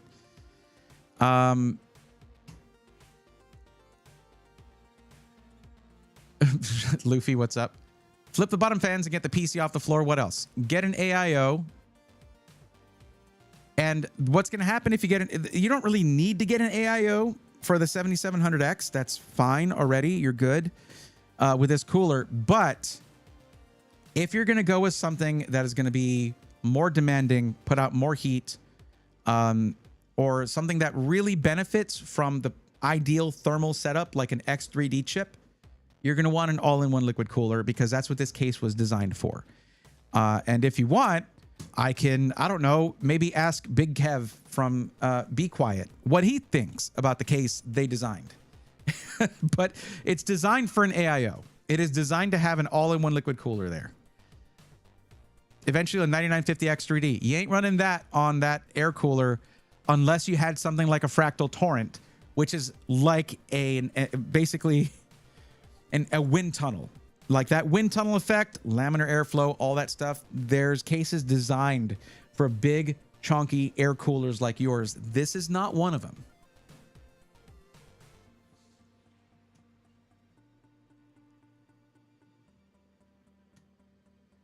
To be honest, I've had a beard. I'll be playing with it too. Literally caught red-handed playing with my own hair. There it is. Literally taking my hair as we speak. Guilty as charged. Yeah, how dare you, Erica? Look at the honesty we're seeing. Well, actually, you know what? Thank you. Because you saying that has made me feel seen and validated. Brazer's ahead of the game, preventing tangles in advance. Yes, actually. Actually, it's a little, I had braids earlier, but I thought I'd let them free and just sort of let it flow here. Yeah. The bottom fans are Be Quiet. Good. That's good. So good it needed an unlurk. Yeah. Your observations, as always, are appreciated as much as your lurks are appreciated. Thank you, Erica.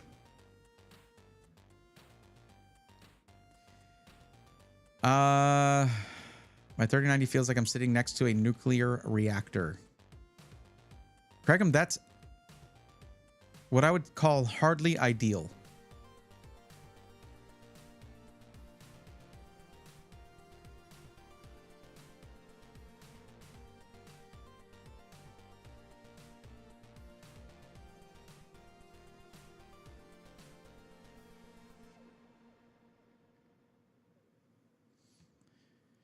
Again, I didn't build this PC, just swapped cases. Bought that PC for 1,800 Canadian bucks. Nice. Okay. Well, look, the flipping fans is super easy.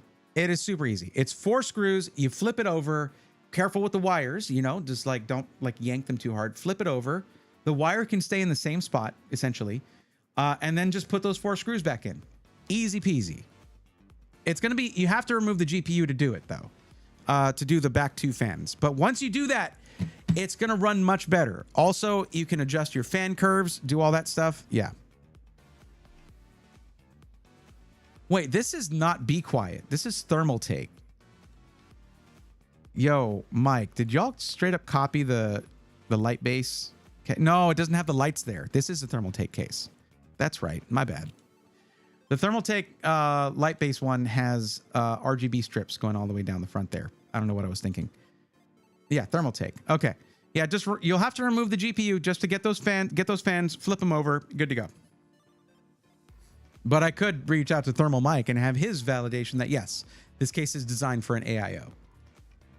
I got a small room and a 3080 Ti. I don't even need the heat on during the winter. Yep.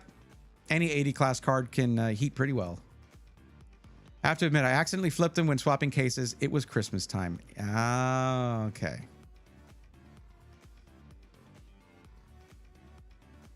Well.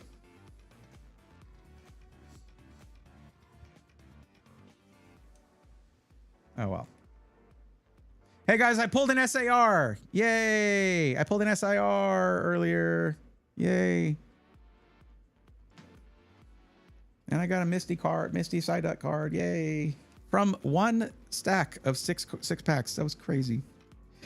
Oh, when I tell them at Cotton's what was in that booster box, they might be mad. They might be mad at me. Well, case was white. Okay, my setup is black, red. It didn't fit. I was very excited. No worries. No worries. You're good.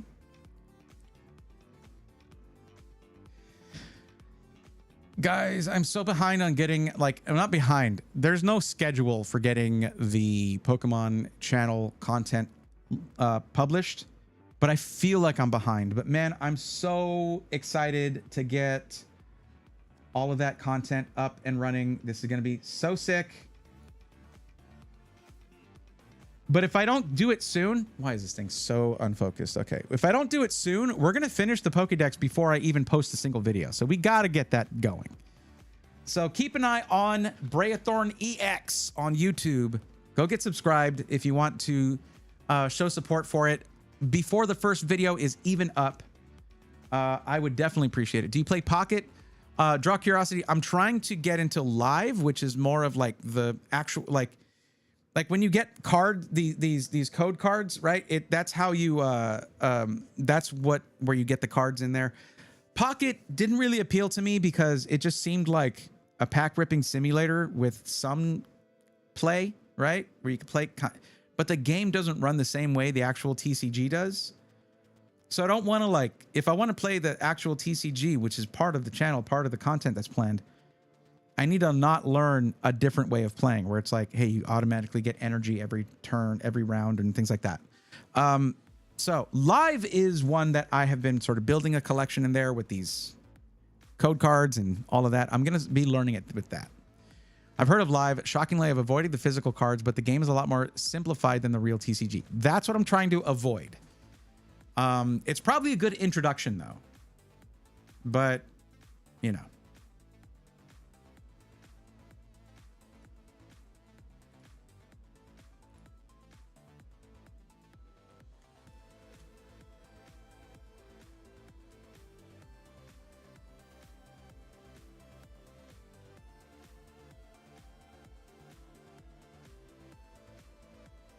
Okay, what we're gonna do, I know some of y'all just joined or emerged from oh, sorry, that's the wrong screen there. There we go. Let's just, you know what? We're gonna have just some fun with this. We're just gonna move around. There we go. And maybe go here and maybe have some lines here and maybe throw some vocal effects on. Yes. Ice climbers.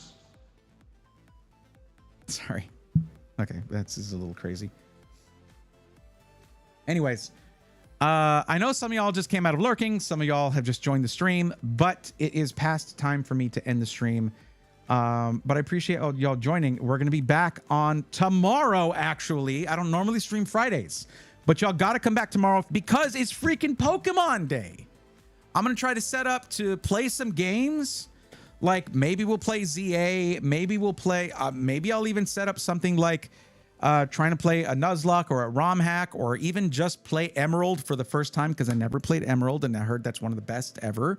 Well, Ruby, Sapphire, and Emerald, just that gen, really good. I don't know. It's going to be really fun. I'm going to be up all night trying to get some of the stuff they have at Sam's because they're launching something for Pokemon Day in the morning. So I'm going to be there waiting in line for it. We're going to have Pokemon packs to rip. I've got ATBs coming in tomorrow. Y'all better be here tomorrow.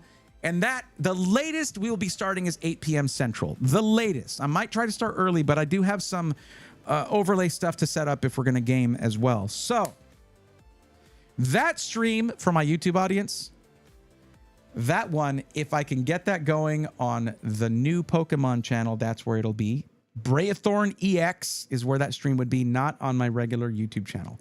But for my Twitch watchers, you already know it's going to be right here. So there it is. Draw Curiosity.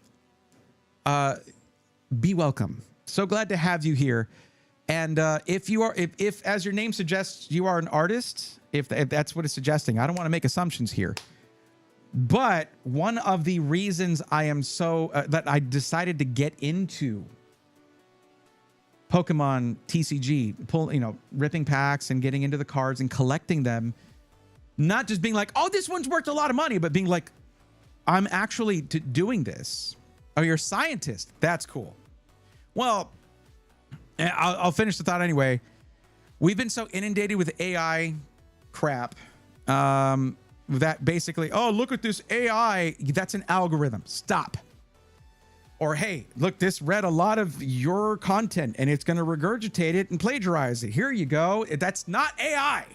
Stop misusing that term. Anyways, but the worst offender is AI art that steals from actual artists who are losing their livelihoods. TCGs and Pokemon in particular has helped build artists' careers, credits to artists on every card, and has helped them build legacies and celebrates them. So there's a lot of these where it's like, oh, this is a 2-cent card, but I'm like, yo, even earlier I was like, that Typhlosion looks sick. It's just great. So that's one of the things I love about this. And one of the things, like, there's a couple artists that I'm starting to follow, and I might even be trying to master set all of the cards they have drawn and all of that. It's just kind of a way to protest Gen AI. But who are we rating tonight? Well, we're going to be rating someone who is appropriately, we're rating Silver Lugia 860 because Silver is playing Pokemon Legends ZA. And we're now in, at least where I'm at, it's 12:27 a.m. So it's Pokemon Day. So we're rating a Pokemon streamer. Hope y'all are all good with that. Silver is always very cool and friendly. So let's do that.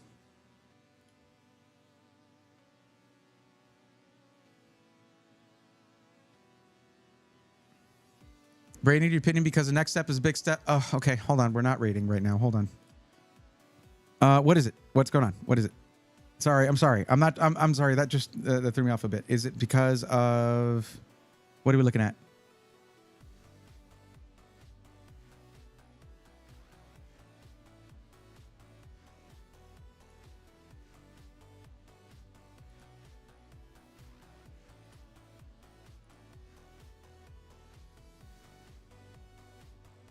Tell me if the drop down is good.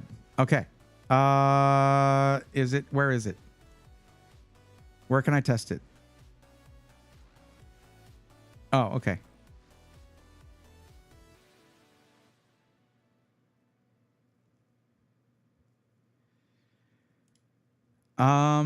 Okay. The only thing that I would ask to add to this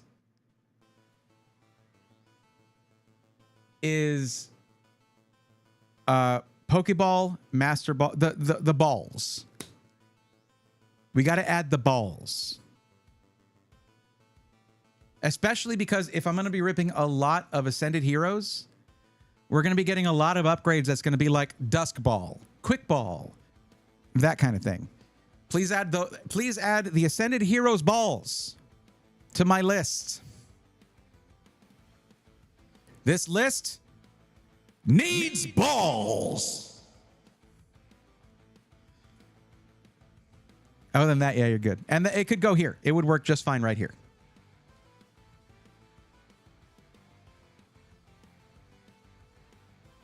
And I'm guessing as you go through here, if you put the drop downs like here, you can just, we can just transfer them, like just look there, put it in there. There you go. And then just delete these columns and just like actually remove them. So this just moves over. That way, you don't have to have like two separate lists. I'm sure you're already on top of that though. Thank you for doing this. It is so awesome of you to do it. So let me see. It's Pokeball, Master Ball. I guess Friend Ball. Basil, okay. Quick Ball. Dusk Ball. Is that it? I think that's it. Is there Heavy Ball too? I don't know that I've gotten one. Friend Ball, Quick Ball, Dusk Ball, Love Ball. Right. This list will not be complete unless it has Love Balls. Thank you. Thank you for your attention on this matter. So I just put them all there. There you go. I hope that's okay. Huh. It's looking awesome. Thank you. That is very cool. I still will never be able to distinguish between reverse holo and reverse foil. Moving on. I just use reverse foil for everything. Unless it is a Pokeball or a Master Ball, because then it is reverse holo. and then I put the ball in the other drop down, and there you go.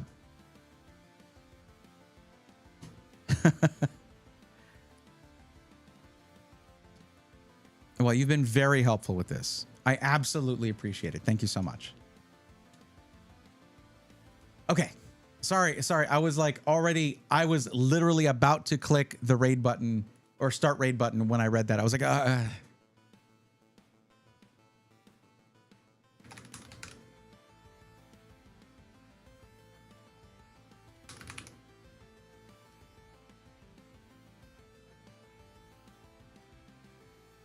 Okay. All right, there we go. Thank you guys so much for hanging out. Again, keep an eye out in the announcements channel, the Discord, to hear when I'm going to be starting, if I do indeed start a little earlier. But at the latest, we're starting at 8 p.m. I guess I should say tonight, because it's past midnight here. But yeah, we're starting at around 8 p.m. Central or earlier. Keep an eye out for that. If there's no announcement, it's 8 p.m. Central. It's gonna be on Twitch, and maybe if I can pull this, if I can make this happen, on the new YouTube channel, BreaThornEX, youtube.com/@BreaThornEX. So that'll be it for tonight. Until next time, take care. Thanks for hanging out.